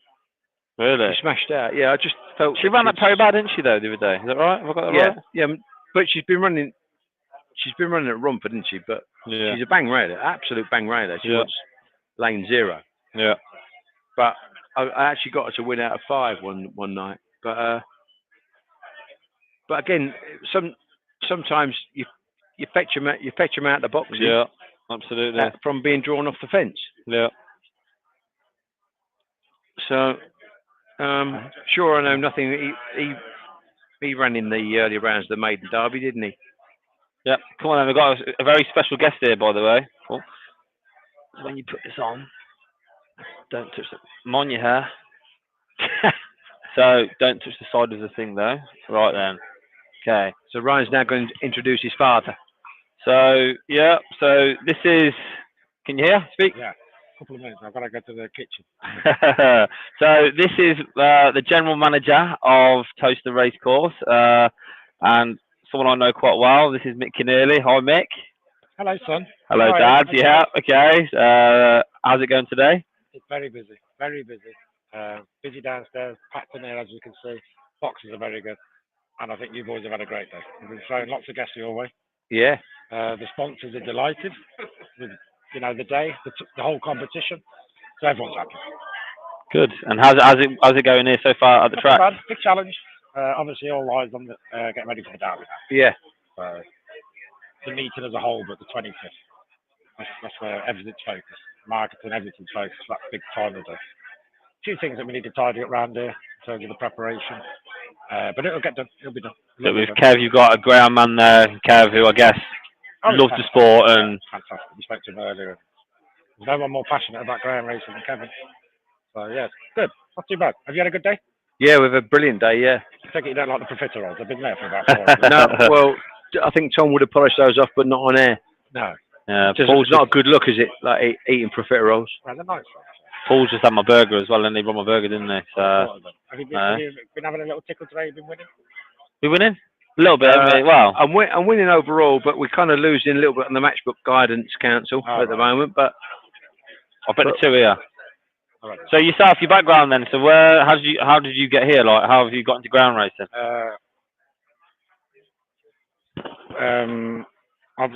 Obviously, my dad started taking me ground racing years ago when I was 9, 10 at Coventry. Then I ended up having a partnership in Coventry, 2008, running the stadium with John Flanders. And then I was out of it like you, Ryan, in football for 10 years. My background before that was sales and marketing. And then Christmas time, again, through Nathan, through Joe, through Ryan's relationship with Kevin. They wanted a general manager and they asked me would I be interested, and I thought, yeah, why not? I'll give it a go. So it's exciting. There we are, yeah, and I've been here 3 months. 3 months now. Yeah. We've made subtle changes behind the scenes, but there's still plenty that we can do and plenty that needs to be done. But it's still, there's no better track in the country. Anyway, it's a nice canvas to work with, sort of thing. Brilliant. Yeah. I mean, we brought a couple of marketing experts that helped Kevin at Oxford round last week, and they were just in awe of the place. Literally in all of the place. Yeah, I must admit, I always wax lyrical about the venue. The venue itself is just awesome. That's fantastic. I mean, it's just a great venue. But like I say to them when I was telling them that day, even if you come out here for a meal, apart from Ascot, which is probably 70 miles away, you're not going to get the views of this at any restaurant anywhere in Northamptonshire. No. Even if you come without the ground racing, you've got that, and then the boxes upstairs. So there's got a lot to offer. Yeah, they've got the best track. I think the potential here is enormous. Like you say, on a Sunday, people go to the pub on a Sunday club anyway and have food and stuff. Why not come here? Yeah. I mean, you put on fantastic food, good value, and you're getting intent for the ground race. And the best dogs come on a Sunday. Yeah. Because every Sunday you get top open racing. So, yeah, for me, I mean, it should be a busy track. Yeah. Hopefully we can get it there. Well, hopefully, yeah. All hands are on deck. Are you looking forward to Derby? Are we stressed? Is it? No, not yet. Prepared? Will be. Is it 2 weeks, 3 weeks? Starts on the 19th. 19th, okay. We've got a good team. Everything's getting organised as it should be. We've got some good staff here. So yeah, it's all go, but we're all looking forward. Make sure you get plenty of Guinness in for the final for when the Irish come over. That's what I'd say. Hopefully, yeah. Having been to a couple of other derbies, other tracks. Yeah, they didn't get that right. The weather will be nice as well. I've been to 3 finals and it's been scorching every one of them. Oh, you know that the first one. No, we don't do negativity on the show. The one rule of Watchalong, we don't do negativity, do we? We don't do negativity. No. I enjoy watching this, actually. I watch you on Fridays, obviously, the other nights that you cover, and it's good fun. It's different to what the other lad Joe does with the RPG TV. Yeah. It's more relaxed. Gloves are off, and you can speak your mind a little bit. But hey, listen, everyone's entitled to say what they feel. But it's great fun. To be fair, the lads that we've got and the guests we've had today, like with Kevin Boone, with Brad McNair, with Kevin Boothby. I know, I've been chasing them all around the stadium. Yeah, thank you very much. No, it's been great, but it's been nice. They've been honest. They've been forthright in their views. It's good. It's good. Yeah, well, you do a great job, and I mean, you've got a great position here as well. You know. Yeah, so I must admit, we came here when we met. Me and Lorraine came here when we met you. I got excited looking at it, thinking, what a great idea. Tom mentioned it, and it was like a light bulb moment for me because it was just. I think it's a fantastic concept. It's a really good concept. Great. And I know speaking to the lads from Matchbook, you know, they're delighted. Yeah, they're absolutely delighted. It's, how the day's gone, how the competition's gone. Even talking to Jesse May, you know, he's obviously part of the Matchbook team, and they want to do something for ground racing. A bit like what Kevin's doing, you know. They're for it. They're all for it. Well, like I said to him, you know, you get heavily involved in this industry, and there's plenty of people that will support you in terms of betting. Your awareness will take up, but the figures they've got today for some of the races are spectacular. Yeah, really, they are very good. Yeah, very good. And it can only get better. It's only because Ryan's tipping. Sorry? It's only because of Ryan's tipping. Yeah, the amount of people laying my tips are going through the roof, so that record lays. I am actually going to have to start studying the cards myself here, let me tell you. Yeah, I've been, no, we're doing okay. We're doing okay today, and I've betting two at a big price here. Huge price, actually, track two here. It's a monster price. I'm thinking now it's 7 to 1. I think it's a tough race. I think your value is any dog in this race is value, and I'm taking on track one. It's a good run for dog. I just think it lacks a yard of early for me against genuine sprinters. So I just think that there's plenty of value here in two. If you two can just find its trapping boots, for me at 7 to 1, there's worse bets out there for me. And do a save on track 4, not to see Gem, who's again if it comes away probably the fastest dog in the race if it comes away. But again, very hit and miss on the old trapping ability. So we'll see. I guess we will see. All right, good. Right, I better get off to my kitchen. Yes, thanks, Mick. Thank you. Yeah, all the best. You've had a great day. Father. Good luck for the derby as well. Enjoy. Yeah, thank you. Yeah, thanks for your help today. It's been brilliant. Enjoy. I was just going to try and get the betting up, but my technical advisor was absent for the time being. No need to worry. No need for concern. Here we go. So what we've done here, Tom, is we've had a little bit on Knock to See Gem, and we beat the price there as well. I like that. I like the look of that a lot. Yeah, so we've had 20 quid on Knock to See Gem, and we've had a tenner on Blast Off Mason just in case. Because Ryan's quite sweet at the chances of. And I like him as a dog, Blast Off Mason, but he never comes out of a box. But as I say, JIC, just in case. Just in case, guys. In case. And we are playing catch up here a little bit as well, but we are. But so we're not going mental, but the prices have allowed us to take advantage. Not to see Gem, we backed at 5.9. He's now 4.8, and Blast Off Mason we've backed at 8.6. He's 7.8. So we've got the value. Zari Rose is a big price. Everything's a big price. Honestly, it's one of them. If you've got a fancy in this, then it's wide open. Yeah, it's literally 4.2 the field, isn't it? I just need Blast Off Mason's probably the worst trapper in the race. If it comes away, for me he's got a great chance because I think he'll lead one up. One's a really good dog, good run for dog. I just think it lacks a yard of early against genuine sprinters. So do you think we should? Oh no, I was going to say save our stake on 5. We're too late now.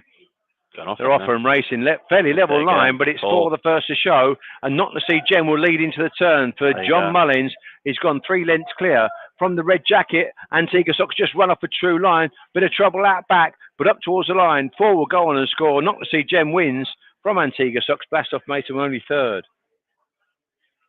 Called it. Bit of trouble there. But I think every dog's finish the race though. 2 just doesn't trap, and 4 said it level break, probably the fastest dog in the race. It was a good price. Did we do saver on that, Paul? Yeah, we did, didn't we? Yeah. Not to See Gem. Yeah. That was the bet, wasn't it? That was the bet, was it? Yeah. Yeah, with a scoresy on that. Great stuff. We're back in the game now. Back in the game, guys. We are back in the game. We're never far away, are we? Nah, we're always there, Tom. And we're always there. And there's a top race coming up now. But yeah, it's very messy at the back, weren't it? But I said Blast Off Mason just doesn't trap. But you rarely see the dog ping out. It's a talented dog, but Not to See Gem has been winning. I think that's 3 wins in a row now around here. And he led Fawn Rebel, didn't he, last week? Yeah, absolutely. 500 metres, yeah. I mean, he's beat Call Me Tom, Freedom Whiskey prior to this over 2 Ben. Freedom Whiskey is a really, really good dog. I'd say John will probably put him in the derby. I'd say. Tricky's going to come and join us. Come on, Tricky. Here he is. Here he is. He's got a pint in his hand. There as you well. go. You can take the hot seat. I'll get your headset. You all right, lad? We've got Craig Day joining us here, also known as Tricky, and he's got a pint as well, which I like to see as well. Well, has he pressed the button? Right, okay. We'll rejoin. That's okay. Right, I should be back. I'm back. Do the headsets on at a time.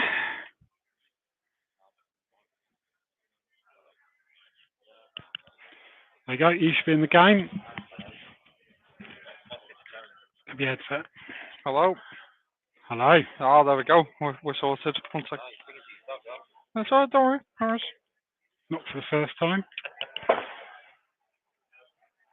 Peter, have your headset. Technology, eh? Are we in? We in? Yeah, we're in. There you go. My technical advisor. We're done. We're back in the game. Has just sorted it out. We're joined by Craig Day. We are indeed. How are you? Who's absolutely friend of the show. What was the crack today with the tipping contest at Doncaster, Craig? Oh, fucking hell, here he is. No worries. He's won one competition in his life, and here he is. He's going to give it absolute beans. And I've never liked him before, and you know what the worst thing is? I don't like him now. Love it. You're not bitter though, no? No, I don't bet to Doncaster. Terrible place. It's awful. And tell me, have you had a bet today at Towcester? Yeah, I have. Yeah, Majiko for far too much. Oh right. And I come off on a shaking like it's fucking shit. Like, gamble responsibly, people. No, don't be shaking. No, don't. Bet far more than you can afford to lose, and then just come off and just be like, shit, this is no good. Fucking hell. Stu was like going to me, he's like, you didn't enjoy that? I was like, no, I didn't. I was like, fucking shaking like a chicken dog. But you're winning, right? I'm in front, yeah. Unfortunately. You having a good day? Yeah, it's been good. Yeah, honestly, it really has been good. And what's the crack with the dogs with Stuart Ty? I've put a few dogs in with him because he tries, and and I think he's a good trainer, and I like him. And have you got anything good enough for the derby? I was hoping, or will you enter anything for the derby? Put it that way. I was hoping Galvarino would be, but Galvarino's probably not. He's probably more of a 6-Ben dog, to be honest. Yeah. And he's getting that way now where I can't have him for the derby, to be honest. Yeah. Even though he got to the 4th round of the Irish, and it's a shame. It is, but I can see where you're coming from. He doesn't stay.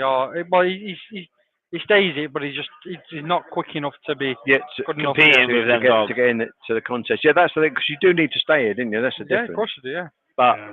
But you can get taken off your feet, and then. And you're not quick enough when you get round the sort of second bend. And He's done what, 29.71 round here is his quickest time. He has, but he's not good enough. For me, that's my point of view. I think he's not good enough, and you want to be doing 29.50s, 40s, don't you? Really, I think if you're serious, you're going to enter it. I think it sounds shit, but sometimes you think, well, he's this and he's that, and he's bollocks. What he can do is 29.70 in the solo, but he's a 30 dead dog. Being honest. What's his best trip then? No idea. 600 meters. 600 meters. Yeah, be honest. Okay. So you're in trouble then, really? You were in the wrong country then if he's 600 meters. We'll take it to Monmouth for a 6:30 maiden. Okay. Yeah. Okay. Even though he's not a maiden, so yeah. We need to find something for him to be, really. Yeah. He's He hard. must be He's coming hard. up to 3 now. And what about the couple of Yeah. new dogs you got? That Kate bitch you run today, I think she's run great. I think she's in a puppy sprint and she's shown really good pace and she's one like. I mean, I'm not saying she's like anything special, but yeah, she can run. You know, she's got a bit of potential, sort of thing. Yeah, yeah. She can really run, and I Yeah. think I do like her quite a lot, to be honest. Yeah. Which sounds soppy and it does though, doesn't it? Because if anybody else sat here, they're going, "Shut up, you fat cunt!" Like, Let's be honest. Yeah. But, yeah, I do like her, and I think she's decent enough, and she can run a bit, But she just got out iconic today, didn't she? Yeah. That's what she did. And yeah. the rest, Out iconic. She was, yeah. I bet her today, like at a fair price, and Yeah. I can deal with that. Craig, what do you think of Space Jet in the next? I'll be taking it on. Like, I Me really too. would. Me Yeah. too. There's a lot of pace in the race. I'd be massively taking it on because I've seen the middle. I think it was the 3 that.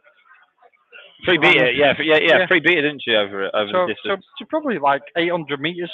Yeah. And 3 hasn't had a run though for a while, has it? So you imagine No. it probably wants it. I want to take it on, but I don't know what beats it. 2, 5. 2 or 5. Why would 5? Why would 5 beat 1? Early pace wins races. Yeah, she's already beat it. Yeah, she's already beat it over She's course and different level. distance. What you don't realise is she's a special bitch. She beat it over course she's distance. different legs to these. It was a 4-dog race, and she turned second. You're trying to get her beat, and she's different gravy. I absolutely. But look, I'm trying to make it voice of reason. She beat it 5 lengths. Yes, it was the first race, but it was a 4-dog race, and she turned second. Well, look at the dogs like look at Savannah Spartacus. It destroyed it to about 850 meters. Because that's over a silly distance where Savannah Spartacus could lead over a slow field. Different kind, yeah, different. That's the answer, and Space Jet's probably improved since then, by the way. Hmm? Do you want any more reasons? So basically, then you're going in, are you? You're betting Space You're Jet. betting it. You're betting this price. I fancy her strong, yeah. Odds on? I think she's different. I think she's different legs. No, she is different class. I'd certainly bet 2 and 5 at the prices. No, I wouldn't put you off betting 2. You have how many beers though? On the leadability factor. Too many. Yeah. Don't gamble and drink. What are you saying? Yeah, you should really, but yeah, that's exactly what you should do. Double down on your thoughts. I think that you could take her on here. I think so. I made odds against. I'll be honest. I thought 5 to 4. Yeah. I thought 2 would be shorter than it is. My worry is in the TV trophy. She got going so late. She did get going though. She did get going. But too late. Does she know where the line is? I suppose. Yeah, I'd say she might do. Does she know where the line is? I think she might do. Yeah. Because if she does, she's a bet. If she doesn't, she's probably not a bet. Where's she turning? Where's she going to turn in this? I mean, she should sit in behind, follow around, and take off. Everyone thinks that, but I don't think she's got that sort of pace. I think she's just a missed break, drop yourself out of the back, and I think I genuinely think in the TV trophy final, I thought she was like an absolute certainty. I really did. But like tonight, I just don't think she's. But then this is not her trip. She did have 100 spots on anything else in the race. Yeah, that's a fair point. How did she go off 5 to 6 in the heat of the TV trophy? What are you saying? Come here. I think there's value in 2 or 5. I just think there's value in something getting off the front here. Yeah, I agree. Savannah Spartacus, I think I watched this last one against 2. It looked like it needed a rest. It's a young dog, but it's got a full Space Jet. I'm not being funny. Spartacus, like, literally led it to a million Good dog, miles. Spartacus. Yeah. Good dog, Spartacus. And it led it to a million miles. Like, it's such a better. I mean, how could you turn around and say, like, over 712, if you was going to watch these 2 dogs, like when they met over whatever it was, like 1,000 meters? Yeah. That how Space could Jet you turn around and say, like, Space Jet will Well, 7.8 spot. and 1.91. You You just wouldn't. turn around, you were talking bollocks, weren't you? Yeah. So SpaceJet Toaster 43.20 off the 16.51. Yeah. Baggio's Champ, quickest time would be 43.30 last week. 43.31 off the 16.13. Yeah. Then we've got Savannah Spartacus, 43.69. Yep, that is the quickest. Off a 16.58. What's all they got though? Like, he's literally them, Move like, over Joni hasn't been round. no, it's been Newcastle and Sunderland and all that bollocks. Yep. Yeah. But it's gone off at Sunderland at 16-1 and 20-1 the last By two the way, races. Not done a lot. Hold on. Doncaster judge joke. 43.63 Birds Elite. Good job liking it. Oh, dear. Good lad, dude. Doncaster's dead.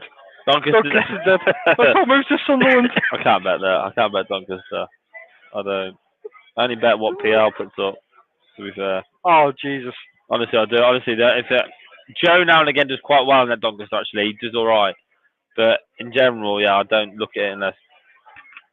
I just find the A1s there and stuff. They're just tricky. Yeah, but you don't want to bet A1s there. You want to bet D4s and... I only bet A1s, A2s. B7s. That's all I do, really. PL knows what I'm saying. Yeah. He's fucking pissing himself. He's going, them A1s are shit. You don't bet A1s, sir. No, don't bet A1s. No. That's what I bet overall, though. In like general, I bet A1s, A2s everywhere, and just try and find dropping class or something. I do quite well off it. I do well off it, like, because there's like at Hove, say there's like 5 grades in A1. If I can find a dog that usually runs in a second highest A1, that's thrown in the 4th highest A1, and it opens up 3-4 to 1, I know that I'm getting value for my money. Yeah. Would you not see him play like the D4s where there's like a D7 and a D like 2? I just find with you mean like betting puppies and stuff like that? Oh, just whatever you think. Yeah, if you see something that goes like you can do 1640 rather than. I was hoping it's going to go evens here, but it ain't going to go evens, is it? No, it briefly looked like it was. Yeah, it did. Yeah. Coming here from Stephen McPhillips, who I think's been with us for the full 4 hours. Top man. Stephen's he's from the part of the Edinburgh Mafia. Okay. I know Stephen well. Superb day, lads. Last race for me. It's small bet on Spartacus. Love it. I've got no idea. I really want to have a bet here, but I just don't know what my angle is. I'd say about 5 and 2. That's my play. Being honest. Yeah. I just want to be against one. The leaders, you want to be on the leaders, yeah. Yeah, I just want to be against the red, like, because I understand that's not a bad place price. 2.7, 2.8 Burgess Elite. I understand the price of the red, like, but. So what price Elite is to place? 2.7. Yeah. Not bad, is it? Really? Not bad at all. Is that what you want to do? No.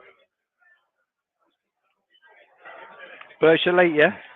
I think Elite's the most likely one to threaten SpaceJet, unless anyone thinks otherwise.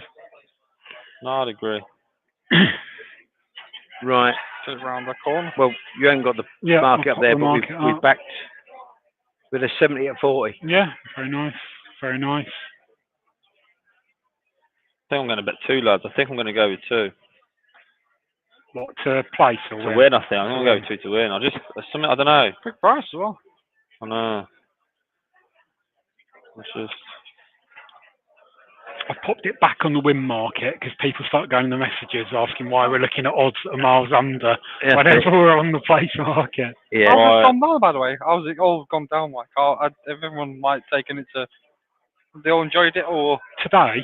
Yeah, seem to have done. Yeah, we've had connections today as well. You know, like even the winning connections came on before and after as well. We've had the Greyhound Derby trophy on here as well.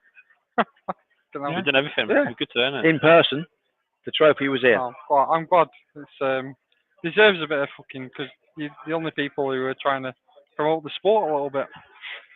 We try. No, it's been well received. We've had quite a few viewers and good bit of engagement. Right, going behind. Dylan, quickly. What Dylan said. Baggio's a very underrated dog. I'll bet He 2 is, and yeah, 5 no, here. I agree. I'll bet 2 and 5. I'm with you, Dylan. I might lay 1. Right, I'm going to have a score Right. on 2 as well, just in case it Hey. leads off. Hang around. Top Right. race though. Top race here. I've had a score on two as well in the win market, Tom. Oh, Very there we good. go. Very Because good. we can't get the price of space yet. What it evens, we ain't got it. If she wins, she wins. We all want 5. The Matchbook Betting Podcast Stayers Trophy over 712 metres. Good luck with your bets. On 5. Short price favourite in red. Gets a moderate break space jet and outpacing to the turn. And it's 2 the first to show. 2 Baggio's Champ will lead off here. From up on the outside, Burgess Elite. In behind these then comes Savannah Spartacus. And the full circuit to race. And 2 is in a hurry here. Got on the bike, Baggio's Champ. A winner last week goes 2, 3 lengths clear from Burgess Elite in second.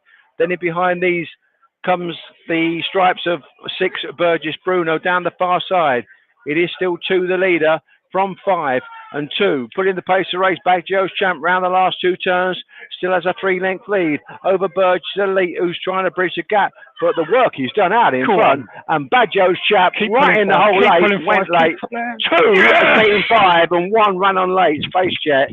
The lad's got it right here. It's all about prices. We get the win. We get the price. We get the win. Easy game. It's never Easy. over until it's over. Easy this game. Piece of piss. She's done running, but Right, she's Tom, right in the hole, down to that man, Baggio's. Right in the hole. Oh, Dylan, was it Dylan came up and said? Yeah, it was. We'll give it a Dylan. Dylan was the biggest after. No, Dylan, fair play to you. You're on. I have called that the second you sat down and said 2's the first time. I'm going for 2 here. Oh, I love that. There's 2 dogs in the race. That's why I love Graham racing. That's why I love Towcester. Brilliant. Oh, Brilliant. Right, 'cause it gets dogs beat. always. Good evening, viewers. Get the fuck. Isn't that great, eh? Bet the winner and bet the place. Nice. See ya.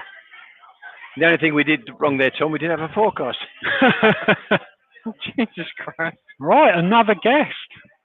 Oh, we got Nathan Hunt. Roger cunt.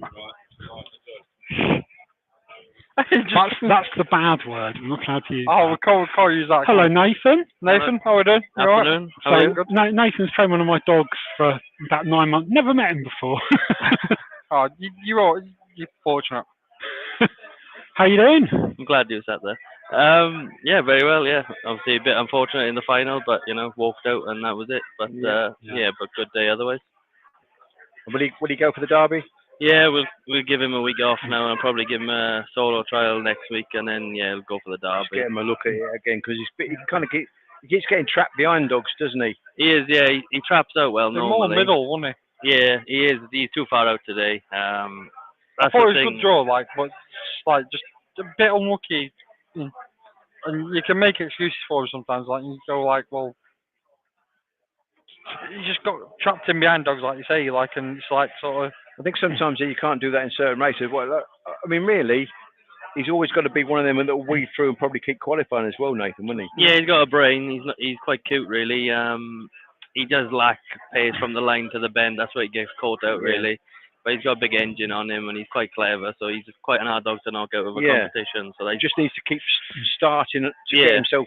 Because when he puts himself on the back foot, and then he has to negotiate a path, then you're not really going to win the race. But as you say, he's probably then going to hopefully still have that ability to keep qualifying because of his sort of class, really. Yeah, that's it. Yeah, I think he's more of a short, sharp 6-bend dog, really.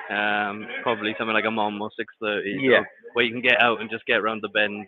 But yeah, it's the derby, so we'll have a crack at that first anyway. And have you got anything else for the derby? Dapper Rodney, who I thought was a little bit unlucky today in the first. Yeah, well. I think if he was drawn the other way with the one dog, he might have gone round. Yeah. But he's a fast dog. Just getting him right, really. He's a bit vulnerable when he's in around dogs. He's not the bravest, but when he's on the bunny, obviously, like a lot of dogs, he's very fast. Very quick. Yeah. So he's a nice dog anyway. And hopefully we have a good run with him. So there'll be your 2 for the derby. Probably, yeah. I might trial a couple next week to see how they go, but realistically, they're the only two main names. And in general, how's it been going? Yeah, going really well. Probably for the last couple of months or so. Started the year quite slow, but yeah, the last couple of months we've been doing well at Romford, especially. So, yeah, banging in the winners. Yeah, we managed to get a win out of Court and Steel, so we must be flying. Yeah, exactly. Yeah. Miracles happen. Well, yeah. So. On barmaid as well. This is unbelievable. It's a great setup here. We've been very well looked after. Thank you. Yeah.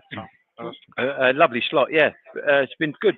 We have quite a good support from owners and trainers, and obviously you probably know Jamie Kingsley fairly well, do you? Yeah, know Jamie well. Yeah. Obviously know his mother as well, because his mother obviously works for Stefano's, the vet. So yeah, I was pleased for Jamie to get his first category one. Like, obviously, didn't want to. If I wanted to win it myself, but if anyone else, then I'm glad Jamie won it.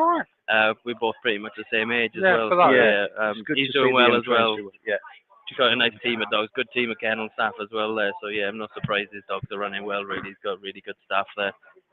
So yeah, good for him, and I'm sure he'll kick on now as well. I'm sure hopefully the standard of his dogs increases as well. Yeah, that will help. And have you got any sort of young dogs yourself? I know you got the Wahida litter. Yeah, we got Wahida litter there, 10 months, with Droopy Sydney. Big dogs.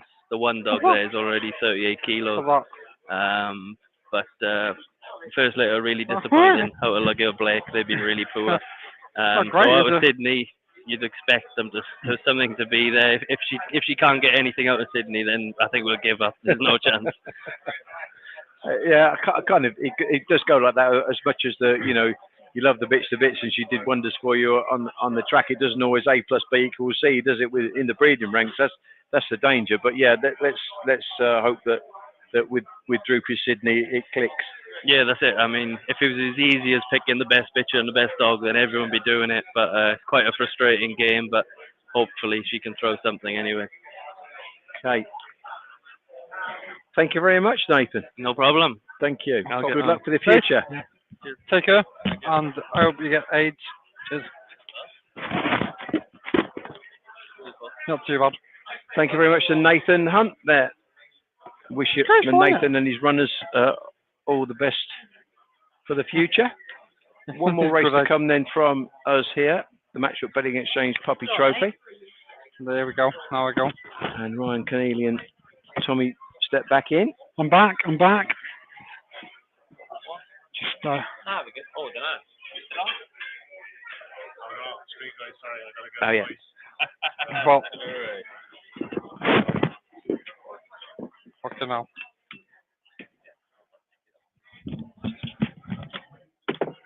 What do you like here, by the way? Sorry? What do you like here? What? What do you like here? What, Towcester? Oh. No, just in general, you don't. I like chop six. Yeah. I like chop six, yeah. It's a really winnable race for it. I think the red's a massive price, huh? If you fancy something else, there's massive value in it, but 29, 30, I mean, trial time is irrelevant for me, to be honest with you, but I just look at it, and it ran well at Hove last time in a decent-ish race. It will lead 5. You would lead 5 up. In the state you're in now, by the way, you'd lead 5 up. Ran well last time 5, but you'd lead 5 up.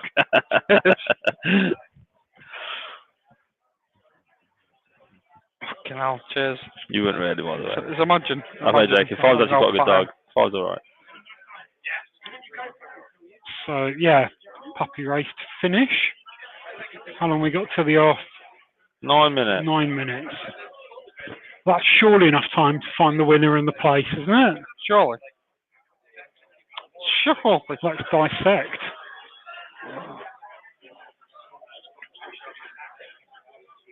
Let's go. So we've got Skywalker Mint, Ted Soppet, Newcastle.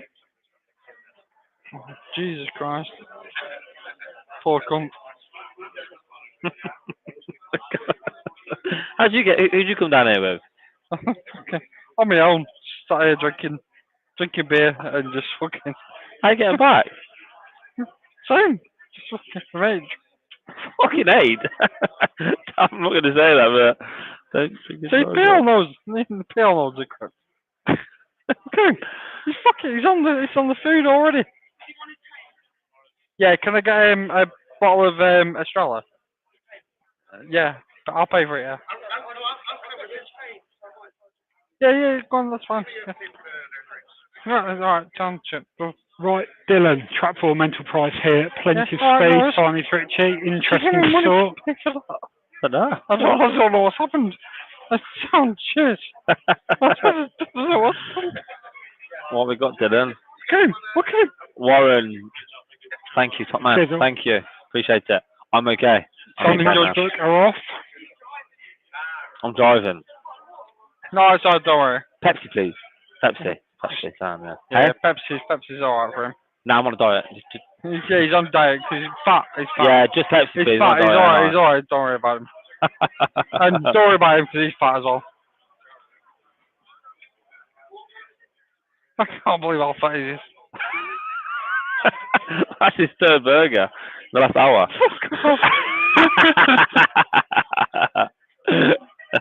It's the same burger. He's just a professional, PL. Can't step away for Just too a long. proper eater. Yeah, a proper eater. Dylan said get a coffee. A strong black coffee. Someone get Craig a black coffee. What's he trying to say? I don't know. What? Someone else has noticed similar. Tricky had a few. Oh, well, true story. Yeah, it's a bank holiday. That's fucking correct. What do you want me to do? Just not enjoy myself?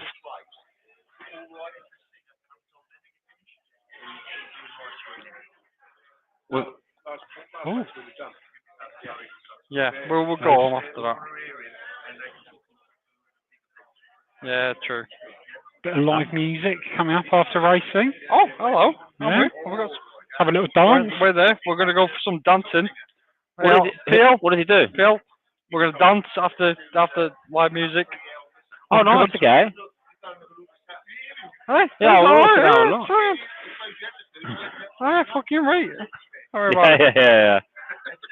Tom's not going to dance with me because he turned around and said that's not his thing. But you know, Phil said he will. I'll have a little waltz and we'll go from there.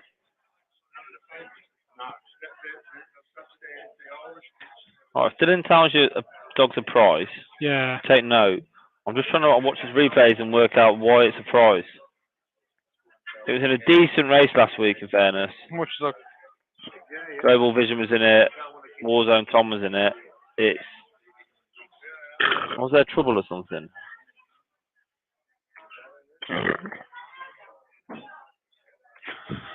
I just don't. Yeah. No point bothering. You've had a good day, you have, haven't you? I have had a very good day. There's no point bothering with these Irish people because they're never wrong. Never wrong? No, they're never wrong. They get it right. Look, they're Irish, isn't it? Yeah. Don't, honestly, listen, don't ever try and communicate with the Irish because they are Just never go with what wrong. they say. Yeah. I'll tell you what, just turn around and say, like, yeah, you're always right. And we'll all sit here and go in awe and just do that. Now, you're wondering why we've backed that, PL, and it's because Dylan's told us to. Oh, well, I don't mind that. When Dylan tells you something, Dylan's yeah. word. That's reason enough. Dylan, this is on you, by the way. One of the finest judges who watches. Have we had enough fun? That's the question. Is there anything else Right, anyone more fancies back in this race? More back in. Back in the 4. I'd say about the bottom here, like 4.4. Alright, question for you. If Drumcrow Brent was in this race, what price would he be? 5 to 4. Okay, 5 got beat a length by it and did go toe-to-toe with it. Yep. No, not 5, sorry, 6. Sorry, 6 went toe-to-toe with it. We nearly went the run, didn't we? Sorry, 6 went toe-to-toe with it. And it's done a good trial. Again, it's a trial, but... What do I know? 5, does 5 want to be in 5? Probably not. I'm going to take a chance on 6, to be fair. 29.35 is a naughty trial, and it's the only wide runner in the race. Can we save on that into him? Yeah. Just a wee little save. Just a wee little save on 6, I think, lads, for us. Let's all go bottom. Just pass it through, don't worry. It's alright. Not to him. Don't worry about us. Yeah. Come and show your proud. face. Show your face. Say hello. He's not proud. Say hello. You've been left hanging, Tricky. There's nothing worse. There you go. There she is. There we go. Don't worry about it. Cheers, Thank Dave. you. It's been a very Said that professional day up to Yeah, now, that's Chucky. It's good. Good you brought us back to our normal Get him away level. from us. Get him away from us. Get him, go away. Joe, go away. Go away. What do you find? Hey? Yeah. We've got 4 and 6 here. I bet 6. They're all on 4. Scott's on 4. Should we have a few quid more on 4? Yeah, we should. We've had a If few he's quid not on more 4, on we should. Oh, there we go. That's what I was looking for. Bit of confidence, yeah. Great mind. If Great Dylan mind. says bet it, we've got Well, to bet we're it. finishing the day in profit, whatever happens. So this is a Brucey bonus. All right, come. Where are we going? Due to the fact that we listened to Craig and took on. Yeah. I am more than happy to take no credit for that. I'm more happy to take no credit for that. Bad Joe's champ, because it was my shout. I'm just gonna say it now. You know what? Fuck it. It was my shout. You were going big enough Burgess Elite, weren't you? I was going anti-Space Jet. No, he said 2 and 5 against Space Jet. He did, in fairness to him, he did. It's alright, just come fat. It's alright. No worries. And we got them Don't right worry about around. it. It's just that the way me and Tom played the race, we got it twice. Yeah. Yeah. Yeah. There we go. Fucking hell. We got it twice. I don't know whether to do the last commentary in the style of the Colonel. No, don't. He idea, is commentating here. Yeah, I know. You can't hear him here, but you can hear him in the toilet. Can we have like? That's about where you should be hearing him. Yeah. For fuck's sake! I thought it was like a nice. We're very inclusive there. Approaching. I thought he was like a dead nice, dead nice person. He's not. He's just a fucking horrible bastard. It's yeah. You should have like him, innit? I'm like you. Just tell it like it is. What do you mean? You say it like it is, didn't you? No, I'm just such a nice family pandy. Right, they're going behind. Not on the screen. I can see them out the window. From your privileged position. That's easy for you to say. Skywalker Mint, Ted Soppet. He's got to stay till the last. Savannah Bamber, Diane Henry. Slaney Side Harvey, Seamus Cahill. That'll go Wallop. Money for that. Some money for that.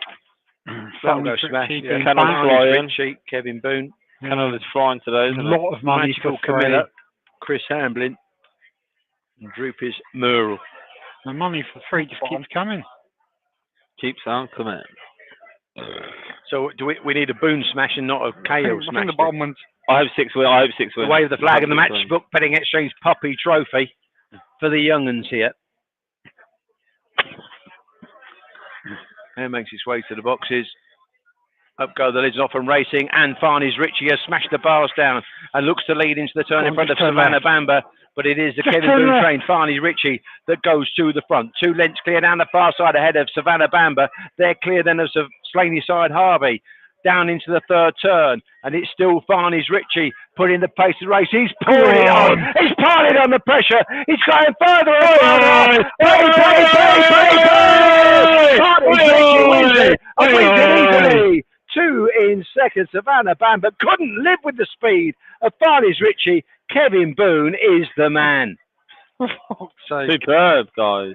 Superb. And so is Dylan Fitzsimmons, by the way. He's shit hot. He's shit hot. Race over at the traps. Dylan, fair play to you, lad. Tell him he's a cunt. Dylan, don't say. No, I can't say that because he's not, is he? He wins, don't he? You know what I mean? He's alright. 6 has run well. I'm going to say 6 has run well. No sort of a run, walked out, ran on okay, but race over at the traps for bang. Okay, superb. It's amazing you outstart a KO runner, really, isn't it? I know. And my mate just had his first 5 winners of the year, by the way, in one day. So yeah, over there. Never wins at all. He's had 5 winners in a row here. So very good. Well put. Oh, hey, finger on. All right, the band is about to start, which is probably our cue to end. Yeah. Let's go and get some the live Thank music. you very much. It's been a pleasure. I've really enjoyed this. By the way, boys, We'll see you later. Bye. Bye. Bye. Bye.